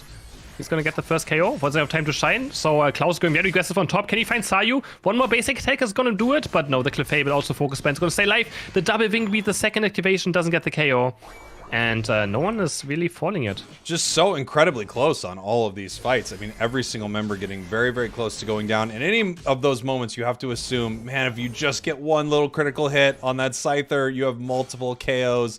But no one goes down in that top fight. Shelvin continuing to farm up here, level 7 right now, at parity for the highest level in the match with that Delphox right here. 10 seconds until we have birds spawning in the top and bottom path. Toon taking a little jaunt here, a little mission to do some damage and possibly pick off someone on Time to Shine. Not able to do it right here. The Altarias have spawned. Here comes the big Mystical Fire. And it looks like it's just kind of shared a little bit by both teams. No side really taking a big advantage right there. You have 10 seconds for the bottom Reggie to spawn. And are they rotating towards it? We have 4 of Talibobo moving towards bot side and Saryu as well. Okay, so we have 5 people for Time to Shine walking towards bot. Only 4 for Talibobo. They're leaving their scythe on top side, which could be quite difficult for them to win this fight. They should be a bit careful. They're probably just going to look around. They're not going to engage. Kelvin almost level, or Shelvin almost level 9 now. On Sourflame, they're already engaging on Toonstem, who's dropping super low. He's stuck to the power swap, and he's getting destroyed by the fly, landing right on top of him. Regirock is dropping under half HP. Lucarios might fall as well, though he's buying some time. He's just trying to zone them away. The Surf is going to go in. Can they somehow get this? The fly's there, and it's perfect. Gonna take the Regirock into an inside Unite move. He's gonna pick up 3 characters, but he kinda knocks them back to their goals, so he can't really keep following up on it. Or was he dropping super low? But he's gonna get taken down by the Slowbro somehow. Beautiful fly there on the side of Time to Shine. As soon as you hit an enemy with fly, its cooldown goes to about half. You only have about a 5-second cooldown. So once they were able to land on Toon right there, they know that they're going to have it back up for that secure.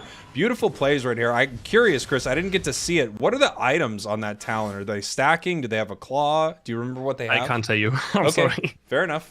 I cannot tell you. I didn't really look at the items. Okay. I take back my compliment about you being good at this, but fair enough. Compliment rescinded. Pokemon. Yeah, I need to look more at items sometimes. I agree. I just, when it's a Pokemon that's unusual, I'm always like, what are they throwing on this thing? But either way, that's the difference between us. Compliment rescinded.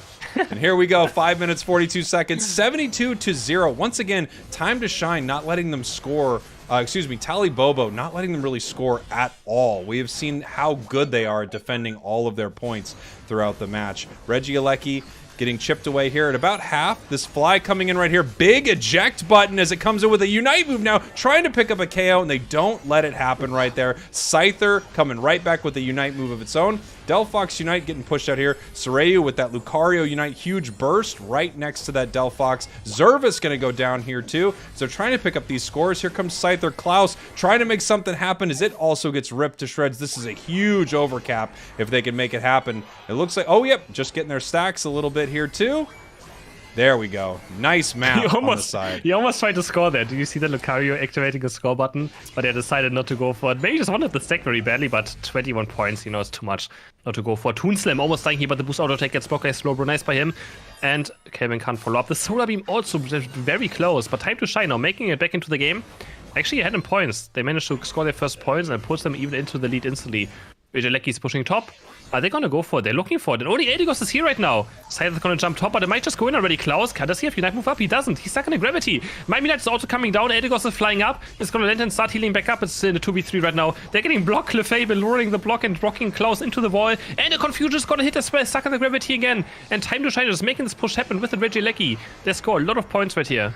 Yeah, beautiful right here. And if he wants some of these stacks, he throws that Bone Rush, grabs a few points, heads right back there. Talibobo, however, able to secure in the bottom path. Time to Shine, though, making a really big play right there. Talibobo now looking to see what they can do in this bottom path. They were trying to suss out who was going to score on that, but too many members of Time to Shine got there before they were able to do it. Talonflame with a big Unite pushing in, not able to pick anything up there. And Toon, the Mystical Fire, he doesn't even need to look for where that Talonflame is. They find it, take him him down. That's a nice big double KO as Mew is going to try to stop them from scoring right here, and Toon is going to push this Mew away.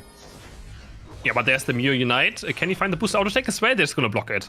Wonderfully done as well. You can always block the Mew Unite. It doesn't pierce, it only hits the first target. It does pierce white Pokemon, so you can't hide behind a white Pokemon, but you can always hide behind your allies. And it's gonna get blocked. Now Zeva's getting caught by the extreme speed Lucario, but he couldn't quite connect the second one, and now Toon's just jumping over on the chase.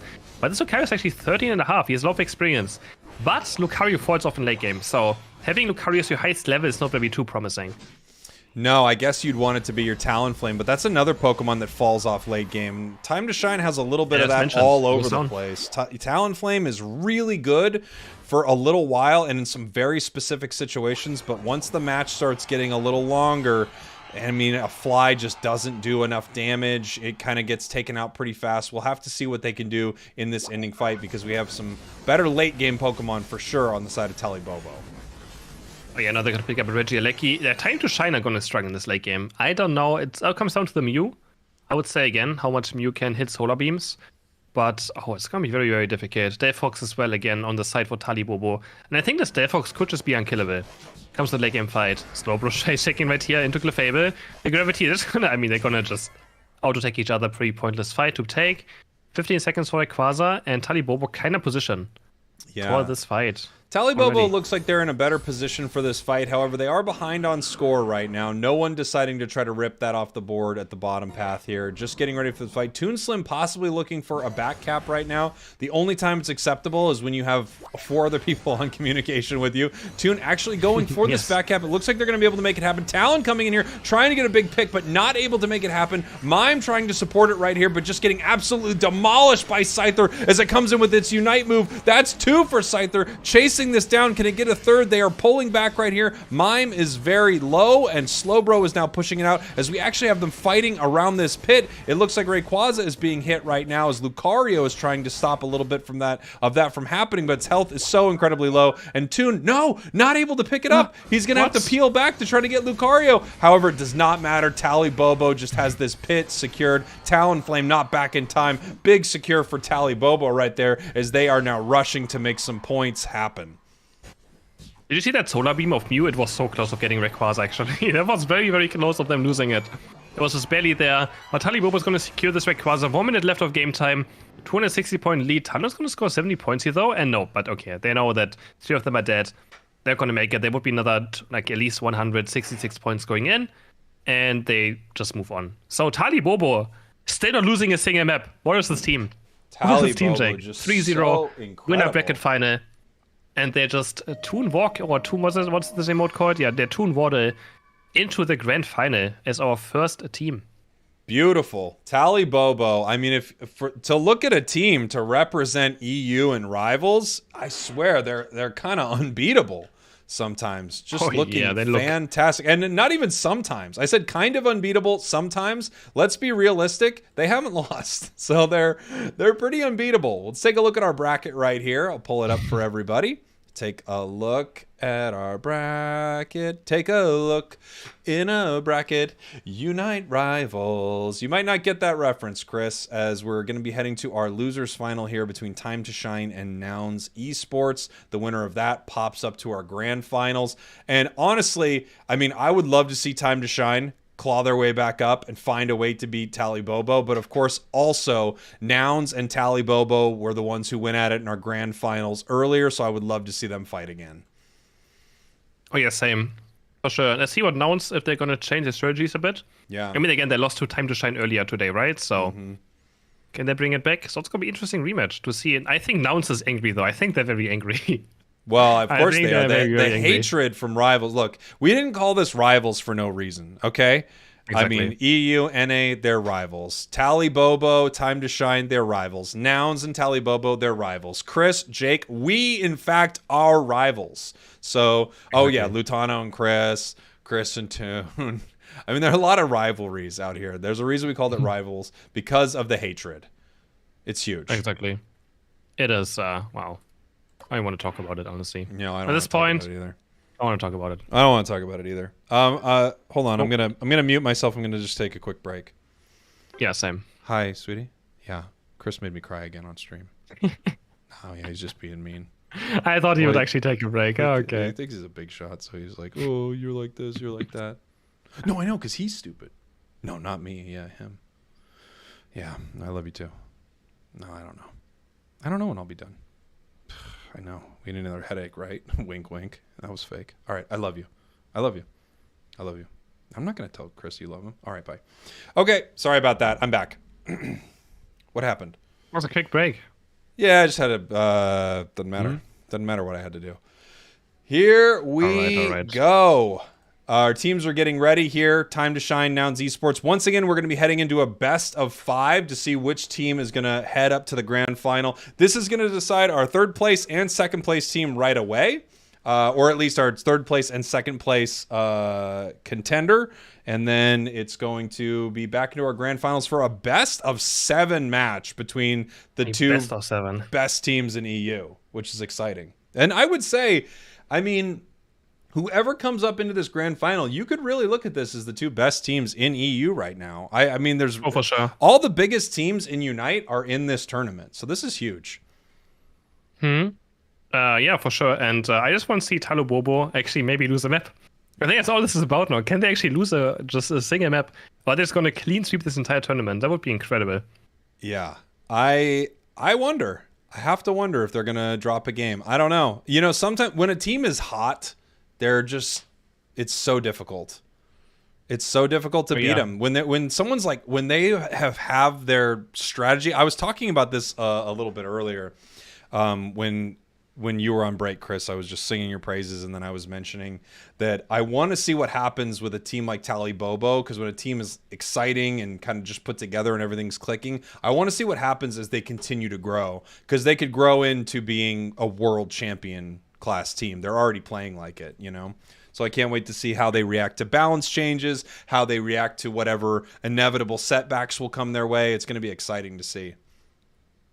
It's just they have three such incredible damage players, right? Yutao, new upcoming star. We have Klaus, who made the World Championship. Incredible Lucario player. And then Toonslim. I mean, he has been here since beginning of the game, right? But TTV, he almost made the World Championship. He won so many tournaments in North America as well.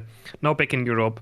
And, I mean, they just have such 3 incredible DPS players, and then really a very good support, very good tank player as well, to just help them get the damage out. So they're just very stacked of a roster. They really are. And then no matter who they're going against, it's going to be an exciting matchup. If they happen to go up against Nouns again, you know, we're talking about going up against a world-class team that made it all the way to the grand finals. And, I mean, it can't be overstated enough. We're talking about teams that beat out the best team from all over the world. So, yeah, these are big players on big teams right now. And, again, this is the biggest hurdle they're going to face before UCS. I think they're going to learn a lot from this too. Whether you win or lose rivals, whatever happens, I think you're going to learn so much heading into the Unite Championship Series, which is going to be massive for them. For sure, for sure. All right. We got some Toon stands in the chat. Obviously, that means that they're not Chris stands, because the two of them are kind of at odds. Yep. My chat says, when content creators have no idea how tournaments work. I don't know what that means. What do we not understand? It feels like we got a pretty sick tournament on our hands, but fair enough. Content creators have no idea how tournaments work. Wait, what happened? I don't know. Is that just a YouTube comment? I mean, I know Twitch comments also send kind of weird sometimes, but... Oh, it wasn't directed at me. Who was it directed at? The only other person is Chris. And look, I got to be honest, Chris is making me cry, you know, every time I take a break. But at the same time, I feel like we got a pretty good setup going on. But fair enough. This is Chris slander. I won't have it in my chat. If you want to slander Chris, go into Lutano's chat or Toons. Don't bring it in here. We're Chris fans over here. Yep. So that was okay. I mean, interesting. Okay. All right. Sure. Beautiful. Our team's getting ready here for their next matches. Jake and Chris, best casters. Well, that's very kind. I'm having a lot of fun casting with you, Chris. It's a great time. I actually don't, but I'm just pretending and having a good time as well, so that you're not too sad. That's how man, you're really professional, because it does seem like you're having a good time, but to find out that you're having a bad time and you're still acting like it's good, whoo! Even better, honestly. That's how good It you might are. not seem like it, but I'm actually a much better actor than I pretend to be. I believe it. The thing about it is, if you stay sort of at the same level, it's hard for anyone to know, where you are, right? I feel like emotionally we don't have a lot of highs and lows. Every once in a while I'll see you get up from your chair and I think start cussing in German. But other than that, you kind of stay at the same level a lot. Haven't cussed much in German actually yet, but maybe I should pick it up. What was I saw a Mew play the other day. Oh yeah, that was Were you excited with what your teammate did, or were you upset by their play? I was tell. so excited. I didn't even insult him. I was just like, what is I just screamed, what is the point? Oh, you screamed, what is the point? I just screamed, what is the point? So I didn't insult him or anything, so I don't get cancelled on Twitter again. But yeah, I just screamed, what is the point? God, that was so ridiculous. Okay. My Mew, just looking at my Mew 20 seconds to defend Regieleki on Rayquaza spawn, to just then surf away from it and let it walk in. I couldn't believe it. So Chris, Actually, I had an idea here as we wait for our next game. Yeah. We did the Pokemon names in German, Mm-hmm. and I had to guess, and I didn't do very well. And I am a native English speaker, so I'm going to throw some at you, and we'll see if you can get them. All right? Drapion. Drapion. Oh, you got that one. That was hard. All right. That was. Let's try to find another one here. One you won't get. Okay. Lillipup. Sound it. Let's sound it out. Because it's Lillipup. close. Yes! You have it up. Oh, 2 out of 2. Do you have I'm it having up? a run. Do you have people No, in your chat I'm saying not it? cheating. Okay, hold on. I'll do one more. You're not gonna get this next one. Ooh, do I go Gen 9? That might be too mean. Clam Pearl. Oh my god. I think Clamper. Dude, no, Pikachu! right. You're cheating. You're Oh, cheating right now. It's Pikachu. It's obviously that was Pikachu. All right, here we go. Looks like we're heading into our next game, Chris. Looks like we are in our losers bracket final. Best of 5 between Time to Shine and Nouns Esport. According to this, Nouns Esports has already 3-0'd them. We want to mention that this tournament is brought to you here by Nouns Esports, but they have not 3-0'd them. That's just something that we're going to get sorted out here. But currently it's still 0-0 and best of 5 as we have Blissey, Dodrio, Band, and Gotlu insta-locks that Urshifu. Of course, what else? I mean, a Mew, I guess. Are they going to pick up a Mew for Time to Shine? No, they need Scyther, right? They have to pick it. And they want to also get the Mr. Mime. Just such a power pick, too. There are a lot of super amazing Pokemon in this meta right now. I would love to see a Sableye pop out here, but I think they're probably going to grab a Mew. We'll see. They did ban Blissey, so yeah, okay. There's the Mew. I would like to see Napso. I don't, it's not going to happen. I know it's not going to happen, but I want to see some cool stuff. Well, they're playing getting popular. They're playing for a lot right now, Chris, and this is something that you mentioned before. Not only are they playing right now, to advance in this bracket, but they're playing the higher seeding they get in this, the more money they make in rivals as well. So there's actually a lot on the line, which is probably why we're not seeing. Ooh. Tell me you bring both. Tell me you bring both. Sableye and the Decidueye. That's 2 eyes, my friend. 2 eyes don't make a right. Or wait, do they make a right? I'll have to look this up. He's going to be up against a Talonflame and a Scyther, so... Oh boy. That is 2 very strong Pokemon against a Decidueye. He does have Slowbro protecting him, but he doesn't have support. This is a really interesting team setup here. I love it. The owl is real, says the chat. I mean, Adesu is one of the Decidueye players as well, right? Has the Rapid Fire Scarf, actually. I think he's still probably going to go Spirit Checker, but might just have the Rapid Fire Scarf for some early game. Clear? I personally like Floatstone more, but yeah. The Floatstone's really nice on it. Scope Lens is also pretty nice on that setup. So there are a few ways you can build Decidueye, except for Razor Leaf. You can't build that. Yeah, you can't. Don't you bring that into my games. You all right? cannot. I'll still allow you to unite move Rayquaza, point blank range, but you can't play Razor Leaf. I do not do. Why is that always a decision? Why is that I think actually? It is the play. I don't understand it at all. Yeah. But there's something. Literally every time a Decidueye in one of my games, I say we have a unite move at Rayquaza every time, and it happens every time without fail. I always try to see with that. Okay, heading into the game, you have Mew and Sableye going to top. We have no invades happening. It's actually interesting to see, right? We don't have any invades anymore. Yeah. I think they expect it a little bit, you know? So Yep. you can see Mime up there, but at the same time, whether you invade or not, you're wasting people's time trying to stop a little bit of a stack right there, but not able to take enough from Look that at the Scyther. rollers. Actually, in some ways, helping Scyther right there score, to be fair, by taking a little bit of its points off of it. Gatlu trying to pick up this KO. It looks like they are able to grab this here. Nice moves here in this top path. Going up against a Mew and a Sableye is a pretty tough ask. I just want to say that looking at the minimap, looking Rowlet, walking all the way around on bot lane to maybe sneak into the goal and ends up dying in the end anyways, was just very fun to see. Adesso always tries to just run on the edge of the map to make sure he doesn't get spotted, going towards the enemy go to start sticking. And he's going to get down for it, so it's always just hilarious to see.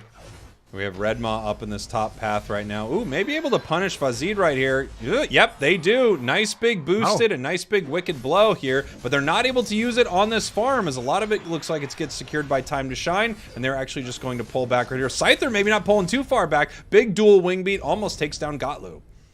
Yeah, Gatlu being so aggressive, he's bloodthirsty. He wanted this KO very badly. I think he's angry. He wants to make it to the grand final right now. Of course, they have to win 3 matches right now to make it there, and now we might have a Mime actually invading. Looking at the left side, he's currently going towards enemy jungle. He's kind of spotted out the maybe. There's 3 Pokemon there. Gekogami, can he at least get the buff? He does, but oh, he's actually going to use XP to make it away from this. Can they find? Nice wall, nice light screen. He gets away with the Bluebird Steal in a 1v3 scenario. Sidestep the Solar Beam as well, and he just barely is on 1 HP. Landru going very aggressive on the Sylveon. He might just fall if Gatlu finds the next Solar Beam. Can Landru get away? But no, the Solar Beam into eject, but no, coaching! I didn't even know that worked either. He used Solar Beam and then coach towards Slowbro to also redirect the Solar Beam. I've not seen that ever happen.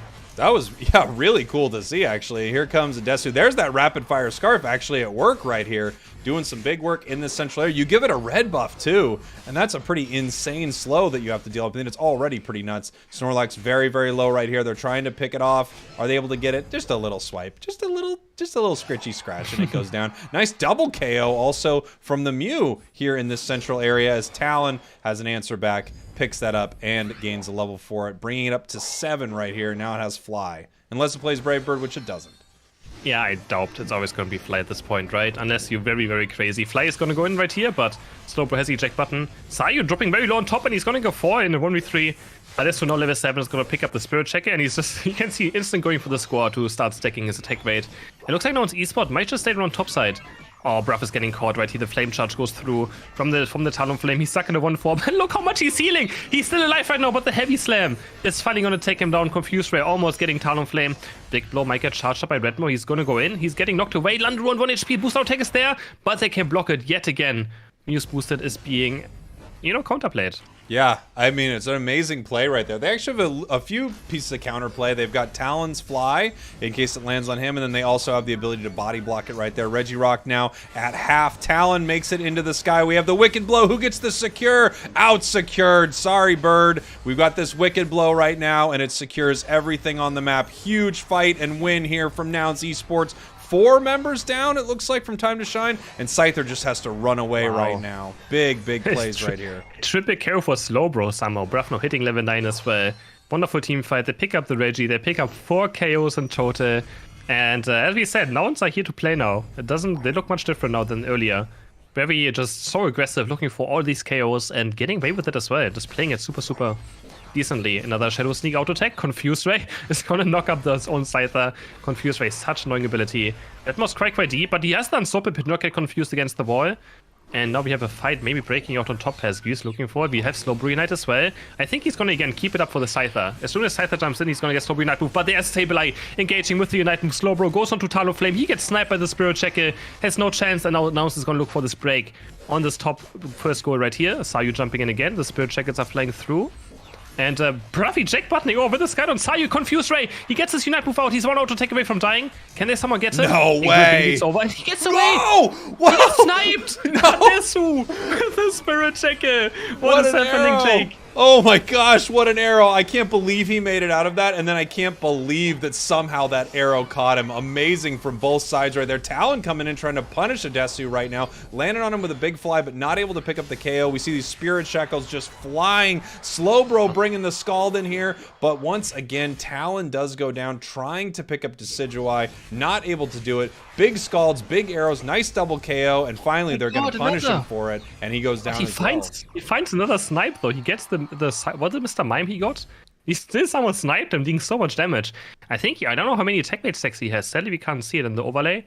Would be quite nice as well for the spectator at some point to see if he can attack weight stacks for every Pokemon. But yeah, he's doing so much damage on the Spirit Jackets right now. Does fall in the end, but overall looked like a victory. Big Boss being charged up, hitting 2 into that fear from Sableye. And that's why Sableye is also so annoying. These 2 Pokemon are the latest addition to Unite, and they are so disgusting. The latest addition to Unite, and they're completely broken.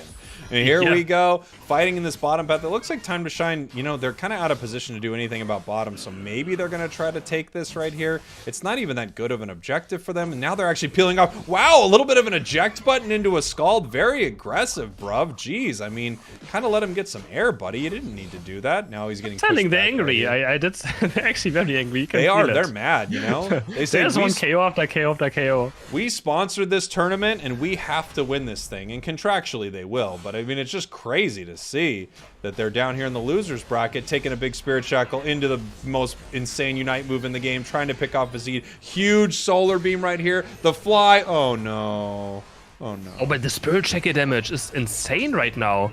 And another Solar Beam is also going to snipe away the Mime. Double KO. A triple for the side of Mew on the Nouns esports side. Gatlu doing so much damage as well now on this level 12 Mew. My god. And it's going to be so annoying, those Solar Beams and Spirit Checkers late game. I feel like Time to Shine is going to be permanently under half HP when it comes to those late game team fights. They will have to find an instant engage and not wait too long, because Mr. Mime is not going to be able to heal all of those back up just with one power swap. It's sadly single target damage. I mean, not sadly. Good thing it's single target. Yeah, can you imagine if it healed the entire team, just leashes on everybody? Yeah. Oh, man. It just sticks onto one and you can just reapply it, and it's going to stick to the first targets there. You can have 4 power swaps to your allies. It looks like Shelvin almost trying to leave the map right there. Tried to fly into that open area. Not able to make it work, though. He is going to have to finish out this fight. Scyther in a little bit of trouble here. Scyther feels like, you know, in some ways countered pretty hard by Sableye if Sableye is able to set up pretty well. And as soon as they know where that Scyther is, they're able to, you know, hit it with the Electro Balls, with the Solar Beams, with the Spirit Shackles. They're actually maybe able to catch, yep, Mew right here goes down. Geese also in a lot of trouble. The Sableye, Bruv having to pull back here. Huge Spirit Shackle, though, takes down the Snorlax. And I think they're going to have to move away from this goal or they're just going to get picked off by the bird right now. Another giant arrow! Let's go! Big double KO right here. Here's the third, but unfortunately, threading the needle a little bit, misses the Time to Shine right now. They could be winning this game. If they get the Decidueye as well, they can go for Rayquaza instantly. There's 3 down for the side. The big blows here. Can Redmore find a KO? He's going to knock up the Sylveon, but no, it gets evaded somehow. He jack buttons back to the goal, and now Time to Shine might just go for this Rayquaza. They have the Decidueye down and Slowbro down. Are they going to go for it? I mean, they have to, right? They have to go for this Rayquaza. It's their best chance of winning right now. Kevin is super, super low, though. Scyther's here. They're going to start doing it. It's already in the half HP. Can Mew, can Gatlu be the hero? But big blow. Urshifu's also still here. Same for Sableye. They're going to go for it. Gatlu has to use Solar Beam to maybe get Sylveon. The Scyther is going in, looking for this run. It's dropping super, super low in HP.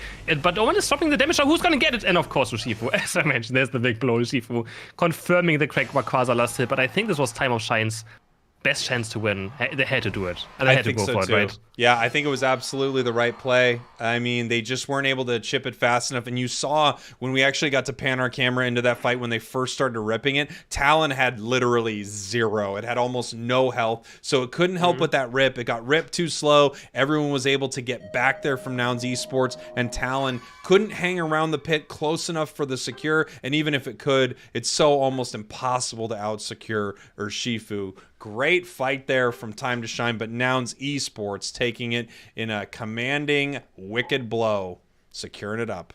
Every time. Every time. Yep, every time. And Adesu 10 KOs on this Decidueye.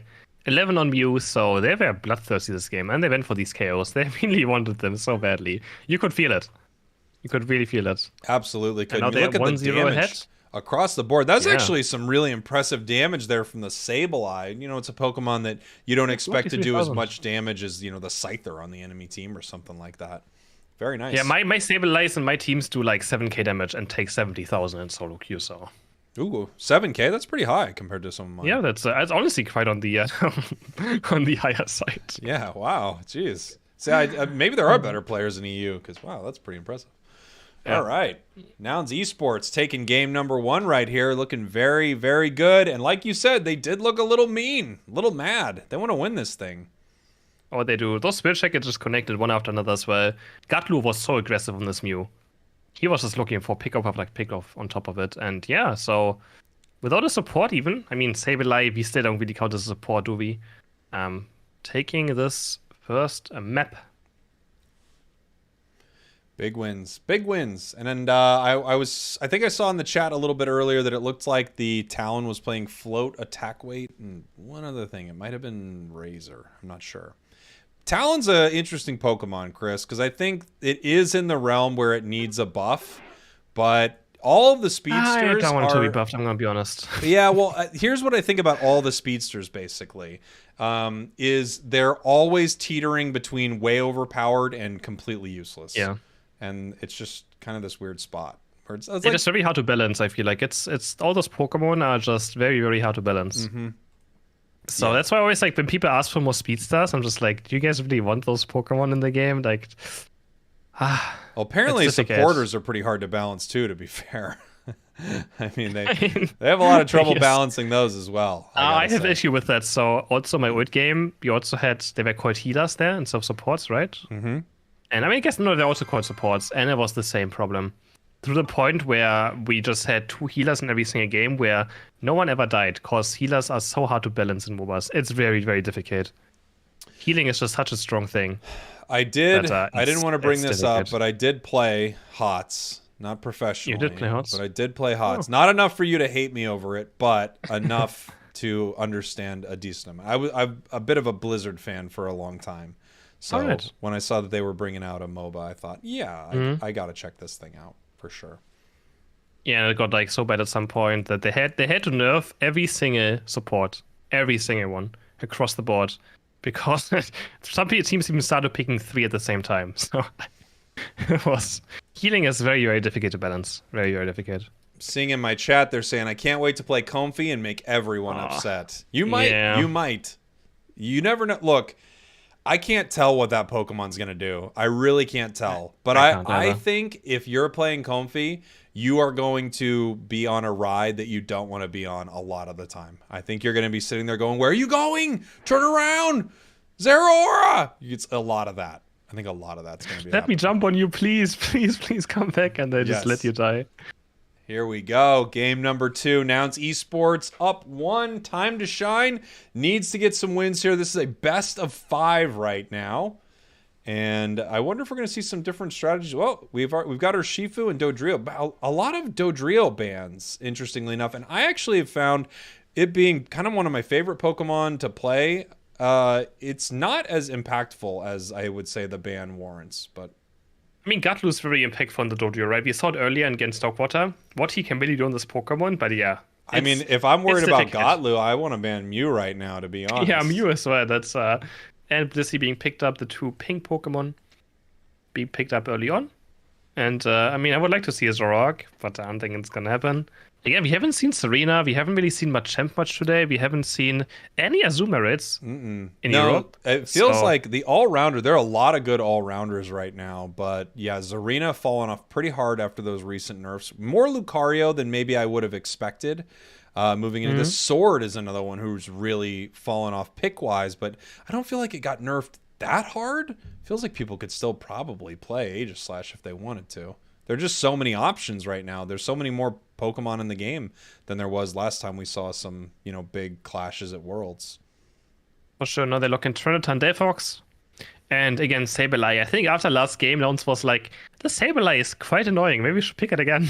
Maybe they have finally found the rhythm again for this Pokemon. Look, if no one bans it out, we've talked about this a lot. The whole idea behind people saying, please pick and ban and everything like that was Sableye for the longest time. Like, we need to get rid of this Pokemon. We also now have to deal with their Shifu. There's always going to be things that are kind of overpowered and crazy. Sableye is just not only overpowered and crazy, but also so annoying to deal with. And if you're going to give it to somebody and they know how to play it, you could be in a lot of trouble. Yeah, for sure. So let's see how he does it in the second game in a row. For the Sableye, Redmore back on Lucario. Not seeing a Garchomp being played. I do like him on Lucario, I have to admit as well. And Adesso going on to the Glaceon. Also, we haven't seen him play Sylveon with Hyper Voice in a while. I feel like it could also still be quite good. But haven't seen that like a Hyper Voice Sylveon being played. Yeah, it feels like that's it's an old strategy that we all love to see, right? That right. Early Hyper Voice really dominating the path that it went into, splitting that central area here. But no, we have not seen much of that lately as he's heading into the center area with a Glaceon. And it looks like, yeah, we do have Mime walking up just in case there's an invade. But Keys just deciding not to invade on their Sableye. The threat I think it's of also the very fine. is Like enough. again, yeah, you could just lose top lane very too hard, right? Like one of your lane is still gonna suffer, most likely if you go there. Sayu trying to go for this last hit with the Larvitar. Next Electro Ball is probably gonna take him down. He's a bit too aggressive right here. Gato's looking for it. Like there's the focus band though, but there's Electro Ball into being slowed, into boost auto attack. And the Sableye is gonna take out the first KO though. A bit too aggressive by maybe the Larvitar. I mean, he was really wanted this last hit. Well, yeah, he wants the last hit, and also, you know, they steal all of his Eos energy, so he's not able to make a dunk or anything like that. It's just in a lot of trouble. Sableye is the anti-stacking Pokemon, so it can stop you from stacking in a big way. Very similar. It's similar but different to something like an Eldegoss or a Pikachu, just making it really hard to stack. Yeah, they'll just auto-take you to death very, very fast. Now, the Shadow Sneak's already there, and there'll be the first one, and I think Saryu might just be down again. Another Shadow Sneak. Oh, he barely makes it to the goal, just in time. The huge Electro Ball flies in onto Slowbro, taking off damage. And they have so much point-and-click damage. They can Shadow Sneak auto-attack into an Electro Ball, into a Icy Wind. No, it was actually Icicle Spear. Icicle Spear. I was just going to say that. That's pretty surprising to see Icicle Spear. I don't know if that's a misclick, but it's still a very legit build. It's just different. It doesn't give you the same kind of burst. The only problem right now that it's really bugged. Well. Like, it's very good. The only problem is that Unite Move is currently bugged, which makes it much worse than it is. And Icicle is, like in the Unite Move in the middle, you don't regain as many Icicle Spears as you should be gaining. So usually you just want to Unite Move, go into the middle, right, and start spamming Icicle Spear. But as I say, Mime is going to get taken down. And they're going to launch this diving bot go right here. 22 going for the side of the Sableye. So yeah, in the middle of the Glacier Unite, you're supposed to get double the amount of shards, right? But you don't currently. Doesn't matter where you are, you only get one shard per second or whatever it is. So your Icicle Spear actually runs out of time at some point. Very that's easily. weird. I thought that was an intentional nerf a while back, but I'm guessing I'm realizing. No, I'm not sure. I'm pretty sure they never. I mean, I don't think they ever said it, so I think it has to be a You bug. You don't think that we saw a patch that said I intentionally lowered icicles on purpose? No, I don't think so. Maybe I'm just remembering something. But, it could be. You're probably. I wouldn't be surprised. You're probably right. Could be maybe shadow nerfed. But yeah, no, it's supposed to get more in the middle. I think at least. Maybe it was bugged and was never supposed to give double in the middle. Yeah, maybe they're like, what's going on with this thing? This thing's crazy. Well, let's act like it's a feature for a while. Fight breaking out down here. Red Mob pushing in. It's level 8 already for the Lucario here from Nouns Esports. That early win on that bottom goal looking amazing for this Pokemon. We've got the level 8 on Glaceon, which means it already has its Unite move, and it can just throw it right into the entire enemy team of Time to Shine. Wants to build up those Icicle Spears first before it does end up throwing that Unite, and it looks like it's coming out right now. No, Icicle Spear first, and then possibly Unite. Maybe doesn't even need it. There it comes. Big Unite move, pushing him back right there. Yep. Icicle Spear's gonna land on Slowbro. I think we're lagging out right now, I feel like. Trinita is there, Kevin is diving in with the Scyther. He's looking for the KOs right here, but he's going to secure the Regice. He's going to get reset as well. He's going to go for Lucario. Can he find the KO? Power Punch is there, close combat. It's almost going to get Kevin, but it doesn't. But the Glaceon at least finds Scyther, and Glaceon is also going down. I feel like I lost Jake, but I'm not quite sure. Are you still there? No, I'm still here. Sorry. It just got kind of messed up there for a second. And yeah, all good. Wow, what happened? What an incredible play from that Scyther. Incredible. Yeah. And also, yeah, exactly. That Scyther is kind of saving time to shine the game right there. So Glaceon did get nerfed in the Unite move, right? You can only get a maximum of 12 damage out, right? But you currently just don't regain your Icicle shards as fast as you should be gaining them. But yes, it's limited to 12. You can't get more than 12 Icicle spears out. That's the maximum you can do. So little that is column the nerf A, it little was, column but yeah. B. So there we go. Yep. Big moves here. They're coming in to try to take down Red Maw, but the Bliss Assistants trying to save it right here. They're going to have to live into a Delphox Unite for a minute right there as they're pushing forward. Massive Mystical Fire. Bruv trying to save him with the eggs. Here come the Icicle Spears. Soreyu with their Unite move, but they're in a lot of trouble. Not able to pick up a KO right there. 2 go down on the side of Time to Shine. Red Maw living through that, and here comes another big Unite move. You're going to have a lot of them here with that Glaceon, just about as many as Delphox, ripping it to shreds. And that's what I was talking about a little earlier with this Glaceon, Chris, is you give up some of that big burst damage, but the rip on objectives is amazing with Icicle Spear. It really, really, especially against Icicle Spear Plus, right, when it gets the max percentage damage, it becomes such a monster, just destroying Rayquaza, Regis. It is incredible. Which I think they have right now. to, I believe they get it at level 10, so it's just... I think it is level 10, wow, yes. that was one of the biggest solar beams. Oh my but gosh. But he's Unite moved. 2 Unites. And they're diving the goal right now, and they're going to find the Mew. Guses has to run for the life with the Sableye, and even though that was the biggest solar beam ever, he's just going to just get clicked and point and click by the Slowbro and could go down. You have Blissey scoring 1 point on bot lane. I don't know what that's about. If they win this game by 1 point, you need to take it back. You need to apologize to everyone right now, because that could be the 1 point difference. It happens, Chris. It always happens. And here we go. I think he's just getting his Unite move back up, right? That's it. That's why he just goes there to score. Probably. Tries to get his Unite move back up for this fight, but it's still not up yet for Bruv. Vega is dropping super low. There's the power punch, and Lucario wonderfully by Redma. He's going to secure it, but he's going to fall. Can Time to Shine find some more? The power stop is onto the Delphox right now. Who's level 11? Can he find those Mystical Fire? Scyther's dropping super low, gets Icicle Speared, and Mew's diving so deep right now. He's looking for the Surf or Electro, but maybe he's going to get Scyther. Mr. Unite goes on to the Sableye. They're going to chase on Sayu. Gatlu is actually dropping to the Ember on the left side, and the Flame charges. Sayu dropping very low. He's actually very good. That's what Glaceon is very good about. It's actually, it can kill a Tyranitar thanks to the max HP damage. It's one of the damage dealers that can actually just go into a Tyranitar and drop it very low very fast. Yeah. Really nice fight there from both sides. Red Maw with that incredible power-up punch secure. That was great. I mean, there's a lot of chaos going on right now, but without Urshifu there, you've got one Pokemon charging up that big fist, and that was Lucario. Really nice secure right here. Heading up to this top path. Looks like Time to Shine's just going to be able to take this without too much effort from Nouns to stop it right now. And as you said, you know, if they're up there, they're doing something, and looks like Nouns is going to have an answer for it. They're going to score in this bottom path right now. All 5 members running towards it. Let's see what they can make happen as Time to Shine Slowbro dropping down here with the big Scald. And now they're just leaving. Everyone basing. Very good by Slowbro to realize that they're going to push this, because now Time to Shine actually gets this Regieleki probably in. Wait, Lucario jumped that time. He actually made it. He's going to stop it, but they still scored a lot of points already. And the goal is down. So wonderfully played by Time to Shine there. Slowbro realizing they're going to push bot lane, scouting it out, and even double KO for Scyther. There's the Shadow Sneak auto attack. Kugami is just gonna confuse Ray into the enemy team. Nothing he can do about it, just getting stunned by the Sableye. So yeah, smart play by Time to Shine. Again, good detection by Slowbro to realize that something is up. Jumps towards bot side. They still got some points, but not too many.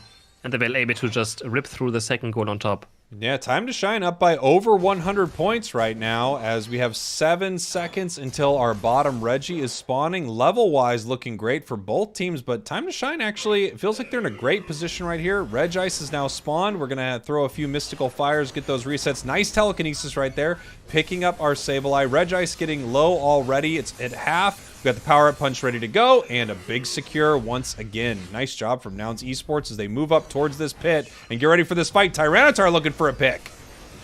Oh, he's just jumping in. He's looking for the Centum. He actually hits 4 or 5 characters with it, but they cannot run out of it. Icicle Spears are landing, dropping Slowbro quite low on HP. He's trying to heal up with the Sky. Soul Reams are flying through now, and again, Time to Shine doesn't have a lot of healing. So this damage is going to stick. This damage that Mew is doing is just going to be there. Rayquaza slowly getting taken, and Icicle Spear next is going to land through, but he loses Icicle shards right now. Charges them up again. Light look for Icicle Spear on an enemy, and Time to Shine currently ahead. So now it's Esport are the ones that have to do something, right? They have to be the ones looking for this fight. 130 left. Sableye sneaking around, looking maybe for an engage. And they're slowly getting Rayquaza low. Man, they have the Lucario. No, they're just going for it. They're putting the trigger onto it, and they just get it. They burst it down. This is the good ult. Now it's esports, just ripping them objective. They have a Lucario with Unite Move and Power Punch. And they just murder Rayquaza. They're going to score 100. They're going to score 200. It's not quite over maybe yet. Can they somehow defend Sableye? They have a Trenator right there. 1 minute is left, and it can still be a counter push happening. Yeah, this game is not over yet, but that looked like the Nouns esports of yore, if you remember. I mean, just setting up that objective, ripping it in front of the enemy's face with the big secure there from Lucario. Nouns esports remembers how this works. They just have to make sure that they can score right here, and they don't get stopped by Tyranitar. Tyranitar moving around this bottom goal right here. I wonder if they're going to check this bush. They know Sableye is near, and it's hard to say, there we go, let's see. No, actually going to back off right here. Interestingly enough, I wonder if he'd be able to score in the face of a Scyther right there. It looks like going to make it all the way home. So Time to Shine might have a chance right here. They have Delphox Unite. They have to score one time. Maybe get a KO right here. Obviously, it's going to be very difficult to push into the goal. And Slowbro's already down. They're still outnumbered because Scyther and Mime have to still make it there. They were so scared of the Sableye scoring points that they can't be all here. But they're doing a Glaceon. It's currently a 4v4.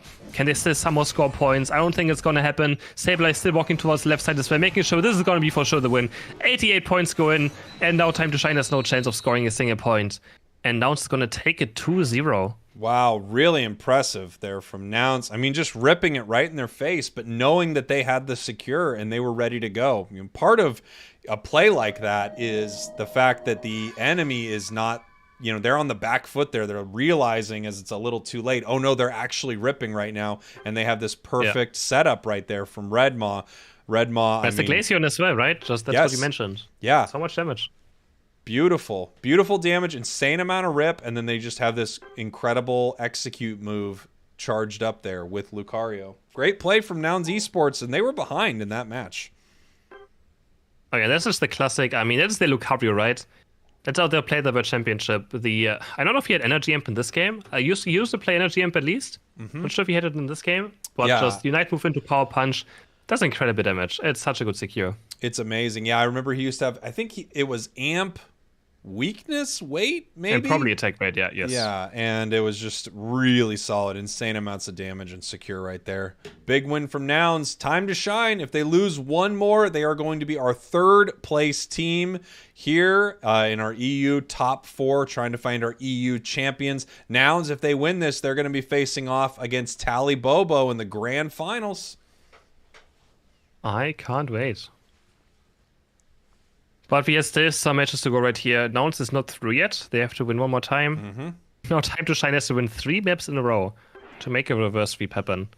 But this will always be hype. A reverse sweep is also just exciting to be part of. Oh, isn't it the best? It's so great. It is. A bracket reset? Oh, I mean, those things are so exciting. We have it set up differently in our tournament here.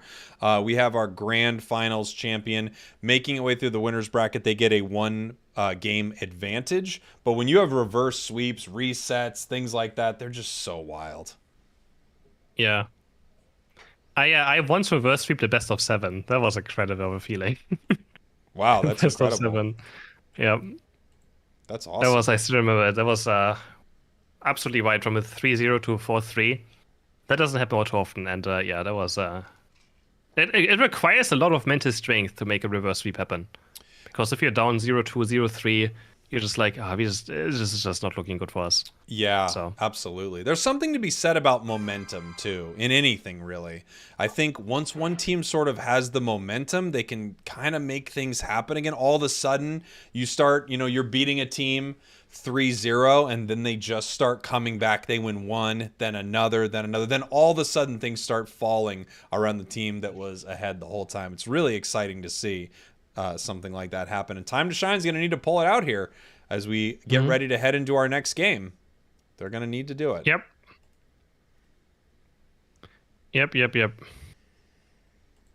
Time to Shine. Let's see. You know what? I'm a silly goose. I'm just even realizing You're a silly goose. I'm a silly goosa-baloosa right now because I'm realizing just now that Time to Shine beat Nouns Esports earlier. I'd already forgotten that.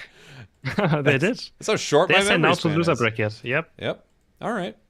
They did send it to loser bracket, so that's the revenge right now. No one's seeking. Rivals. That's why they're so aggressive. Hatred. The revenge. They want to show that it was just a one-time thing. Mm-hmm. And we're like, no, we're not going to lose twice. We just weren't ready yet, warming up. And they just took a few more warm-up games. All right. Team's getting ready right here. Yep. Teams are indeed getting ready, and I'm also very ready for our next match. Nice. I wasn't sure how you were going to land that one. Didn't seem like you were going to land that sentence. I was like, I don't know how he's going to get through this one. But you made it through. I thought about maybe saying I'm tired, but I was like, nah, man, that would not be fun. Well, look, at times in life, people are tired, but no one wants you to be on stream going, I'm exhausted. Team's getting ready. You know, they're tired. Nobody likes video games. You don't want any of that. They know exactly. So, yeah. I hold back. I was holding back. I held back. Yeah, English certificate, all held right? items. English certificate. Exactly. For sure. People are Gotlu stands in the chat. Yeah, Gotlu. He's one of the best players out there, man. He's incredible. He is on a different level. He really For is. sure. Even though it's so unfun to play against him, and he's a very he's just annoying. He is probably the most annoying player you can probably face against. I don't know if I've ever played against him now that I think of it. It is so frustrating. It is so frustrating to play against this player. It looks like someone in my that chat's much. beginning a Red Maw fan club. Does Chris hate Gotlu too? Yes. Yeah. Man, it's sad, but I did call Gatlu the most annoying player, so I guess you hate him. yep. That's what Yep. That's what's happening here. I hate everyone. Let's see. We're getting close. Okay, we'll be back here in 1 sec as they're working on it. I missed a super chat. All right, I'm gonna mute Chris. I don't need Chris for this. You don't need to find out about my super chats, Chris. Yeah, I would never get super chats in my chat. Yeah, you need. I don't want you to. I don't want you to find out about these. I got it. I'm gonna mute you right now. No more Chris. All right. Sorry, I missed a super chat. Let me find it. Genesis. Hey, Spragels. Happy I could catch a stream. You've really helped me with my Mew gameplay, and I've started varying my my move pool. Almost called it a Mew pool. When do you think I should try to use Surf instead of Beam? So, a lot of, by the way, if you're watching the games today, you've seen that a lot of players are gravitating towards Electro Ball right now because everything else got nerfed, right? But Electro Ball is still incredible. So, what I think is if you want to play early, Electro Ball seems like it has great secure and really low cooldown.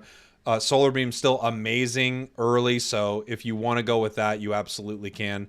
And then at the same time, if you're trying to decide on when to Surf, I think you use Surf kind of how Blastoise uses it a little bit. You can use it to chase, and you can use it to push people away. You get a big shield from it, so I often use it when I want a ton of mobility or something like that on Mew. That's when I bring out Surf. It still gives you that nice shield. You can still pull enemies with you. You can pull someone away. You could set up some really cool boosteds, but Electro Ball really seems to be the play right now that people are very, very excited about right here. We're just waiting for our next game. I'm going to drop a quick, while we're waiting here, I'm just going to drop a quick ad here on YouTube. So some people might see an ad pop up. For a lot of people, it doesn't pop up, but some of you are going to see it right here while we're just waiting for it. And this just helps pay the bills a little bit. It seems like, wait, do we have a game up? Am I crazy? No, I'm crazy. Sorry, I'm crazy. Oh, boo, boo, boo, boo, boo, boo. Let me see any other questions from the chat. You'll go through any ad for me? Thank you so much. Thank you. How dare he want to pay the bills? It's bad. Spragels is the ye. Chris is the ha. Two sides. Star-crossed. Couldn't get through that sentence. Star-crossed casters who can't get away from each other. They don't want each other, but they need each other. He is the ye. He is the ha. Ye ha. Beautiful. When will the next game start? Pretty soon. We're waiting for our players here. This face reveal. It's a dream face reveal. What did he do? He went like a little bit of that. Was I kind of close? I don't remember exactly how it worked. I'm kind of close. And we looks like we've got our match starting back here. So I'm going to come back with Chris here in 1 sec. Let's go. All right. Looks like we got our game started. Yeah, we have our first Turnitar banned, I'm pretty sure. T-Tar getting banned, Blissey getting banned, Yep. Gotlu grabbing up that Urshifu, and I wonder if we're gonna see a Scyther. Hey, Blissey and Mr. I don't know, Blissey can't be picked. Can't be picked. I want to see a Machamp. That's what I want to see. But we first get the Mew and Mr. You get the M&M. Oh, We get a Scyther. Oh, Dodrio. Oh, they don't want. Okay, they're picking Dodrio. They got the Dodrio. Now the question I want to is, give it a what to Gotlu. do they grab a Scyther from Nouns? I mean, I feel like I actually don't see them play it too often, but here it comes. Oh god, Scyther and Urshifu on the same team. That is brutal. It's rough. What are they gonna do about it? Maybe Gonna... pick a Sableye? Yeah. Ah. Yep, no. Give in to your hate. Give in to the dark side. Bring Sableye out. Or are they gonna pick Slowbro? Okay, Slowbro is a solid choice. And Buzzwole. Again. Buzzwole. I don't know. We've actually seen we've seen it play. We've seen it actually do a lot better today, I want to see Gengar. I want to see Gengar. Do it, Adasu. Do it. I dare you. He doesn't. He's just, that's so boring. Cowardly. That is so. Of course. He knows you were daring him. What a coward. Sad. That is sad. That is very sad. We got ourselves a Flail-Lax. So the problem is, I was once watching Bluff's stream playing with his team, and they were kind of trolling, and this was playing Gengar, and he was so bad that Bluff said, "Please never ever pick Gengar ever again. This is terrible." Bruff got visibly upset for his teammates trolling him at the start of the season, so I don't think Ades is going to touch that Gengar. Looks like we got ourselves a Tri-Attack Dodrio coming in. A little bit of a stacking action happening on our Buzzwole here on the side of Nouns. We got two stacking Pokemon. Bruv wants to make those confusions a lot stronger, and possibly also, when you're stacking with Mime, Power Swap is an incredible move if you're stacked up. Big time. The healing just gets so good. Well, it's just the confusion damage even against walls, right? Like, you don't have to power swap confuse someone. You can just confuse people against walls. There's so many on this map, right? It's actually quite easy to find those. They do so much damage. And Breath might just go for... I think he goes for Barrier, though, again, probably. I assume he's going to go for Barrier. Yeah, we could definitely see Barrier here. I mean, but, power swapping a Dragonite, they've got that Dragonite, and that's been a play that I'm just going to say... Playing Dodrio into Barrier Mime is one of the most annoying things ever. He just puts barriers on you and uses your sprint gauge all the time. That mini stun is so frustrating to play against as a Dodrio. They've also got the Clefable here, so we could be seeing some gravity on their side as well. And that completely counters Buzzwole as well. He can't do anything. Both of his moves are getting blocked by it still. Yes. Not quite sure actually. But yeah, it's terrible for I think anything that makes you move slightly in a direction, gravity stops right here. We're having a little bit of a fight breakout. Gonna have to watch out for this Fell Stinger. They pull back right here. Gotlu able to make it back, get that shield. Looking for the secure up here. Able to get it? No. Nope. Secured by Geese, actually. The Clefable with that big secure right there. Looking to grab this out of the... It's the only problem of Face Stinger can actually get body blocked. If you stand on top of the white Pokemon, the Face Stinger will always go on the enemy Pokemon, not the white Pokemon. This fight is still breaking out. Who's gonna get the first blood? Goes over to the Buzzwole still. Another Face Stinger goes on to Gutlu, the Focus Band, trying to keep him alive. Can he find the Slowpoke? He's full healing, but no double KO for Sayu up here. Big blows there. Nice.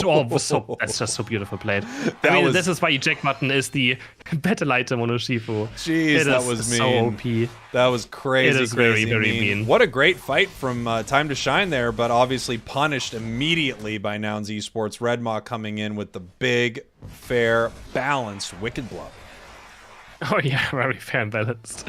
Can use eject button at the end of it, so you can just increase the range of it by quite a lot. And he's going to stay top lane now again, and we have Dratini moving over to jungle to start getting for Dragonite. So again, just early game, we have the Cupview jungling to get to level 5 fast, and then he just starts laning and takes over the lane because he can get every single lasted and pretty much just... His laning phase is actually quite bad, right?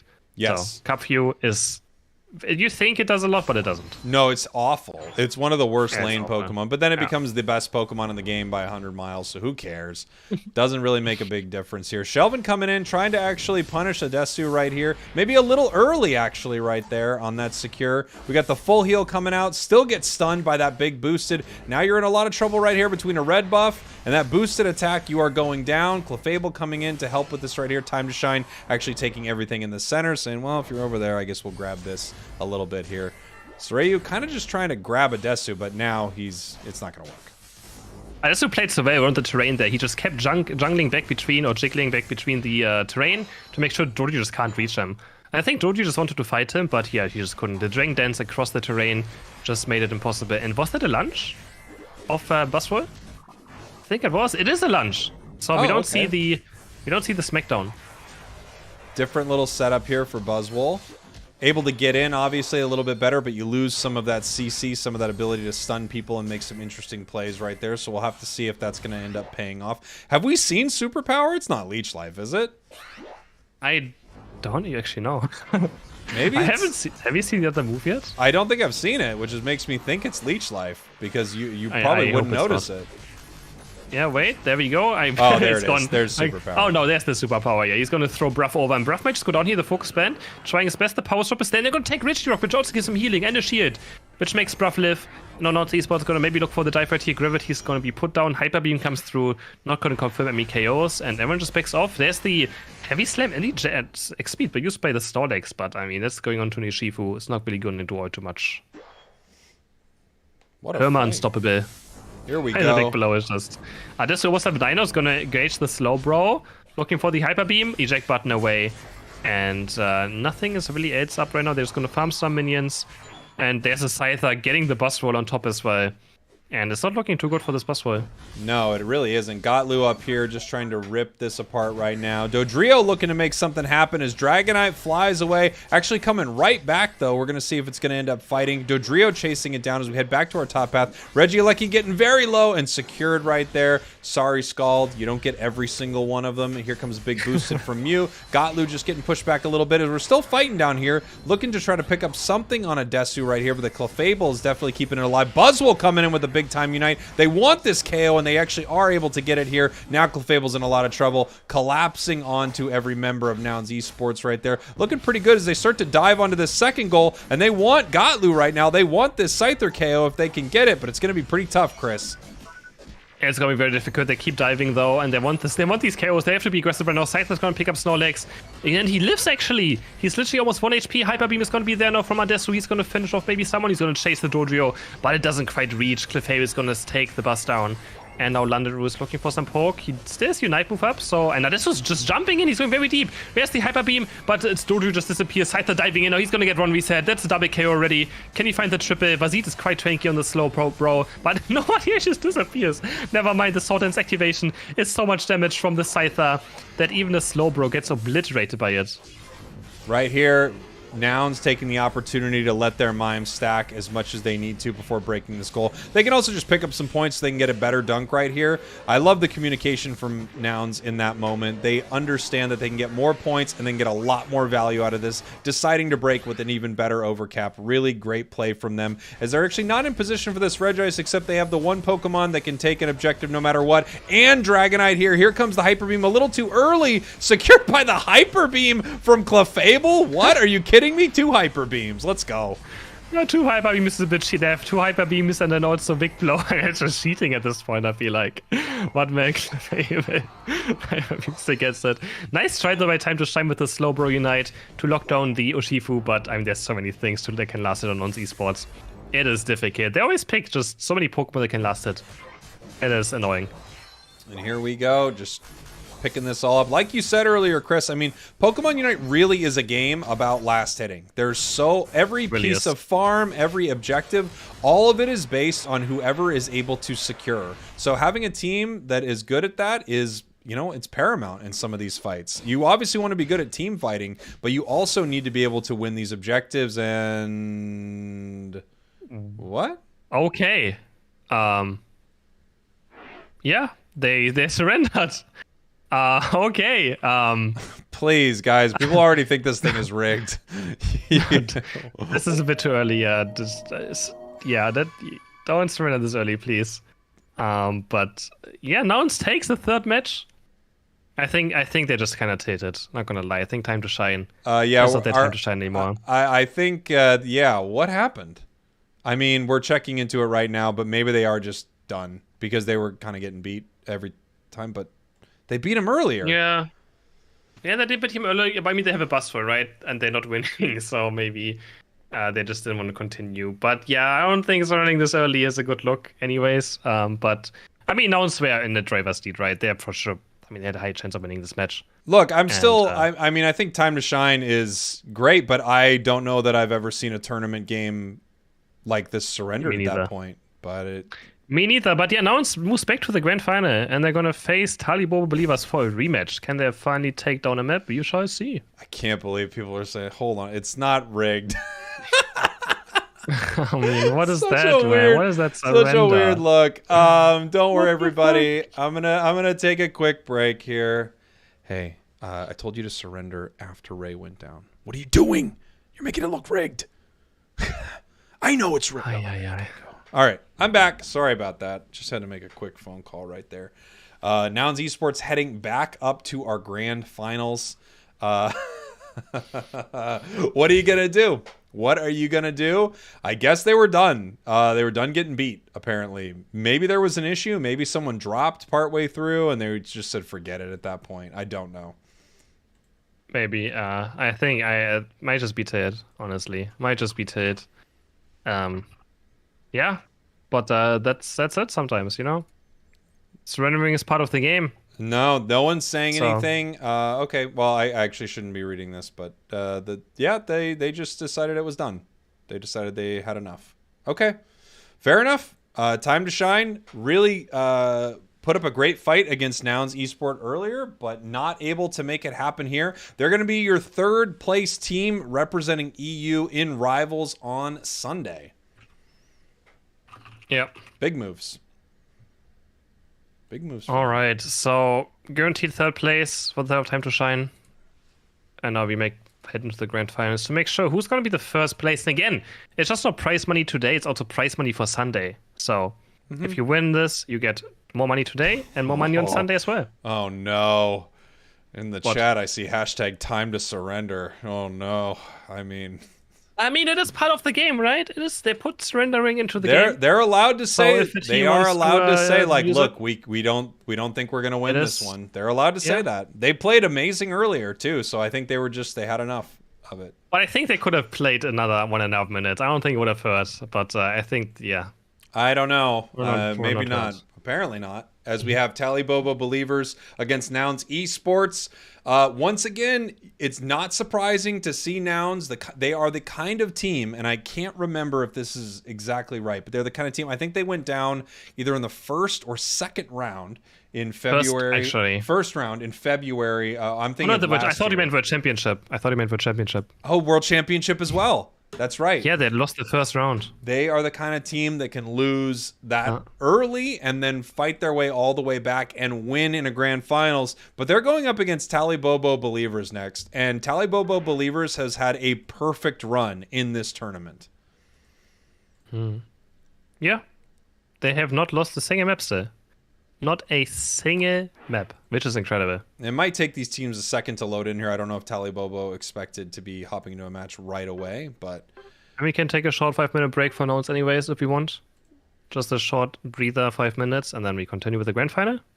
Yeah, let's do that. I'm totally fine with that. All right. We'll take a short break, everybody. We'll be right back with our grand finals here. We're going to crown our EU champions. All right, perfect.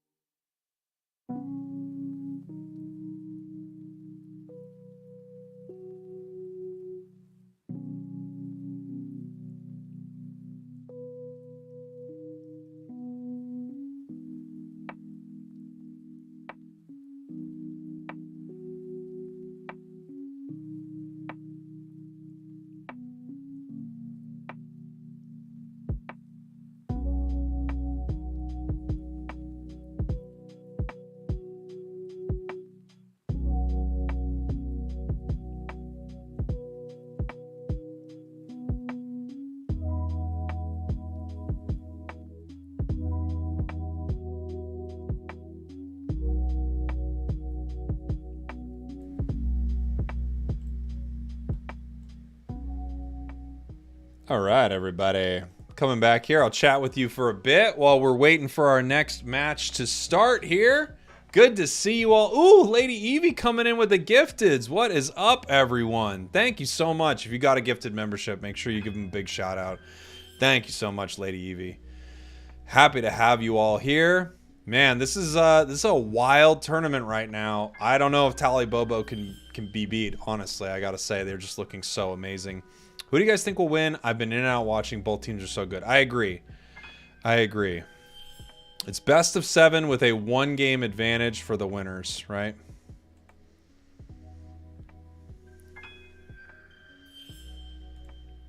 Tally Bobo Believers gangs. And here we got a Nouns believer right now. Look, I'm always a believer in Nouns. And then once again, thank you, Lady Evie. Big shout out to you. Thank you for the gifteds. If you want to support what I'm doing here, like is amazing. Sharing this, I love you for life. If you super chat, become a member, donate, all of it would be excellent. Thank you so much, everybody, for the support. You're wonderful. And even if you're just hanging out, chatting, that's amazing. And I really appreciate it. Kiss you.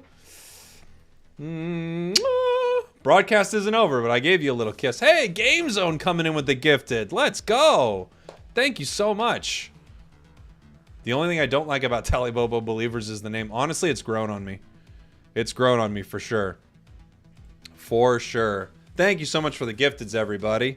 I love it. We're almost there. Yeah, 1,000 likes and we hit a giveaway. If it happens mid-match, I'm not going to be able to do it until like after multiple matches happen. So if you hit it right now, I can click that giveaway button. But we've got 1,100 of you and we've only got 950 likes. Make it happen and we're giving away a Dragapult. Live Dragapult. You want to know who doesn't get kisses? People who surrender. It looks like it. It sounds like, I don't know if they want me to reveal it. It sounds like they were having some technical issues and they were like, there wasn't much we could do here. A Dragapult live. Wah! Whoosh! That sound effect was provided to you by me. I own that sound effect. You can't use it in any other broadcast. I will sue you over that sound effect. Everything else you can use, but not that. Not that. Thanks for the commentary. It was fun. You're welcome. We got more coming up. We've got the grand finals coming up very, very soon. Cannot wait. No rematch, though, if technical problems. Well, it sounded like someone was, like, their comms weren't working, and they were already behind. That's the sounds I got. So, or that's the vibe I got. You're clipping the sound effects so you can get sued. I'll see you in court. I will see you in court. We're getting close. We're getting close. Let's see here. Our players are loading into the lobby now, so we're getting very, very close. Very close. Has Chris Heroes met Chair? No. 1,000 likes? Did we hit 1,000? You guys are freaking superstars. We did. We hit 1,000. Here's the giveaway. All you had to do was be in the chat this whole time. It's going to pick a random user, and you are going to get a Dragapult right now. Here we go. Let's find out who it is. Lonzy. Lonzy wins the giveaway right there. Randomly selected from the Nightbot. Lonzy. Lonzy, if you're out there. Lonzy, are you okay? Are you okay, Lonzy? Lonzy, are you okay? I said, Lonzy, are you okay? Are you okay, Lonzy? There you go. Yay, thank you. I see you right there in the chat, buddy. So just go ahead and message me on Discord with some proof that you are who you are, and I have a Dragapult coming your way. Congratulations. Congratulations. We got some beautiful gifteds, too. Thank you so much. We should give a clap for Time to Shine. They still did good. I agree. They played great earlier, too. It just seems like at the end they were like, yeah, we can't win this, you know? No shame on them. I would have liked them to play out the last little bit just because I didn't know what was happening. But either way, it is what it is. They played some great games, and I think they're going to represent EU really well in Rivals, so I can't wait to see that. But, of course, it is like, whoa, what just happened? You're surprised, right? You're very, very surprised. You feel so lucky? Well, congrats. Yeah, just make sure you message me, and I'll make sure you get that Dragapult. Ender coming in with 10 gifted memberships? Are you kidding? Whoa. All right. 10 gifted memberships. That's huge. Evie coming in with the beautiful gifteds too. That's huge. We had another gifted earlier. I'm sorry, I'm blanking on it. It dropped off my screen. It does this annoying thing where it drops off. From Game Zone. Because of that, I'm doing another Dragapult. I have another Dragapult. So I'm doing it right now. So here we go. Dragapult number 2. We're doing a giveaway for Dragapult number 2. We've got Lonzy as our first Dragapult. Let's see who's getting number 2. This one, I gotta let this fill up a little bit. So you have to chat anything at all, and that's how you enter. Literally anything at all. You can say yeehaw, you could say nothing, and then you won't enter. Don't say nothing. That one actually doesn't. You gotta say something. I don't know why I said don't say nothing for a minute there. My brain is working slower than my mouth. You gotta say something. But you say something. That's how. Anything at all, and the chat will pick up that you're there. Woo! I'll do it here in 1 sec. We got our teams loading in here, so this match should be starting pretty soon. All right, I'm gonna roll this next one. Here we go. Good luck to everybody. Great Scott! Great Scott. Looks like they're also a channel member. Thank you so much, Great Scott. They've been subscribed. They tell me since how long this person's been subscribed. Thanks for being here. You're a freaking warrior, buddy. Great Scott getting the win. There we go. Make sure you go ahead and shoot me a message, and I will make sure that you get your prize. So, thank you so much, Great Scott. There you are. Love it. Love it. And thank you, by the way, again, EV Game Zone, Ender, for the gifteds. I really appreciate the support, everybody. Very, very kind of you. Oh. I'm coming back. Looks like we got our game starting here. Fight's coming up. Hello. What up? How are you, Mr. Heroes? I'm doing great. I even just received a sub. Thank you, Midnight Swan, for the sub.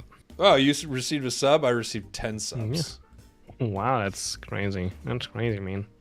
Actually, I said that like I was lying, and now I'm realizing I actually did get some gifted memberships, which were very kind. I said that like I was like trying to one up you, but actually we did. We had, yeah. You always try to one up me. It's okay. Well, look, I can't beat you in the game. All right, I got to figure out a way to beat you. I can't beat you on the battlefield. On Eos Island, I can't take you down. There's nothing I can do. True. All right, are we good to go? I think we're good to go. Yeah. We're doing our ready checks right now. I'm doing the ready check. Awesome. What do you think? Oh, it looks like they're going very soon here. Very awesome. What do you think Nouns is going to have to do here? Because they have not had an answer, Chris, for Tally Bobo. Not pick Garchomp. Chris is saying pick Garchomp? Not pick Garchomp. Chris is saying they need to pick Garchomp. Do not pick Garchomp. Just whatever you do, just... Oh, by the way, thank you, Jojo. I saw your super chat. I'm sorry I didn't get to it in time. We're in the grand final, Jake, of the European Unite Rivals. I mean, do we call it championship? Do we call it playoffs? I would say we call it championship, right? This is the European Championship right here for Unite Rivals. You're going to find out heading into World Championships, the official World Championships, you're going to know which team bested every single other team in EU to be the #1 spot. It's either going to be Tally Bobo or Nouns Esports. Tally Bobo right now, interesting fact, hasn't lost a single match in this entire multi-day tournament. They're looking absolutely incredible, unstoppable. Klaus securing his Scyther, and he's so scary in this Pokemon. Gatlu playing Mew. He's been playing Mew so much this tournament as well. Having a new Pokemon he found. Haven't seen much green lately from him, but he's just stuck on Mew duty. And that's reasonable. Bruff picking up the Blissey, could overstay, go to Goose. The Mime, they actually respect banning the Bruff Mr. Mime, so... Well, yeah, you take away that from Bruv. I love the counter pick here from... Sableye, let's freaking go. I love the counter pick here from Gotlu. Not only is Gotlu absolutely cracked on Mew, but Toon Slim is a person that you don't want to have that Pokemon. So I think that's a dual pick right there. It almost could be a first pick on the side of Nouns Esports. They give Mew to Gotlu and they take it away from Toon, which is big. So Toon Slim goes back on the Sylveon, Rapid Fire Scarf, Massive Band, and Focus Band. And we have a Kirito on the Tyranitar. He also plays Centump. He's one of the Centump Tyranitar players. And now Adesso considering the Glaceon again. It worked out well. But they do lack a bit of frontline. They're very squishy, right? Nouns is... This is quite weird, though. Nouns starting this tournament only picking tanky team comps. And now they look very squishy. It's going to be a really interesting match here. If you're looking at the scoreboard, you can see Tally Bobo is up 1. They were our winners all the way to our grand finals right here. So they start with a 1-game advantage as we're heading into a best of freaking 7 between the two best teams in EU. Let's go. Which means we get between 3 and 6 matches, depending on how these, games go. Which is amazing. I mean, we want to see 6 matches, I assume so. But that would be the most fun. All right, so we have Klaus on that Scyther, and we have Toonson back on the Sylveon. Redmore playing the Lucario, going back to that, the Unite move into Power Punch, securing objectives left and right. Adesu, do we see another Icicle Spear? What do you think? I don't know. I mean, it has a crit item, which I feel like you don't run on Icicle Spear because that move doesn't crit, right? But no, I mean, it's just auto-taking with Ice Shot, yeah, right? your auto attacks will. And I guess every time you auto attack and hit with it, you get that extra pop of damage. So there's something there. We actually might finally have an invade from the Sableye. And I love that our spectators like, yeah, we gotta watch this. You have to watch the invade as they're running towards this red buff right here. They want to steal it away. Nope, they're there a little too late. Nice play from Tally Bobo right there. They did see that Sableye was close, but not able to do too much here, and actually didn't end up working out at all for Nouns, but they still were able to kind of put a little pressure on him there. The only thing I'm very worried about for Nouns is the Scyther. Like, they're so squishy that if he uses full heal into Unite move in a team fight, Nouns might just explode completely. That's something I could see happening. Klaus has been showing a great Scyther through the entire tournament. And if you pick 5, I mean, Blissy's decently tanky, right? But not really either. If it gets singed out, it dies very fast as well. It's quite scary. Once Scyther Unite move in, they could just team wipe them. Toons them already jumping with the Mystical Fire, being very aggressive, using those auto attacks to proc Rapid Fire, Scarf, and Muscle Band. But there's Adesu blinking in, and there's the Icy Wind. Yes, he's gonna get Toon Slim on the second Icy Wind. There's the first KO. And you were right, you saw a crit item, which means he's going for Icy Wind. That's what I assumed, right? I mean, I guess you could go either way right there, and it looks like it actually worked out. Redmaw taking this right here. We have Bruv evolving into a full-on Blissey as they're going to head back towards that center area, get their level 6 soon on their Glaceon. Klaus looking for a little something here, possibly trying to pick up Gotlu. Nope, able to make it out. Mew for some, well, coming back. Careful, Gotlu. Careful, buddy. Gotlu wants to die, apparently. Gotlu wants to go down. And now we have Sableye invading. Can he succeed with this? The Shadow Sneak kind of getting stunned, but he has enough damage from the Shadow Sneak to get a Kirito so aggressive he eject buttons onto it. But the Drang or the Dark Pulse can't connect. And Sableye, like a little goblin, just runs away to safety with a buff secure, which is going to bite off time, right? This Pupitar is going to take off extra time not to get to Trinita. And Klaus getting the KO on top, finally getting Gotlu.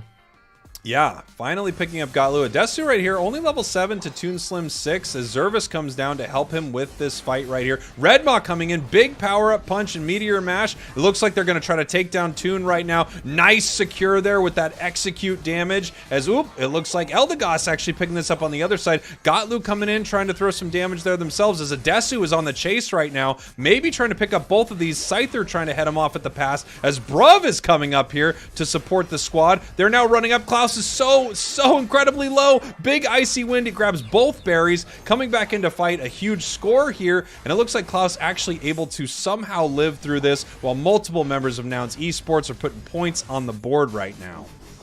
What a closest scrimmage. And no one actually ends up really going down there except for Toon. I think he was the only one going down, right? Yeah. And, well, no, we had one other. We had Lucario go down. Oh, Lucario's also going down, yes. So 1 for 1. But in the end, I feel like Nouns won because they were able to score top. So they're way kind of taking the advantage. Adesu, level 8, has Unite move up.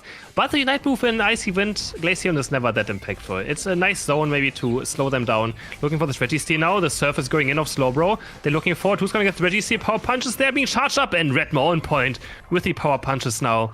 He's going to claim the Registeel for his team. They're going to look for this push as well. Adesu still is Unite move up. He's going to use a Toon Slam. It's for the Mystical Fire, though, doing a lot of damage. And he has to be careful. Adesu Toon Slam now picking up Unite move, jumping over Blissey, looking for Adesu, but he can't quite reach another Mystical Fire is there. Close combat is going to miss everything because they step away from it. It's kind of easy to just know where close combat is going to go sometimes. And Toon Slam just so annoying on the Mystical Fire. Also reducing special attack, which means Glaceon is going to just do less damage. You know, it's well, coming right back in. Adesu's in a lot of trouble right here. However, Lucario looking to try to pick up that KO. I swear to you, I don't know if anyone's more perfectly tuned on their secures than Red Maw in this game. Red Maw's Lucario secures are absolutely unbelievable. The timing is perfect. It's going to be something that Tally Bobo is going to have to deal with right here as we see a nice big Sableye Unite trying to pick up this KO on Zervis. I don't think they're going to get it right here. The Pollen Puff with the heal. It makes its way home. Coming up here for this fight, Tyranitar getting pushed out right now as Toon very low here. I don't know if we're going to get enough damage on him though. Yep, he does go down to a big icy wind. And now we have Scyther in a tough position. Has a Unite. Does it decide to go in? Doesn't have time. It goes down, getting taken out by Mew. Oh, incredible. They shut down the Scyther. They're looking for the push right now. Power Punch is being charged up just to zone as well, similar to Big Blow. Just charging up, pressuring mid, and Metro's going to score 40 points, breaking this goal. This actually Kirito on the Tyranitar, jumping and Bliss Unite goes on to Redmore, but it's only a shield. Remember, true damage is there. For the South Tyranitar, he's looking. He finds the wave as well. He knocks in a triple Dark Pulse for the South Tyranitar, but he only gets 1. 3 go down for Tally Bobo. 3 go down. I mean, that was just a hair away from 3 more members of Nouns going down to that Tyranitar. So it's so incredibly close. What a fight here. But Nouns looking very, very good in that, able to take their advantage. As soon as they saw that Scyther was down, it was just go time for Nouns in that moment. And actually, they're backing off here. Also, you mentioned the securing of Redmore, right? I feel like he was the person that single-handedly switched Lucario Meter from Extreme Speak to Power Punch. Thanks to him, you know, getting all these last hits and not just playing for these objectives, everyone else started also playing Power Punch again. Correct me if I'm wrong, but I think that's literally what happened. That's just how good this guy is on Lucario. I released a video that said Power Up Punch OP. That could have been it as well. Regirock is down here at half. Nice big Unite move onto the Glaceon right there. Huge move. Redmaw in a lot of trouble. They took out their 2 big secures here, and it looks like it is sewn up there by the Eldegoss, interestingly enough, from Tally Bobo. Great fight on their part. But no, I think you're exactly right. When we saw this sort of big flip strategy from Nouns in that tournament, I'm blanking on the month, but whatever month that was, I feel like Power Up Punch Lucario became the thing. Oh, yeah, for sure. There's kind of a weird teamfight though. They fought without their Mew. They go so aggressive, even though being only 4v5. So that was a huge teamfight also as I've known esports. Now we have almost level 12 Tyranitar already, just 6 minutes of the match. But he's getting bullied by the Sableye. That's the... Oh my god, he just can't move. He's getting stunned over and over again. He has to go in right now. Bliss Unite flies onto Mew. They're going to look for the engage. Tyranitar still somehow alive, but they finally take him down. Toonstone getting slowed down by the Electro Ball. Egg Bomb also knocking him back multiple times. Bruff is super, super deep. Gets Scyther Knight moved. There's 1 reset. There's 2 resets. He's jumping all over the place. Double KO for Klaus already on the Scyther. Can he find some more? He's now jumping onto Glaceon. We can't see the fight up there. Glaceon has to Unite move, jumps forward, but doesn't have vision. So he can't connect these auto attacks right now. Scyther jumping in again. The surface, then he just jumps over the surf of Mew. And the Solar Beam, but Gatlu. He's just so good on this Mew. My god, gets the KO there. Tyranitar's back looking for this. So the wave is there, pulls him back in, but he gets stunned by the Sableye. It's just so annoying. He gets stunned again. Feared into boost auto attack, and Gatlu gets another KO. And there you can see how annoying Sableye really is. Yeah, and part of it that's so annoying is you've got a Pokemon like Mew right there supporting it, basically giving it all the time to rattle off every ranged boosted into combo, into range boosted, and you can't really move, you can't do anything. So it's not only Sableye being annoying, it's also what he lets his team do, which is just so unbelievable. Great play there from Nouns Esports, as they were actually in a lot of trouble after Scyther was kind of ripping through their squad. Oh yeah, and they're also going to grab another Reggie on bot lane, because Tally Bobo's now busy defending top. And Nouns Esport can head towards bot path and maybe take it up, but only Lucario's there, so maybe they're actually not going for it. Ooh. Do they respect it a bit? No, Glacier and Mew are moving towards bot, and it's the Reggie steers, so they do want it. But Tally Bobo now, they know about this. This could be our Rayquaza fight. Yeah, it's looks gonna like be it's 5v5 actually down here. It's breaking Tally out Bobo's right actually now. first. Here we go, Tally Bobo moving in right here. Punches there. No, you... Sorry, I just didn't want to cut you off as it is taken right there by Gatlu once again. Nice secure here by Mew, and Glaceon picks up that KO on the Sylveon as they start moving towards this pit, Chris. Yeah, now the fight is breaking out. We already have Toon Slam down. Couldn't use its Unite move. And now it's kind of control now of this Rayquaza pit. Scyther looking for Unite move, but I think got cancelled there, and he's just getting Sableye into a Solar Beam. Scyther gets obliterated now. Slowbrush eject buttoning, looking for the Mew, but I don't think they have enough follow-up damage. Do they have? No, the Bliss Unite's going to keep Mew alive. What is Tyranitar doing? He's only level 12. He's kind of stomping ground right now. He just can't move. He's getting egg bombed. He's getting stunned over and over again. Rayquaza's being attacked now. It's 3 versus 5 for the favor of Nouns. Another fear comes through. There's Toon Slam jumping, and he says Unite move up. He gets confused straight, starts auto-attacking his own ally. Jumps in again with the Unite move now. Power Punch is being charged, and he gets it. Redmore, he's just so clean on this Power Punch. He's going to secure everything, and he gets Rayquaza for his team. There's the surrender for Tally Bobo. Towns Esports with incredible last minute. There we go. They got Sableye. They actually got Sableye. There's the Sableye. We have it's this Pokemon. They got Sableye, but they also, I mean, they got Lucario, they got Redmon. We talked about it earlier.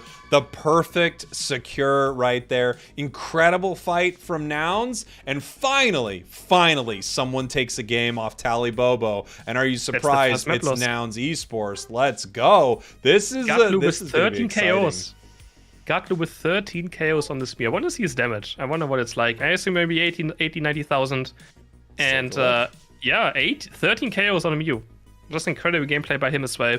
He seems to be on fire now for this grand final. 106k damage actually even. Woo! So yeah, that's yet an incredible game. Incredible game. And, you know, it's like I was saying earlier, I feel like that's not only an amazing pick for Gotlu, but a big counter pick to Toon, who's incredible on this Sylveon. But Mew is a game changer, man. It is a game changer in so many senses. It really is. You pick up so many KOs that you wouldn't have got otherwise because if it's boosted and it sure hits. You get this surprising amount of burst damage from nowhere. You get objective secures. It's just such an incredible Pokemon to have on the team. And now, finally, Nouns feels like they're back in position against Tally Bobo. I mean, they got wiped by them last week. So here we go. Nouns finally taking a game off the undefeated Tally Bobo believers. Oh, we have a series. I'm excited. Now, Nouns have finally figured out how to win against the team, apparently. And yeah, I mean, we have potentially 5 more matches. I'm going to see right here. Oh. And these two teams are just incredible. It's so close. But yeah, the Tyranitar was only ever driven in the last team fight. I really could have the impact. He was actually just getting bullied around by Sableye. We were looking at Tyranitar in the last like 4 minutes of the game. He was just perma-stunned. Yeah. Well, he was perma-stunned. He literally couldn't move. He was stunned, confused rate, stunned, confused rate, egg bombed, confused rate, feared again. He actually couldn't play. I guess the question that we now have is, are we going to see anything done about Sableye? Because no, you know, we went all the way through the looking glass. It's gone. Sableye's out of our minds. We don't have to ban it anymore. No one's playing it. Now all of a sudden, Nouns is going, well, look, we can actually play this Pokemon. We're going to use it, and it's been really effective. And it's so dang annoying to fight. It is so frustrating. My God, I mean, that's the Sableye that we really just hate seeing, right? That's the Sableye that just ruins our dreams and hunts in our nightmares. It does. I mean, this Pokemon, it really ruins. It really just, it's such a mental strength to play against this Pokemon. You're like stunned, feared, stunned, and then someone's just like, you know, some random Twitcher is like, just full heal. Just full heal. Okay, just kite it. It is impressive when it ruins our dreams and hunts in our nightmares. Or was it haunts our nightmares? Which is it? Haunts. Sorry, my gem. You know, no, it's fine because I thought it was kind of beautifully poetic that it ruins our dream and it hunts us in our nightmares. I actually really liked it. I said that's I don't know if it's haiku worthy. I don't know if it's got the right syllables, but it's close. It feels beautiful. One more sentence in there. Ooh. For sure. So yeah, maybe Sableye is going to be more contested now. We will see. I mean, I feel like Nouns, after winning that one Sableye game, they're like, why don't we pick this more often? I think so. That's exactly what happened. And Mew. I think Mew is... it's probably the most contested Pokemon between these two teams, right? At least in my mind. And they have two incredible Mew players. So. Yes. Which team doesn't have a good Mew player? I think every team has an incredible Mew player. So it's almost like that Pokemon's way overpowered. Yeah. But don't worry, it's not going to be receiving a nerf. For some reason, it completely avoided the nerfs. Yeah, they keep nerfing this, but it's just not enough. They also nerfed Mew, like, I feel like 4 times already. Not enough. And it's just so difficult. It just does too many things. It really does. Remember that Pokemon on release? My goodness. Oh, yeah. Disgusting. The Mew Mime Glaceon meta, we all lived in it for a little bit, and it was stressful, you know? That boosted auto attack damage was illegal. And surf damage. Yeah. It was not fair. Not a fair Pokemon. Nope.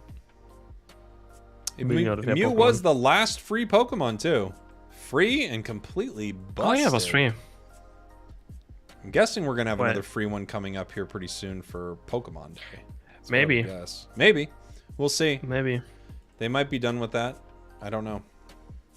When will the game start? Pretty soon. I think this one they might be done with it.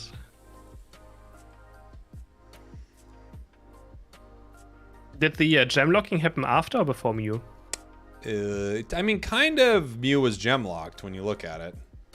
Yeah, it was free, but gem locked. It was different, but I think that would have been. Yeah, I think that's the best solution of making something gem locked. I totally agree. I would love that. Like, look, gem lock it for little content silly boys like me and you, and also let it be unlockable through play. I would love that. Yeah. Teams are readying up here. Do you guys think the draft phase needs more bans? There's so many pick ban Pokemon. That's a question I'm getting. I could have a mid-ban phase as well. So everyone bans one, then three picks, and another ban. But yeah, I think 2 bans would already be decent. The problem is that maybe then Eldegoss and Blissey are just being targeted out a lot, right? Mm-hmm. Yeah. Which, I mean, it's how it is, but yeah. It would be kind of nice to have more bans. It would, as we head into the pick and ban phase right here. I just want more variety, and any way that they bring that into games is always exciting, right? For sure. Let's see what they have in store for us in the second draft. Again, it's 1-1 because Talibobos had the win advantage, so they won the first map without having to play it. And ban phase. Are they going to ban the Sableye? What do you think? I kind of think they it won't. looked super annoying last game. I think, or Mew or Sableye I could see. I think they might ban Mew. Out. I mean, Talibobo. If I'm Nouns, I'm first picking Mew, so we'll see. Blissey and Urshifu. Oh, they're leaving a lot of stuff open. And Scuttle's gonna pick the Dodrio, actually? No, he's grabbing Mew. No, right. Scyther? I don't know, man. I think Mew's the game changer right here. We'll see what happens on the side of Talibobo, but obviously, these pros know better than I do. Yeah, Toon's like, give me the M&M, of course. Give me the Mew. M&M being picked. And, do we see Mamoswine? Yeah, there's the Sableye again. I mean... Wants to go for the Sableye. With Blissey gone... Are they gonna go Dodrio too? I think Dodrio is very difficult to play into Mew, though. I think Mew is one of the best Dodrio counters. It is super, super difficult. But they go for it. Okay, Dodrio Snorlax. All right. No Sableye this time. What if... I mean, I could still go for Sableye, but... Oh. What if... They're considering it. They are considering it. It's actually a great counter. Dodrio's gonna have a hard, difficult time into this. I can tell you that much. God, don't do it, Klaus. Don't do it. It happens. You don't want to do it. No, why is this guy?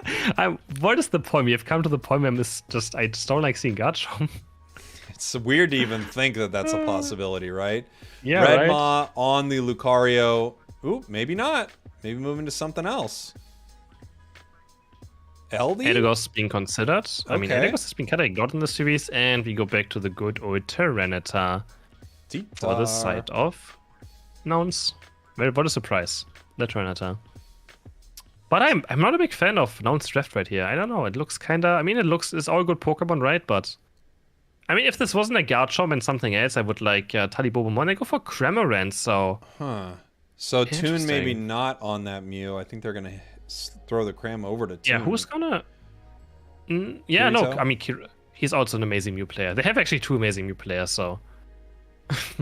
These are interesting comps I'm seeing from both sides. I mean, they're really... They both have some really great things about them, and they also have some things that are kind of a little head-scratchy. I'm interested to see what happens here in this match. Yeah, it's very hard to tell. Sableye could be a big problem. Could be a real big problem. Side of Talibobo is lacking frontline, and now Esports has too much frontline. They don't really have anything like that's range except for Eldegoss. So... And we've got a lot of range. Talibobo just plays in and out very fast. I think it's going to be very difficult for Nouns. Garchomp is the only one that feels the oddest to me of this lineup. Yeah. Garchomp just feels... I can imagine this was a Mammoth. I mean, if it was a Mamoswine, you could leave Current top lane, I guess, and have Mamoswine there going on with the team. But yeah, it's quite weird. Again, Mamoswine just being completely ignored. Or Mamo, whatever you want to pronounce it. You can go either way. Completely ignored today. I don't think we have seen a single Mamoswine. Nope, not a single Mamo. We might see more when we head to NA tomorrow. Yeah. And here we go, Zervis coming in for this early attempt at a steal, running towards this red buff. He can't see it, but he's going for it. Just barely misses it right here. Could have thrown his move, but unfortunately just didn't know how low it was. Not able to take it right here. Gotlu trying to chase him out He's right on the now. chase. I'm not gonna lie, I always find funny when Dudo, when the pre-evolution just chases someone. I don't know, it looks so goofy. I don't know how to explain it. Dodu doesn't look as goofy, but the pre-evolution just looks goofy, trying to run after someone. I don't know how to explain it. And Lavita actually getting Gibby right here. Yeah, guys, don't pick Archon. Gibby's gonna get taken down by Adesu, who might just find a 5 already this early into the match.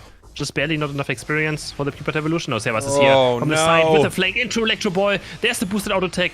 Can he find another Electro Ball? I think he does. The Evolution is there, but I don't think it's going to be enough to save Adesu. Electro Ball is going to be there any second now, but the shield of the goal is going to be enough to get him to safety. Ooh, Gotlu coming up with a big drill peck right now. Ooh. Something that we haven't seen much lately. A lot of tri-attacks, not a lot of drill pecks. Going to pull all of this experience back towards their team. Adesu trying to secure it, but eating a giant solar beam, then getting taken out by the Sableye. Gotlu looking to pick something up, but he's going to go down. And no, it looks like Eldegoss also able to pick up a nice KO right there on the Gibble. Jeez. Yeah, interesting fight up top here. They just really want to go at it. Now bot lane, Redmos looking for the KO right here, but Mime does have eject button. Toon Slam only level 5 yet, so doesn't have the dive yet, which means that his damage is not really there yet when it comes to that.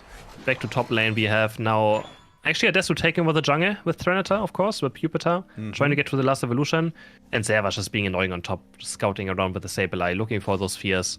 We also have Gatu just staying top now. And again, Dojo, it's very difficult to play Dojo into so much point and click. We have Sableye, Cramorant's going to be point and click with dive auto attacks. We have Mew point and click, Electro Ball boost auto attack. He's going to have a hard time. Yeah, this feels like a tough comp to play Dodrio into for sure. And I don't even know about Drill Peck either into this team composition. It's really tough. I feel like you probably want agility when you're going up against the squad. I guess he could run it with Drill Peck, but you often... Jeez, big double KO right there. What? Picked up by the Cramorant, actually, but it looked like it was that Electro Ball sewing that fight up right there, as Tally Bobo is just fighting extremely well early. And now Nouns Esports having to deal with this Sableye that no one seems to want to ban, but now everyone's trying to play. Yeah, I mean, it might just be the MVP of this grand final if it continues like this, honestly. And now there's a big solar beam as well again.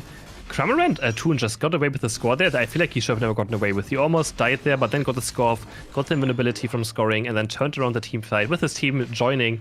So... Toon's now level 9 on this Cramorant. He is level 9 with the power stop next to him. He's going to do incredible damage. I've never even thought about power swapping a Cramorant's Unite move. Oh my gosh, let's freaking go. I can't wait to see this. Yeah. Here we go.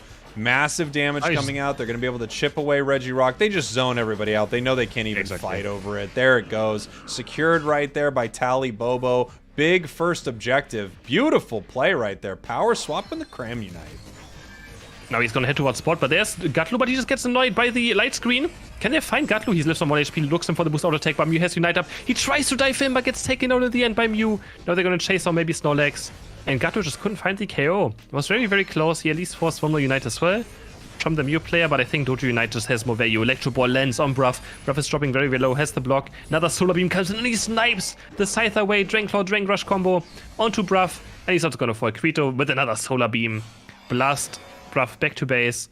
And now looking at top, Regieleki is actually still full HP. Gatlu's going to try and score some points here. There's the combo. And Gatlu could just be... There's the Electro Ball. It's just so difficult. Yeah. Playing Doji into Mew is just... That's why I would... Yeah, I don't like it. You can't get away from it. It's so difficult to deal with all of its moves, and everything is going to end up slowing you or doing too much damage. You're going to lose your sprint gauge. Regieleki being taken here by Tally Bobo, and Nouns is definitely on the back foot of this match. They're going to have to defend this top goal against it. This should give Tally Bobo the opportunity to come on in here. Big Unite moves coming out. That is a huge Dragon combo into Unite move. Regieleki walks into goal right now. Redmaw trying to punish this Garchomp a little bit, but this goal's not giving any health or shields as this fight is continuing. Toon going down. Redmaw ripping him apart right now. That's Scyther just taking down the whole enemy team right there. Wow. Maybe a triple, maybe a quadra. Oh, I think it was a quadra probably. Oh no, Snorlax took one, but they take down 4 suddenly with the Scyther.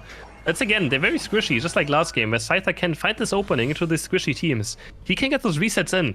They close the gap a tiny bit. Trenata actually couldn't Unite move there in this fight because he just got confused right. Again, Tarantula is being bullied by the Sableye. No, it's the other way around as well, which is quite funny. So we can see that it's not just the players, it was just the Pokemon. Sableye just bullying a Trinetta. It is so difficult. You get auto-tech, you get feared. You're such a huge... I think Confuse Ray pretty much can't be missed on you. And yeah, we have Reggie spawning on bot. We have 3 Unites on the right, 3 Unites on the left side. No, 4 on the left side. Can now find this engage. It looks like we're just posturing a little bit. Bruv coming in with a big Unite move right here, and here comes Adesu jumping in with Tyranitar, but also Registeel is already going down. They're looking for the secure right now. Scyther picks it up as it chases in. Unite moves the Garchomp, and now they're running in. They want to clean up this whole thing right now. Nouns Esports coming back in, eating a massive Solar Beam though. Bruv trying to push someone back towards their team. Gottloop putting the points on the board, got that score shield on right now, able to score in the face of Talibobo right here as they are all pushed out. Bruv heading down, back to the Pokemon Center. Yeah, Buff is getting taken down right here in Toonslim. Looking for more right. He's only level 12 on this Cramorant, dealing a lot of damage. He's gonna heal up a bit with the S-Slash, looking for maybe Eldegoss, but no. We have another Regieleki spawning on top. We have Sableye, Garchomp, and Galu getting caught! He was looking for something, but against Sableye, it's just not really possible, is it? Garchomp now against Tyranitar. And I think Garchomp Tyranitar is very difficult for Garchomp, but Tyranitar just decides to disengage.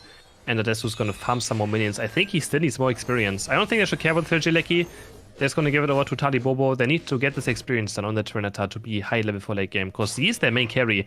Except, I mean, of course, they have a Scyther, right? But if he finds that engage on Scyther, of course, he's gonna just obliterate Talibobo. And who we've caught, Toonslim is caught down here. Can he get away? Another dive goes in, but Galu's gonna secure this KO. Also going for Mime now. He's gonna jump kick over him. Does get feared by Servas on that Sableye, but 2 KOs for Nouns. Wow, interesting fight there from Cramorant. I've actually noticed that it looks like Cram has also been a pretty good counter to this Dodrio, just able to kind of bounce around the map. Dodrio needs those clean lines so it can pick up some KOs or get right next to someone for its jump kick, and Cram is just able to continue dancing it, so it's actually been a really interesting matchup, seeing that Cram into Sable, as we're just watching Mew here continue to farm up the central area. Klaus trying to get home. Gottlu wants to take him, but no. Pushed back by Toonslim on the Cramorant right there, wearing the cowboy hat, eating a fish. And we got 11 seconds now until Reg something spawns in this bottom path. I'm guessing Rock. We're going to find out. You're guessing Rock, okay? I'm guessing Ice. That's going to be Steel, isn't it? We're both going to be wrong. I feel like your team is always getting Steel. Ice! Chris, it's Ice. You're a Okay, genius. Wow. Insane. And now they're looking for the fight though. Gatlu's just diving in and Bruff is almost stealing it away. Bruff gets the Rage Ice. Now the fight is breaking out. This could turn into maybe a Rayquaza already, since we see Unite moves being committed. Cramorant's gonna fall. Gatlu's dropping super low. There's a huge Garchomp Unite. Maybe looking for these KOs. He finds a triple man combo with the Dragon abilities. Tyranitar now has to use its own Unite move, but who's winning this team fight? Honestly, I can't really tell. Now is currently winning it. Garchomp though is gonna get a double KO. He's gonna take down Scyther somehow. He's gonna start auto-taking on Solex. Maybe just start heating up, has the power stop on him.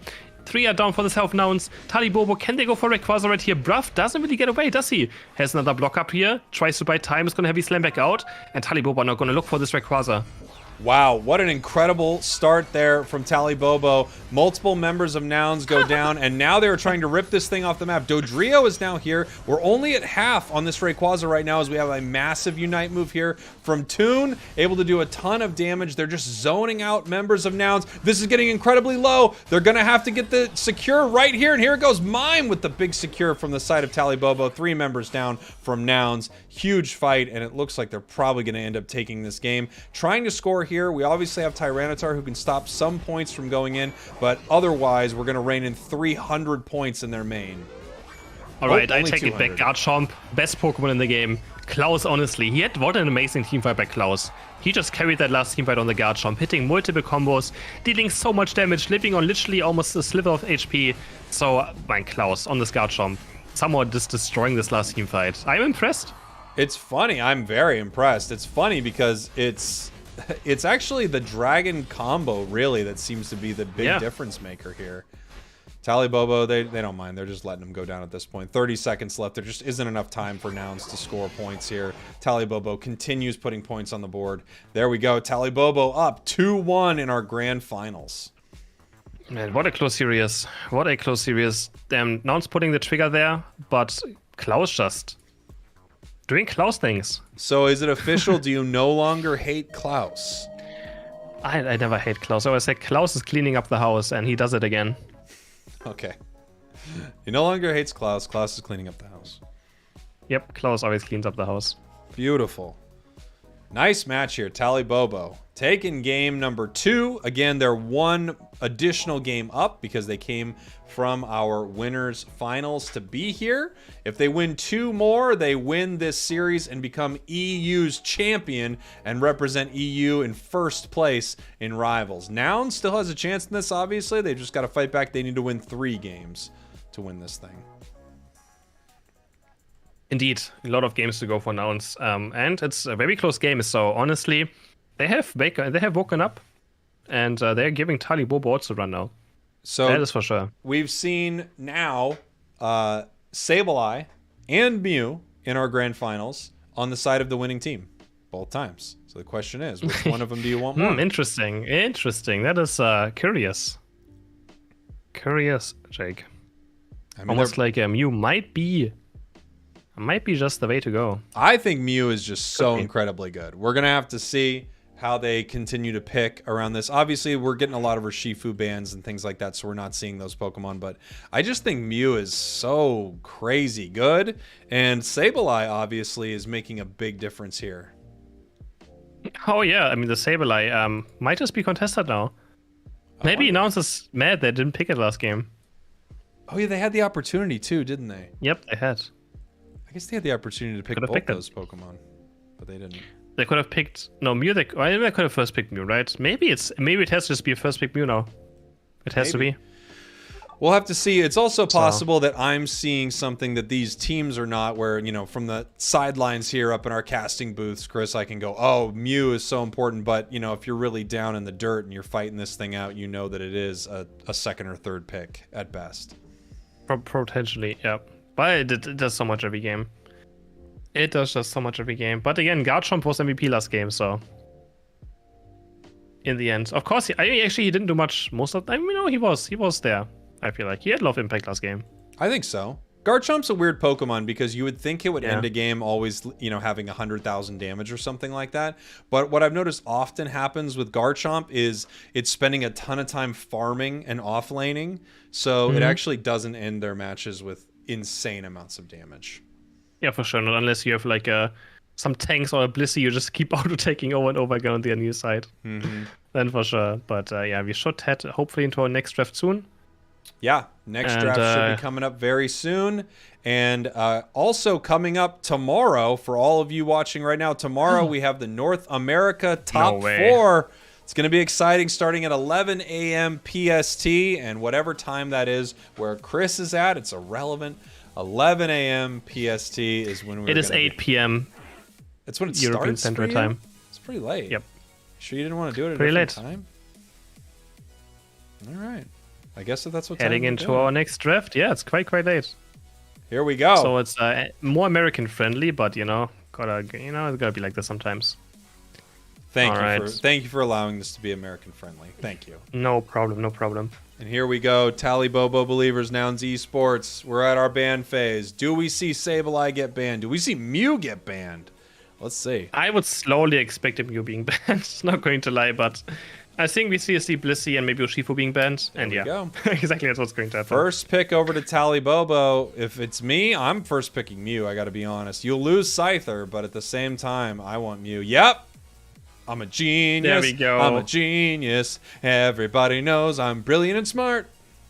So what about a Sableye Scyther right here? That would be quite fun.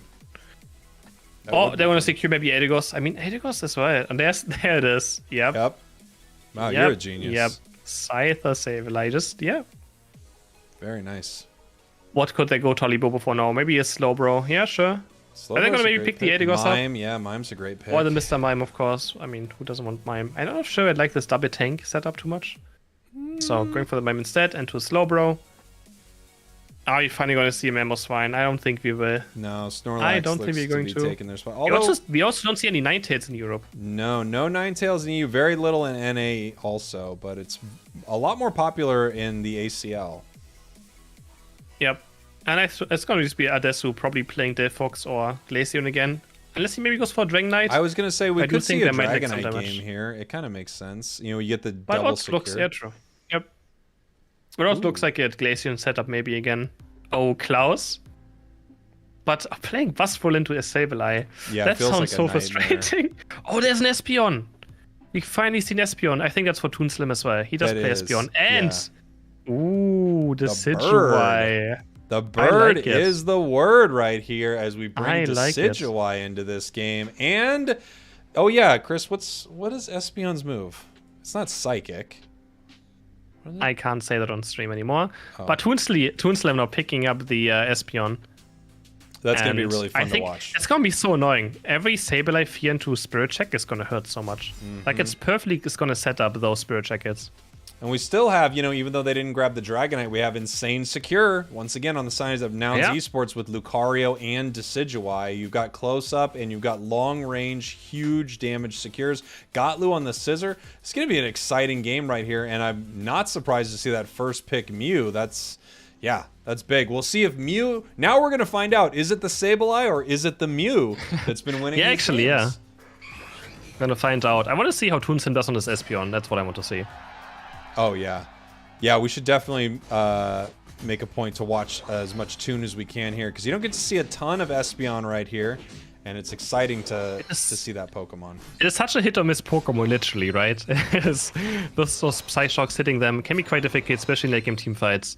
And yeah, it's a very, very difficult Pokemon to play. It takes a lot of skill. Looking for the mate right here, but Mew's gonna secure it, and Goose just has to run away. Toon Slim being very, actually I thought he was aggressive, but he's still on this side of the map. He's gonna pick up this last hit. And there's the evolution done. He's gonna start chasing now. Psyshock should be up soon. Looking maybe for Snorlax. Is he gonna hit it? Is he gonna connect it? Yes, he connects it to Bruff. He has to have the focus band, but he just, such a hard time running where Sableye is gonna see the Red Buff away. Looking back to bot lane. They're just leaving Snorlax alone. Who's gonna pick up some berries and just be annoying. You know, I think it was these slightly berry behind stealers. you. I'm at 907 right now. 906, 905, 904, 903. Great. Sorry. Thank you. 902. Perfect. Bruff's just resting right here next to the light screen. And they're gonna just dive Espeon right now. They're all here. And Adessu's gonna be very happy. He's gonna pick up his first attack rate stack. He just wants to stack his attack rate round. That's just forward and rotating, I think, for Adessu to get maybe his stacks in. Scyther leaving alone on top, and they're zoning them away so much. Wow, Toon that's his strategy. living on 1 health right there, getting peeled back from this fight. And now we see they're actually leaving here from Nouns Esports as well, just getting all the stacks they can on Adessu. 3 already. This is beautiful right now. These Spirit Shackles are going to be incredibly mean. Having to peel back right here, not able to pick up another one. Toon now level 4, and we saw all of those Psyshocks, and they were pretty brutal. Yeah, what a nice early game rotation by now, and just sending 4 people bot lane to get there to destroy some stacks. His Spirit Check is just gonna hurt as soon as he hits level 7. And I think Pokemon like Espeon and Mew can actually get hit by it. And Espeon does struggle, because it does get outranged by Spirit Check and Decidueye quite hard. So, being this low, I mean, you think Espeon has a lot of range, but compared to Decidueye, he doesn't have a lot of range. Here we go, this fight breaking out. Gotlu possibly getting caught there very, very close to the Psyshock. We've got the Electro Ball and the Boosted coming in on the Snorlax. Are they able to output enough damage? It does go down. They actually push Nouns Esports back right here, chasing down Sableye. Really close, but they end up pulling back. Now looking, they connect those Spirit Check hits. We have nothing really happening right now too much. Decidueye maybe looking for level 9 still, but it's not that big of a priority, right? Decidueye Unite is kind of just there. It's kind of decent, but not at the same time, I feel like. Especially because of Spirit Checkers, you don't want to just be stationary. You just want to do a Spirit Check main to Unite move to finish off one target and then just keep on Spirit Checkling. So it's not the high priority target to get level 9 in. Ooh. And you can see that damage already. The Solar Beam flies from left to right. It's going to be Solar Beam against Spirit Checker. Another Spirit Checker lens. Toon Slim is dropping so low.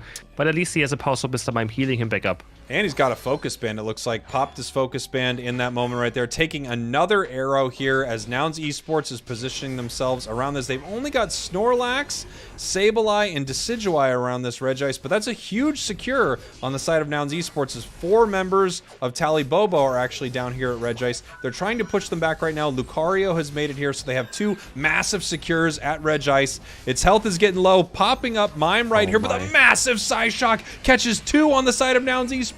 Reg Ice goes down, secured of course by the Decidueye, but look at those incredible Psyshocks. Scyther actually coming in here to try to clean this thing up, just slicing back and forth through the entire enemy team, picking up a double KO, maybe more. Was that triple? No, that was picked up by the Sableye here, as Scyther now just needs to get out of there. Gatlu trying to run for his life right now. Actually turning back around, maybe going for this Mew here. We'll see what happens. It's a confused way, but the Spirit Checker just barely misses. But Gatlu dives him back again. He's one auto attack away from dying, but they don't want to be too greedy, right? They have a good position right now, a decent lead. They don't want to just throw it away randomly. Another confused way comes through, proccing Espeon's passive. And yeah, the Spirit Checkers are starting to land and they're dealing so much damage. It's securing the Reggie quite easily as well, dealing so much damage already. And Adesso is gonna hit the Spirit Checker. It's over and over again. We have seen it before. And Gatlu already 11.5 on the Scyther.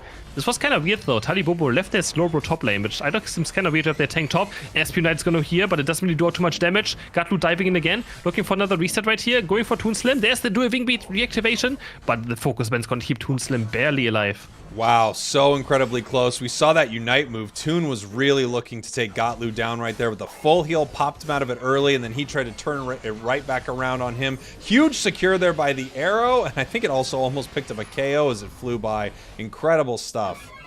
Wow, this Decidueye is just doing so much work on the side of Nouns Esports. It is right can't now. really get close to it either because of all this confusion from Sableye. It's pretty amazing. But there's their move going in, and this was going to score some more points right here. Maybe they should have let him fully stack. Actually, he might be at 4 right now. Not quite sure. He's getting solar beamed though. Has to be careful. Mew eject butting after him with the boost auto attack. Can he get the Decidueye? Yes, he can. We sadly didn't quit to see it, but yeah, he's going to pick up the KO. But Sableye with a counter attack is going to take down Mew as well. Mew really wanted this Decidueye. Little bit of a score in this top path here from Sableye.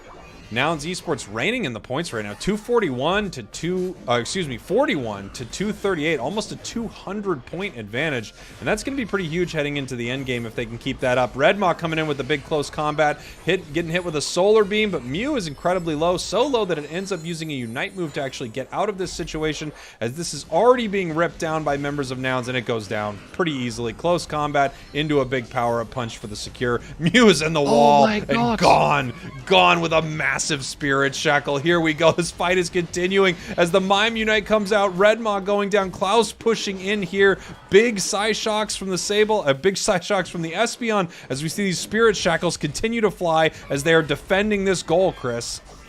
Yeah, Gatu's level 40, but Ceros has a Unite move up on Slowbro, so he can't really walk in. But level 40 in Scythe already. Now they might look for the fight, but he's just so careful about the Slowbro. He knows that if he goes in, he's getting instantly locked down. And if he goes down, that's so much experience going over to Talibobo. So Gatu's playing it safe, playing it smart, knowing that he just can't do it. It is so frustrating that you know you can't go in just because they have a Slowbro. There's a Confused Ray landing onto Basso into another Spirit Checker. Another fear. Can they find another Spirit Checker? No, they're going to chase Klaus. Not too important right now. Regieleki spawning in 5 seconds. And Nouns is going for it. And Gatlu might just hit level 15 this game. Without question. It's 330 right now. He's going to be a level 15 Scyther, and that's so... But as we saw earlier, when we had that level 14-15 Scyther for the side of Time to Shine, he also still couldn't play the game just because of Slowbro. It's true. So, it might not matter.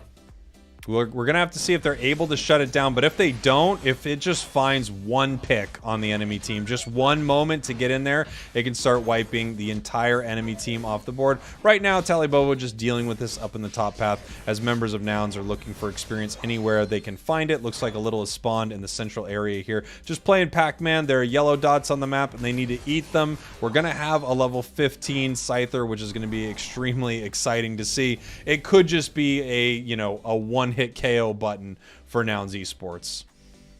Right, 40 seconds, and we have 15 seconds for the Veggie on bot lane. Is it gonna... Oh, I want to see a steal for the Spirit Checker. That's what I want to see. It's just so fun. Oh, the Spirit Checker putting Toon to literally half HP. It does so much damage. It's full range. No, it's they got upgraded. Sableye. I mean, they got Sableye. Incredible.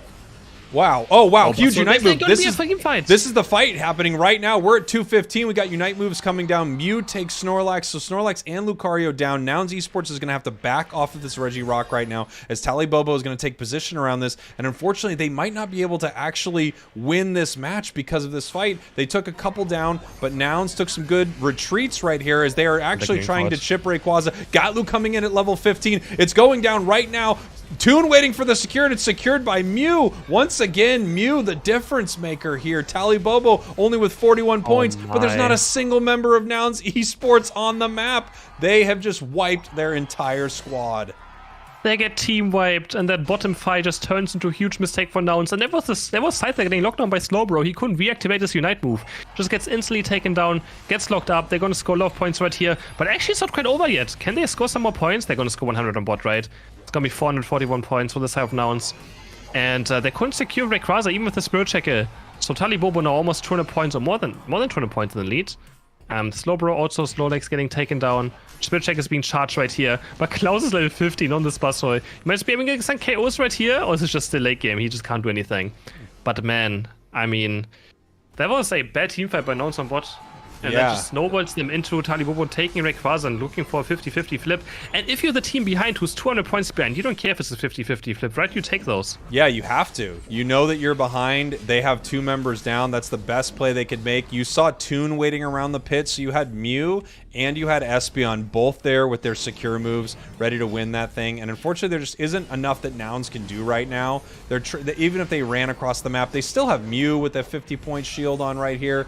Great fight from Talibobo, and I think we've answered it, whether it's Mew or whether it's Sableye, and Mew winning this match for Talibobo right here, getting the big secure in that final fight. Yeah, for sure, but I do think the Sableye was just absolutely pain again for this match, and the Scythe, of course, too. Yeah. Mew actually, the only moment Mew really had was this Rayquaza lasted, right? If you're being honest, so... Probably, but yeah, we did secure it. You know, when you look back at a match, you're like, yeah, Mew, maybe it didn't do too much, and it'll still do 60,000 damage without even... Yeah, that's for sure true. Without even batting an eye. Pick up KOs that you never expected it to. Big win there from Talibobo. Very nice. And that's going to be a 3-1 lead for Talibobo now. One map away from winning this grand final. Yeah. Now it still has to win 3 more matches. They could win this whole thing in one match. Talibobo 1 game away from being your EU champions and your first seed to go up against North America in Rivals on Sunday. Incredible. Look at that right here. Incredible. Way ahead on score. Let me see the Mew damage. Let's find out. See, I mean, he just said 6 KOs, 6 assists, 60k damage. I mean, yeah.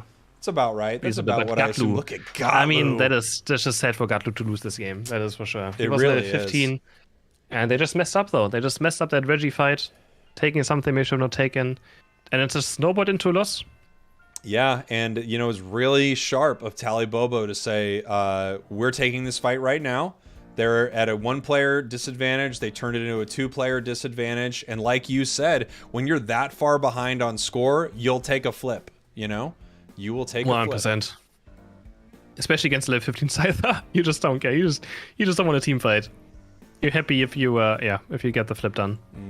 And you're securing it. I don't know if it was an Electro Ball or a Solar Beam this time around. Not sure which one it was, but yeah. On point there by Kirito. Or Utah, or whatever you want to call him. And there's our bracket for everybody to see. You can see the story of how we got here. Talibobo believers not dropping a single game until they ran into Nouns Esports, dropping their first game of this entire multi-day tournament, actually, to Nouns Esports in the first match they ran into them here in the grand finals. We saw Nouns lose earlier to Time to Shine. They went down into the losers bracket. They had to beat Dogwater, took them 2-0, and they beat Time to Shine 3-0 to make it back up here to these grand finals. This is about who I would expect to be meeting in the grand finals here, but all 4 of our EU teams are really impressive, Chris, and you're going to see all 4 of them go up against North America when Rivals concludes on Sunday here, 11 a.m. PST, and a time that nobody can understand wherever Chris is at. Yep. Impossible. 8 p.m. CET. I don't even get it. Evening times for Europe. Don't get it. Don't know what it means. Yep, you don't have to get it. Yep, that's totally fine. I can't understand it. It's too complex for me. That's understandable. Tell me the time where I'm at, or don't tell me the time at all right? Okay. What if I say 20 at 20 o'clock? Do you ever say that in America? No, we don't really do the whole...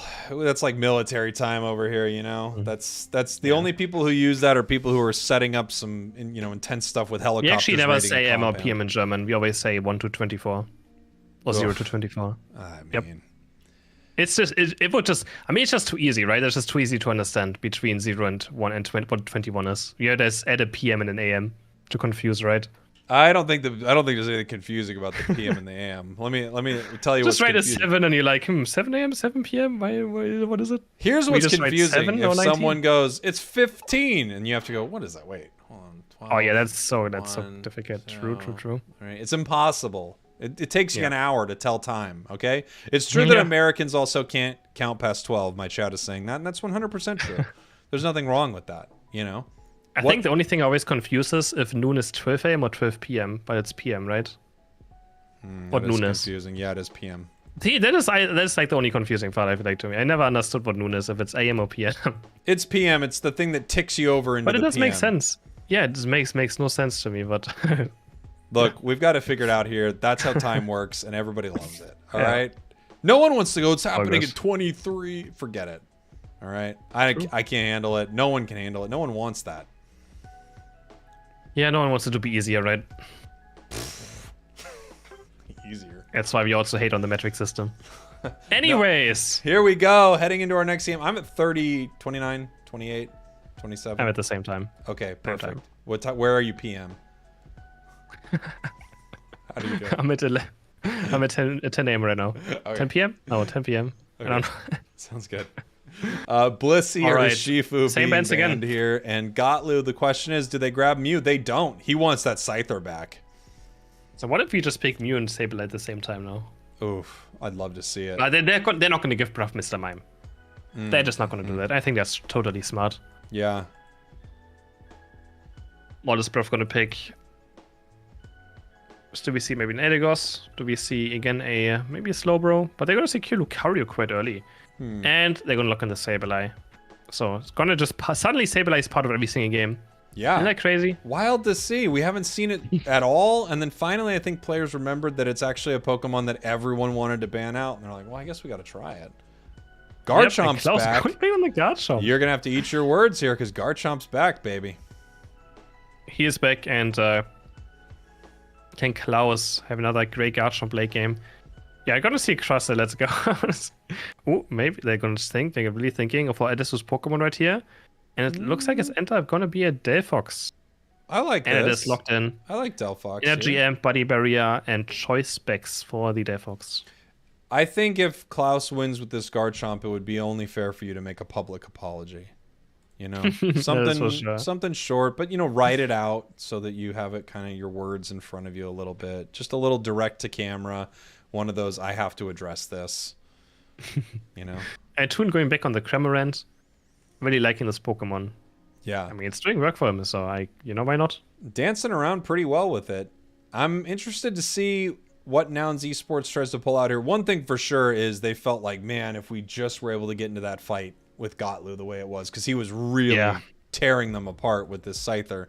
But now you've got Garchomp on the side of Talibobo, and it's got that massive Dragon Claw, Dragon Rush combo. If it's able to get one of those combos onto a squishy Pokemon like Scyther, it's in a lot of trouble. It was for sure Nouns' game to lose last game, so they still look great. It's not like they just got destroyed last game. They were winning until they just made one mistake, and then the game was over. So they're looking great in this grand final, and they just have to fix that late game mistake they did. I mean, it wasn't a big mistake. Maybe Talibubu just found the team fight, and they made him fight for that thing. You never know. But maybe just a bit of overconfidence there by Nouns. I might just bite them, because one map away from Talibubu. Talibobo could be your EU champions. This match could decide it right here. Nouns Esports, your purple team. Talibobo, your orange team. Trash. Take a quick pause so we can really set up the stakes of what's happening right now. And Talibobo, I feel like since day one, it's been clear that they were either going to be one or two in this tournament. I feel like Nouns is kind of in that same boat, obviously. But Talibobo, again, if they win this, they've only dropped one match over this multi-day tournament, and they will be the only team to even come close to a record like that. Absolutely incredible, especially against so many stacked European teams, right? Time to shine Dogwater as well. Had great tournaments. And a lot of teams that obviously we just saw get eliminated on day one. There were a lot of amazing teams that played in this tournament. We should give a shout out to the sponsor of this tournament, Nouns Esports team's sponsor, Nouns Esports. They have come up with the very generous $3,000 prize pool for this. So huge shout outs to them. You can find them on Twitter to learn more about Nouns Esports and everything they're up to. But this would not be possible in this way without Nouns Esports. So thank you so much to them. Exactly, providing us with a $3,000 prize pool so that the teams actually have something to play for. Yeah. Of course, again, Jake and me would have had $25 and maybe a, McDonald's coupon for the teams that won. And but yeah, we were even thinking about that coupon because, I mean, It's a lot. That also takes a lot of effort. Yeah, that's a lot. Well, at some point you have to go, all right, $25 already is quite a bit. Yeah, exactly. And now we're adding in this coupon for who knows how much. I mean, that thing can get really pricey. I mean, you give someone a $10 McDonald's coupon. At that point, that would have been a $35 prize pool, essentially. But and we couldn't have that, so. Noun said, why don't we make it $3,000? And we said, throw in the McDonald's coupons. They said, we don't understand why this is a sticking point for you guys. But we ended up dropping the McDonald's coupons. And I'm still mad about it, I guess. Yeah, me too. But $3,000 obviously also very great to have. Yeah, it just would have been nice for to have anyone. a coupon. You know. Yeah, I agree. Maybe next time. You know, okay.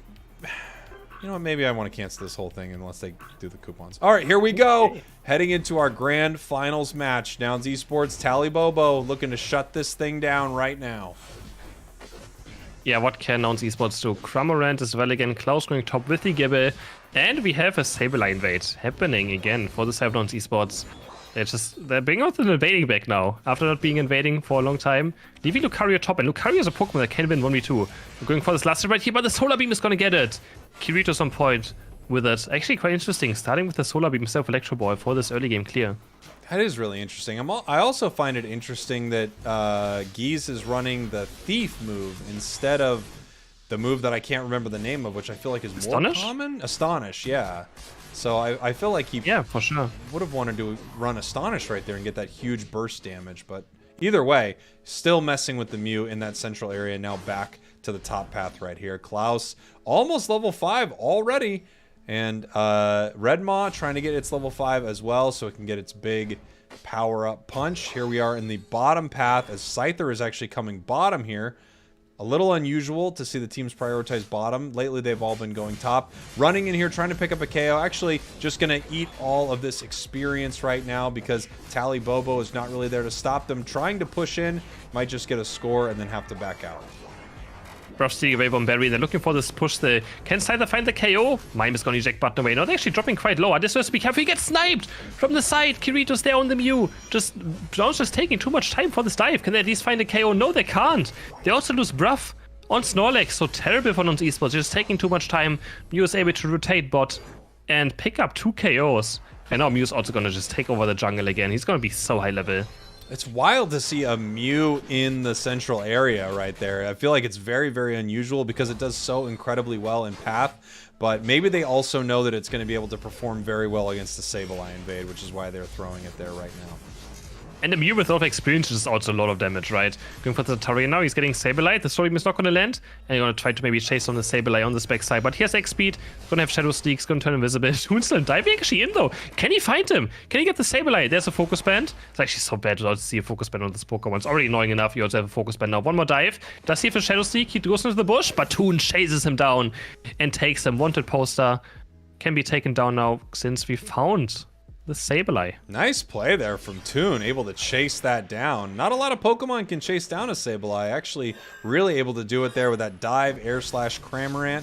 Getting ready for this fight here. Just trying to throw a little damage towards Gotlu's way. Not yet level 9, so no Unite move from Gotlu, but we actually do have the level 8 on Mew already, meaning it is ready to go with its Unite. Gotlu's so incredibly close here. Might peel off to get a little piece of experience. Maybe if it can grab this Indeedee right here, it'll have a Unite move, and it does have its Unite. It jumps in with it immediately, trying to rip apart Tally Bobo. Let's go. Klaus coming back in to try to push it away, and now Nouns Esports back down near Registeel to see if they can get this secure right here. Redmaw getting ready for that power-up punch, is secured actually by Bruv on the Snorlax as Klaus starts ripping them apart with the big Garchomp Unite move. 3 go down on the side of Nouns. Double carry for the Garchomp. And Mew also picking up the Sableye, so they did lose the objective, the Registeel, but they find 3 KOs, which I feel like is still better in general. That is so much more experience over the 3 KOs. Klaus now hitting level 10. He is by far the highest level in the game right now. Mew also closing in. But yeah, Klaus again on this Garchomp, looking to maybe carry his team when it comes to these late game or in general these team fights. Picking up multiple targets with his Dragon combo. Having also good Unite move damage. It's always quite difficult to see how much Garchomp Unite can do. Service going in, and Gustus might just be caught right here. Electro Ball is getting, or Boost Outtakes getting blocked by now Gatlu. Because he blocked for Sableye, he's gonna get taken down. That's even worse. Gotlu's poster getting taken down as he is sent back. Another KO here from Toon. Beautiful score right there. They're breaking that top goal, and now they can just turn right around and take this Reggie. If anything can rip down an objective, it is this Garchomp right here. Massive boosted attacks and damage. They're going to push this towards that top goal a little bit here. As down this bottom path, we got a huge Unite here. Wow. Really going after this Mime. Mime having to Unite back to survive here. Bruv trying to stop it with a big heavy slam, and Gotlu just looking to see if it can finally take this here. The dual wing beat does get the secure, and actually Talibobo scoring a ton top. Wow, huge play from Talibobo, and it feels like Nouns really did not get much in return. This was solid. They thought they could maybe kill Mime faster and then also go back top lane, but this was terrible for Nouns Esports. They lose the top goal. They had to use Scyther Unite to not even just barely get a Mr. Mime. So, and now he's not going to have it for the next team fight. We have 20 seconds in Reggie spawning, and we're not going to have a Scyther Unite, which means that Gatlu's not going to have the impact that he wants to have. And Talibobo, they're looking towards spot. They probably want to take this fight. And yeah, they just went top lane. They pushed it in. And just not a good decision by Nouns. Yeah, not great from Nouns here. They're having to send Gotlu back to the center to farm up its Unite move. Hopefully it can get something in time for this Registeel, but they might not be able to great Unite there from Adesu, zoning everyone out. Klaus is in so much trouble right here, just living in that Unite move for a second. However, it Unites right back, pushing them back out. Almost able to get the catch right there as Gotlu is back. It has its Unite move. He is jumping in, trying to rip down every member of Talibobo. Big Toon Unite move right here as Registeel's so incredibly low. It's leashing. Its health is regenerating as everyone's trying to secure it, and Gotlu jumps in with the big secure. What a fight. Electro Ball lands onto Sableye. What can Adesu do right here? But no, it's the Mew as well again. He's going to pick up Scyther, and the Electro Ball goes in. They're going to pick up Sableye as well. And in the end, Talibobo still fighting some KOs at least, but the Reggie goes over to Nouns. So some consolation. Gatlu is able to secure that one. Very close team fight in general. We have a 241 point difference to 113 for Talibobo. So they're still in control.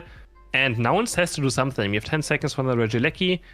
Talibobo's probably going to go for this. It's not going to do out too much, because the goal is already down, right? They're not going to push into the base unless they're absolutely maniacs. Maybe they're feeling themselves right now, though. They're probably very hyped. Yeah, we're going to have to see what they want to do with this Reggie. They could hold it for a long time. I mean, if no one wants to mess with this Reggie, they could just hold this, and actually, you know, it becomes a real difficult thing for Nouns to deal with. They're kind of just, waiting on it here. Now Nouns is having to come up here, so basically they force the fight. Talibobo forcing an interesting fight right here, and if they can take something off of them, it could be really big, and it looks like they're not actually able to get that Lucario right there, having to Unite right back actually just to live and get that little bit of a shield. Klaus goes down right here in this moment. Zervis in a lot of trouble, being picked off. Gotlu running in here, and this actually did not work out well for Talibobo. They baited the fight, but it was a great fight for Nouns. Yeah, they just Klaus missing the Drain Rush combo, kind of getting himself knocked out there. And Cromwell wasn't there, so they fought 4v5. This was a big throw for Talibobo. Now 50 points going for the Delphox, unless Mew's going to stop it. And Mew does with the max range Solar Beam, is able to buy some time, and now Nouns has to run. Bruff might be caught right here. He's getting Drain Rush, Drain Claw comboed, and Bruff is going to fall. And now this Regieleki is could be honestly a checkmate position. Yeah, this is a great Regieleki for Talibobo. With no tier 2 goal for Nouns Esports, this walks towards their base, and that is incredibly difficult for them to deal with. It means they have to have someone peel off and fight it. They can't just let it walk into a tier 2 because it sets up a win condition right away for Talibobo. So Talibobo gets to react to whatever Nouns wants to do right now. Nouns actually trying to push in against Klaus. The question is, can they rip this off the board fast enough, or can they get a KO? And they do! They pick up Toon Slim! This is so bad for Talibobo. They had an amazing setup right here, and now they have a member down. It looks like Nouns is going to be able to reset right here, and they don't get that huge advantage that they had from that Regieleki. Who were not on the same pace there with his team. Like, I think that he just wanted to fight, but his team didn't really see an event position for it, and Crum just getting caught, and now it's going to be 4v5. Cramorant does respawn right now. Nouns has like 5 seconds left before Toon is back. So it's going to be a 5v5 minutes. Servus has to eject button forward. He might just be caught. Heavy Slam is there. Can he get Unite move out? Yes, he can, but only to live. It's only going to hit Snorlax, so not going to do much. Sableye is getting traded, though. Mew's going to find him. Heavy Slam is going to not land. Braff knocking up Toon Slim again, and Toon Slim gets exploded. Double KO for the Scyther there with the Unite move. They're going to go for Rayquaza slowly, but they have to be careful of this Mew. 2, who still has Unite move. He's going to activate it now. He's going to look for something. And somehow Klaus is just going for this Rayquaza. It's half HP. Lucario meanwhile is down. It's a 4v3 right now for the South Taliban. But Solar Beam comes through and Scythe is going to secure Rayquaza for Nouns Esports. Can they keep those sheets alive? They still have to go score. Huge play from Nouns Esports. I mean, what a fight. Catching Toon multiple times right there. The first one kind of set off the chain reaction. Then once it came back in, getting that big Unite move, but it's still not done. 219 to 291.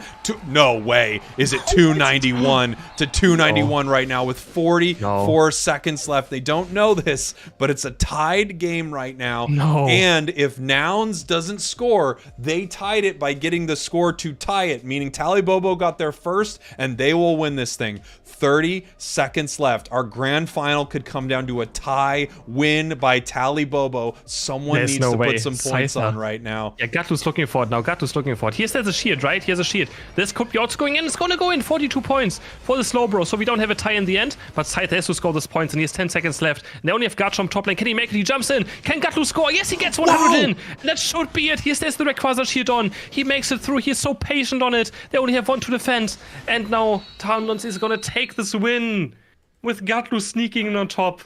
And he heads into another finish. game. What a finish. Oh my That God. went from a draw loss for Nouns Esports to Bobo putting them up on score to a beautiful sneaky score there from Gotlu, bringing it 391 to 333. Wild match here in our grand finals. Oh my gosh. Now the question is, did they know? I mean, it was a tie, right?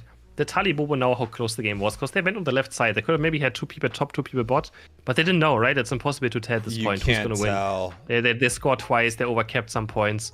It's so close. But I think that's the fun part. People always say, like, it ruins the competitive game not seeing the score points, right? Oh, I totally disagree. It just makes it so much more entertaining. I love it. It makes it so much more entertaining. People having to take risks because they're not sure if they're ahead or behind right now. I like it so much more. Also, if you think people surrender vote a lot now, yeah. Imagine if they could see the scoreboard. I don't even want to begin to think of how many people think that if they're down by 50 points, they can't win this game. No scoreboards forever. That's my position. Jeez. What a match. So now the question remains. Is it Mew or is it Sableye? Because now they're tied up. It's so difficult. I mean, maybe just pick both when they're open. I know. If you pick both, you have to win. But the Scythe also says so much impact, right? So like you can't just ignore Scythe either. It does a lot. Yeah, it's incredible here. What a game. Nouns Esports 2 wins. Bobo at 3. Technically, they both have actually won 2-2, but Bobo coming in from the winner's side. They get a 1-game advantage here in our grand final. And wow, still 1 match away from Bobo shutting this down, but Nouns Esports is right back in this thing. Oh my. That's the grand final we've been waiting for, right? Yeah. That is what we wanted to see. This is what you want. These insanely competitive games. What a wild finish there. Look, part of me wants that game to end in a draw, of course, because what a wild ending. But, you know, these players they don't want that. They want to put more points on the board. A draw would have been just amazing. Yeah. Having a tournament be decided in a draw, like, they would have won it. They would have won the entire tournament with a draw. That would have been just... I would have loved to see it. Maybe we can text them and see if they'll just allow us to say that's what happened. Cause what's been a great YouTube video, right, Jake? I know, that's the problem. Let us make tournament content. Ending in a tie win. Oh, that would have been just. Come on, guys. Missed content, ruined by these 2 teams. They hate content. It's sad, really. Yeah, they do. They hate How content. What are you gonna do now? Getting ready for our next match here in our grand finals. Waiting for our players to load in. They're doing their ready checks now.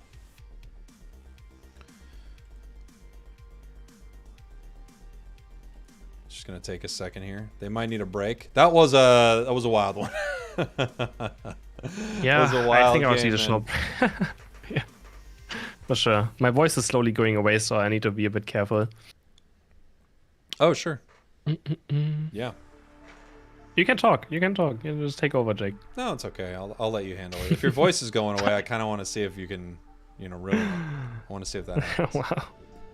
I don't know. think so. I've been testing my voice a lot, and I mean, I always feel like it, but I've been casting a lot too, so. It's a lot of talking. You know, I do some solo casting as well. Especially when alone, yeah. You'll have a whole day of just talking through every match. It can be tough for sure. Coming from my chat, they're saying now we can't see Jake's shocked face in a thumbnail saying this team won a tournament with a tie. True. Yeah, it's sad, right? It's sad. You're never gonna get to see that shocked face. That's the worst part. I really. mean, that's true. There's too many shocked faces lately, Jake, I have to say. No. I'm using the shocked face perfectly, actually. Yeah, true. I'm throwing them. Sometimes, if I don't want to hit it with my own shocked face, sometimes I'll throw in a random stock image because I just don't want to do the stock face at that current moment. But I like what you're up to. I'm seeing you you got your face popping up a little more. You throw your hand in there with a number. But not too much. Yeah, I'm not the biggest fan of myself. But I understand it. You got to be your #1 supporter, Chris. You got to root for yourself more than anybody else. I'm telling you, it can't be Chris Villains or something like that. Chris Heroes has to be the #1 Chris Heroes fan. You know. There was once the chess streamer. She didn't know she was going live. She wanted to record reactions for her YouTube videos, but she hit the live button instead of recording. So she went live and just made weird faces for like a minute before she realized she was live. That's pretty great. It was one of the most cringe things to ever watch, but it was so entertaining. That's pretty wonderful. I was a bit, trying to make those weird faces and recording it. Just hilarious. People are saying it's Alexandra Botez.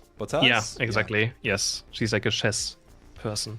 Here we go. Tally Bobo Believers versus Nouns Esports Believers. Game number 5. Game number 5.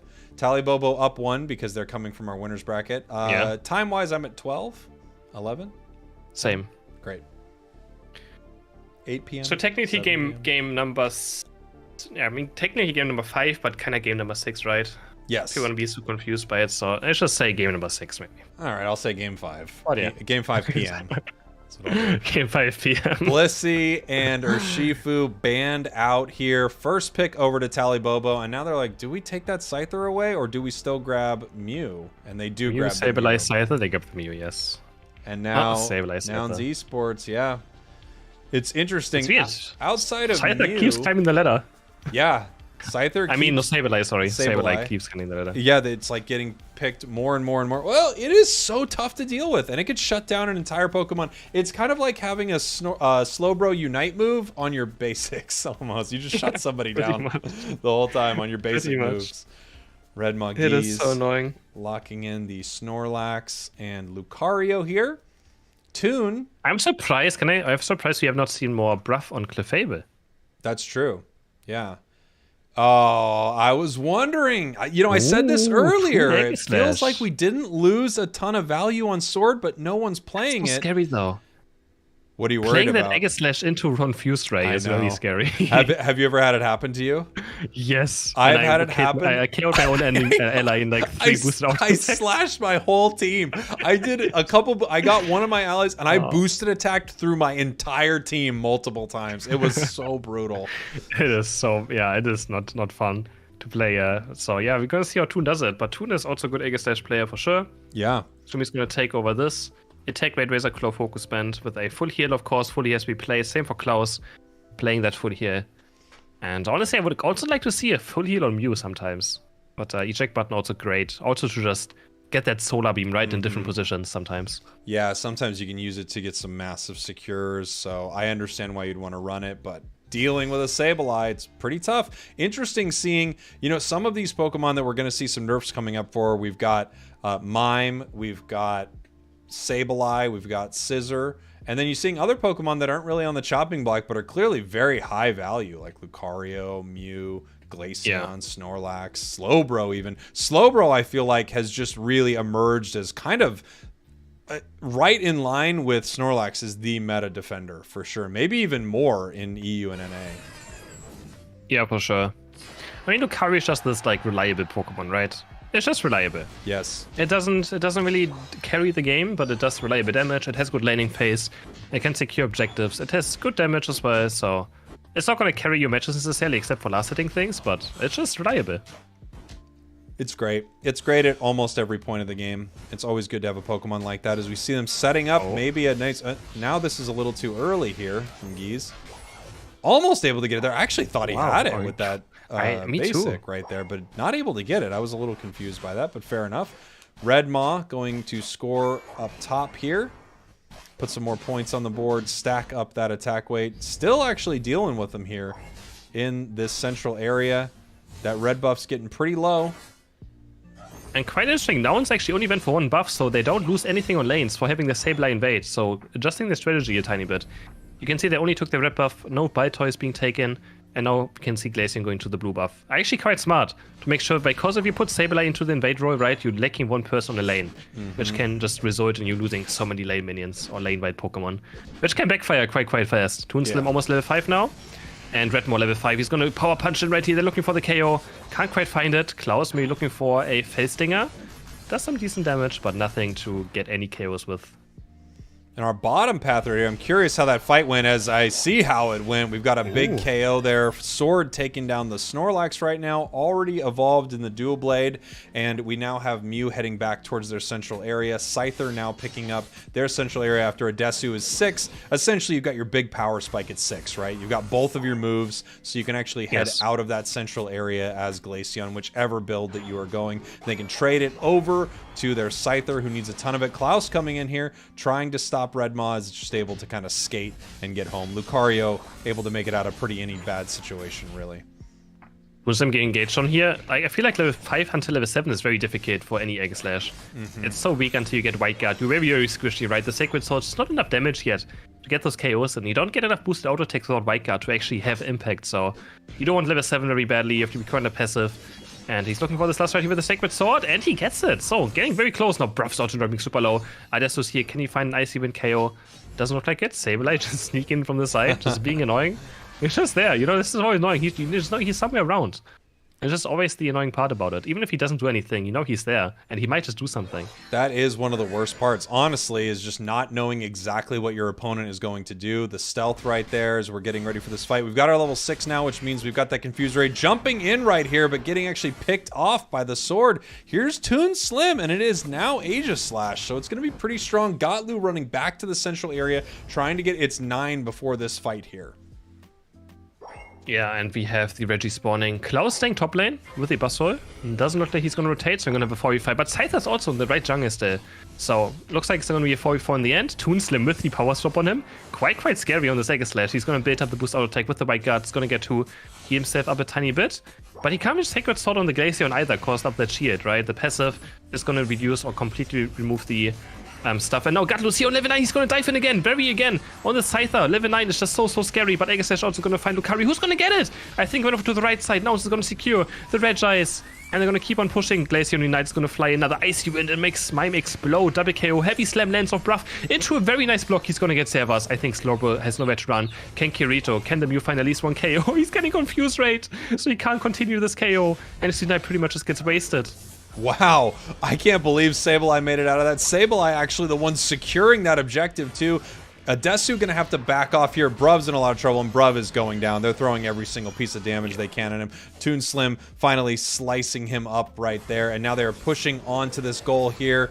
Putting some points on the board, 14 and 20 there as the sword continues to slash through. Looking for this KO on Adesu, trying to reset its Sacred Sword so it can get its boosted there, but actually missing it in that moment. Throwing its Unite move, a wild Unite, and it does miss right there, getting cleaned up by Gotlu here. Okay, I think I'm a bit behind right now. If you could pause for 1 second, I'm at 36, 35, 34, 33.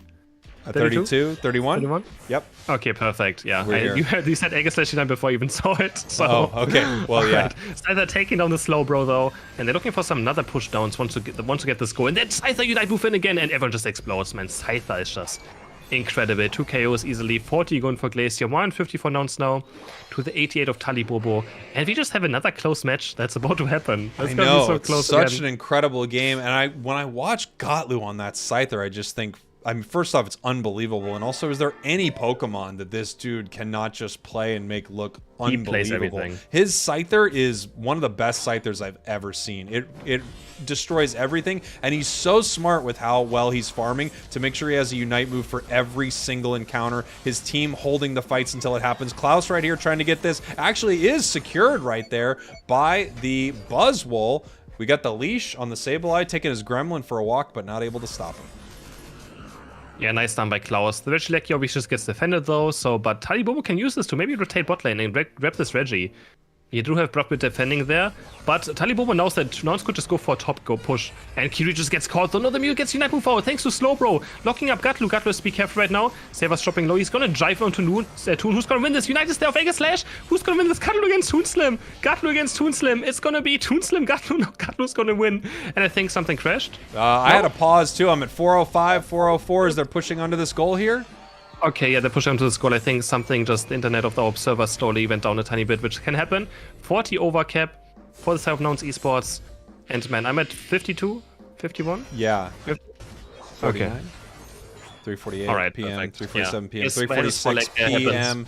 As we have our fight almost about to break out in this bottom path. Nouns Esports is actually really ready to take this Regirock, and no one from Talibobo is here yet. We have a Desu coming down here to help him rip right now. Redmaw gonna try to hold. No, he's not holding his power-up punch at all. They're just going for a full rip as they're trying to zone them out completely. Toonslim possibly trying to move in, but no, it looks like they all decide that they're not going to be able to make it in time. They let Nouns Esports take that one. They try to pick up a KO. Big Unite move coming in from Glaceon. Huge Icy Wind onto Toonslim, and the sword does go down as Lucario is going to pick up some of this experience with a close combat right now, and they're still being zoned out by this Icy Wind Glaceon. Just the most insane burst damage from this Pokemon as they all back off, and we're going to see who decides to make it to the top path for this Regieleki. Right now, only Buzzwole from Talibobo is there. But Talibobo could just go for a bot lane push maybe as well. Let's see if Nouns is going to send someone bot lane, yeah, and just in case Sableye is there, scouting and out in case Talibobo wants to just not do it and just push for the first goal. But they're all top lane, and now Sableye is probably going to see it and also move towards top. Yes, he's going to do it. He's going to look for the flank. And Glaceon already doing so much damage now. Close level 13. Heavy Slam goes in into the eject button by Bruff. Very, very aggressive. They're going to find maybe Mr. Mime. Yes, they do. The Glaceon obliterates Mr. Mime. Toonslim caught again. Really not having too good of a time right here in this match on this Slash yet. And they're going to start doing this Regieleki. Power Punch is being charged. Klaus is looking for this. Klaus coming in here and actually just getting ripped apart by Nouns Esports. Nouns Esports completely zoning them out there. After that double KO from Adesu, there really wasn't a ton that they could do. Push this Regieleki down, and I wonder if Talibobo is just going to let it walk. It looks like that's what they're doing, making their way towards the center area, knowing that Nouns Esports is the kind of team that could rip this thing off the map if they don't see presence from the enemy team. They are starting to hit it right now. Talibobo lets it walk, but that lets Nouns know that they are not down there, and here comes the huge Unite moves. Snorlax with the Unite, Glaceon with the Unite. They're pushing in. Sword goes down. Mime's in trouble, having to base right here. One member down for Talibobo, and Nouns is starting this right here. They are on it. Klaus coming in, missing its grab right there. Able to come back in, and now they're actually resetting on the sides of Nouns. I'm surprised by this. I thought they were going for the secure. They are resetting, and Adesu is so incredibly low, it goes down. I think he messed up his eject button. He eject button back into the enemy team instead of out. Maybe he snapbacked. Can you snapback on eject button? I have no idea, but he panicked. Eject button to the wrong side. Now it's a 4v5 in the favor of Talibobo. Can they get the Scyther still up? They have Lucario Unite. Slowbro as well though. Unite moves on in favor of Talibobo. Then go for this Buzzwole Unite. Goes onto Snorlax. It's dropping super low. Slowbro Unite is going to lock someone down. Who's going to get this Rayquaza? Slash. Who's goes over to Talibobo? It goes over to Talibobo. And they're going to take this, I'm pretty sure. They're going to start scoring points. It goes over to the Mr. Mime somehow. Wow. What a mistake by Adesu. I don't know what happened. Can he eject button back snapback? I have no idea. I mean, eject buttons to the wrong side. Maybe. I don't know what happened there. God. I'm actually very confused by the play from Nouns in general. I thought they were ripping, and then they decide to base. I mean, I get it. They want to make sure they're healthy for it. But wow, 411, 291, match is not over, but Talibobo still has points and they still have shields. We have Klaus coming in here, this massive level 14 Buzzwole with this giant shield right now. Nouns has to do something, and at the same time, another 100 points are going to hit the side of Nouns. 4 members of Nouns running right now. They're on a mission. They need to score. They have very little time. Mew is here to try to stop them. They have to jump in and get this KO as fast as they possibly can. The Scyther KO is going to help them do that. Only 16 in this bottom goal. The 100 points goes in. I don't know if they can make this happen. They're fighting on their goal right now. 3 members of Talibobo. I don't think they can get the points in here. It doesn't look like it. 20 more goes in, but it's just not enough, I don't think. Nouns Esports. I got this 18 of Lucario, but he just can't score. He just can't score this 88. Obviously impossible. Man, that was. I feel like they were not on the same page. Like half of the team recoiled, and then Adesu didn't recoil. Maybe they just wanted to continue to zone him right there. I think maybe he was full health. Talibobo takes that game. Ooh. And I mean, if you're Nouns, I think you got to be surprised by that finish right there. It really felt like they were in control of that. Yeah, really. This was Nouns' game to lose. Probably again, they were in control. This Aegislash had a very. I think this is why we don't see Aegislash too much anymore. You can see that the Pokemon currently struggles, right? It didn't look too good, but Talibobo, they're gonna win. They're gonna be our European champions. 100% still deserved. Even though Nouns kind of threw this match away, it always comes down to the last 2 minutes. If you make mistakes, you're going to lose. And Talibobo is going to be the first place seeding for Europe. They're going to take home also some money for being first place in the European playoffs. And yeah, congrats to them. Yeah, wonderfully played still. Huge congratulations to them. They played such an amazing tournament so far, but their tournament is not done. Neither is Nouns Esports, Dogwater, or Time to Shine, because these are your EU representatives heading into Rivals on Sunday. Again, huge congratulations to your European champions of Rivals, Talibobo Believers, followed by Nouns Esports, Time to Shine, and Dogwater in descending order from 1st to 4th. But these teams are going to be back at it on Sunday, going up against NA. I can't wait to see. Honestly, I mean, watching Talibobo and Nouns, these 2 teams, all 4 of these teams, but these 2 teams are so incredibly good. I can't wait to see them stack up against NA. This is going to be like the World Championships. I mean, just like a little preview of what you could see at Worlds. I can't freaking wait, Chris. It's going to be so exciting. And yeah, that was a very fun day. Yeah. A lot of amazing matches. Incredible day. I want to thank everyone for being here, checking this out. I want to thank you, of course, for casting this alongside me and organizing this all with me, Chris. This has just been a little slice of heaven, my friend. When we're back tomorrow with North America's top 4. We are back tomorrow with North America, which is going to be also, again, exciting matches. We have incredible 4 teams there. And yeah. Oh, yeah. Pulling it up right now for everybody to see. North America top 4 is going to be Ascended, Amaterasu, Exodia, and GT. We're back tomorrow and Sunday casting together. They want you to drink some honey, Chris. They want you to drink some honey. Some honey? They want you to just drink straight honey. I don't have honey. I don't have honey. They just want you to drink honey straight out of a bottle. Like a bear, they want you to eat it like Winnie the Pooh. Just drink honey, please. Will you? All right, sure. All right. I'll try to find some. And yeah, thanks to Nouns Esports again for, sponsoring our tournament and being the main sponsors of this. Absolutely. Providing the prize pool. And yeah, I'm gonna go now because it's 2 a.m. and I'm exhausted. So wait, it's 2 a.m.? Don't you mean it's just 2? It's 2 right now, yep. I would understand it if. Why'd you have to use AM? I thought you guys didn't use AM or PM over there. Yep. It's 2. All right. It's 2. Great to see you, Chris, and I'll see you tomorrow, my friend. Have a great day. All right. See ya. Everybody, thank you so much for being here. Oh, man, it's going to be an incredible day tomorrow. What a day today. I mean, Talibobo looking fantastic. Nouns Esports coming back and fighting like the true champions that they are. But your first place, Talibobo Believers, looking incredible. Don't go anywhere just yet. If you want to continue to hang out, I'm going to be here chatting as I send us on over to another video that I was working on here. A live premiere for everyone to continue hanging out if you would like. Let me just set this up for you all right now. Again, huge shout out to everyone who super chatted, donated. I really appreciate it. People becoming members, gifting memberships. I love you guys so much. It means a lot to me. So thank you so much for that as I start to get this premiere set up for us to all hang out and watch it together as well. Great games today. Great games today. Let's see. Scheduling this. Get us all ready to go. Let's do it. All right. I see Cookie Dough in the chat. This one should actually be exciting for Cookie Dough. It really should. Thank you all for hanging out. I love you. I'll see y'all very soon. I'll be back tomorrow, and enjoy the video. I'm going to hang out here and chat along with you. So I will see you all very, very soon. You're great. You're incredible. Love you. I love you. I love you. I love you too.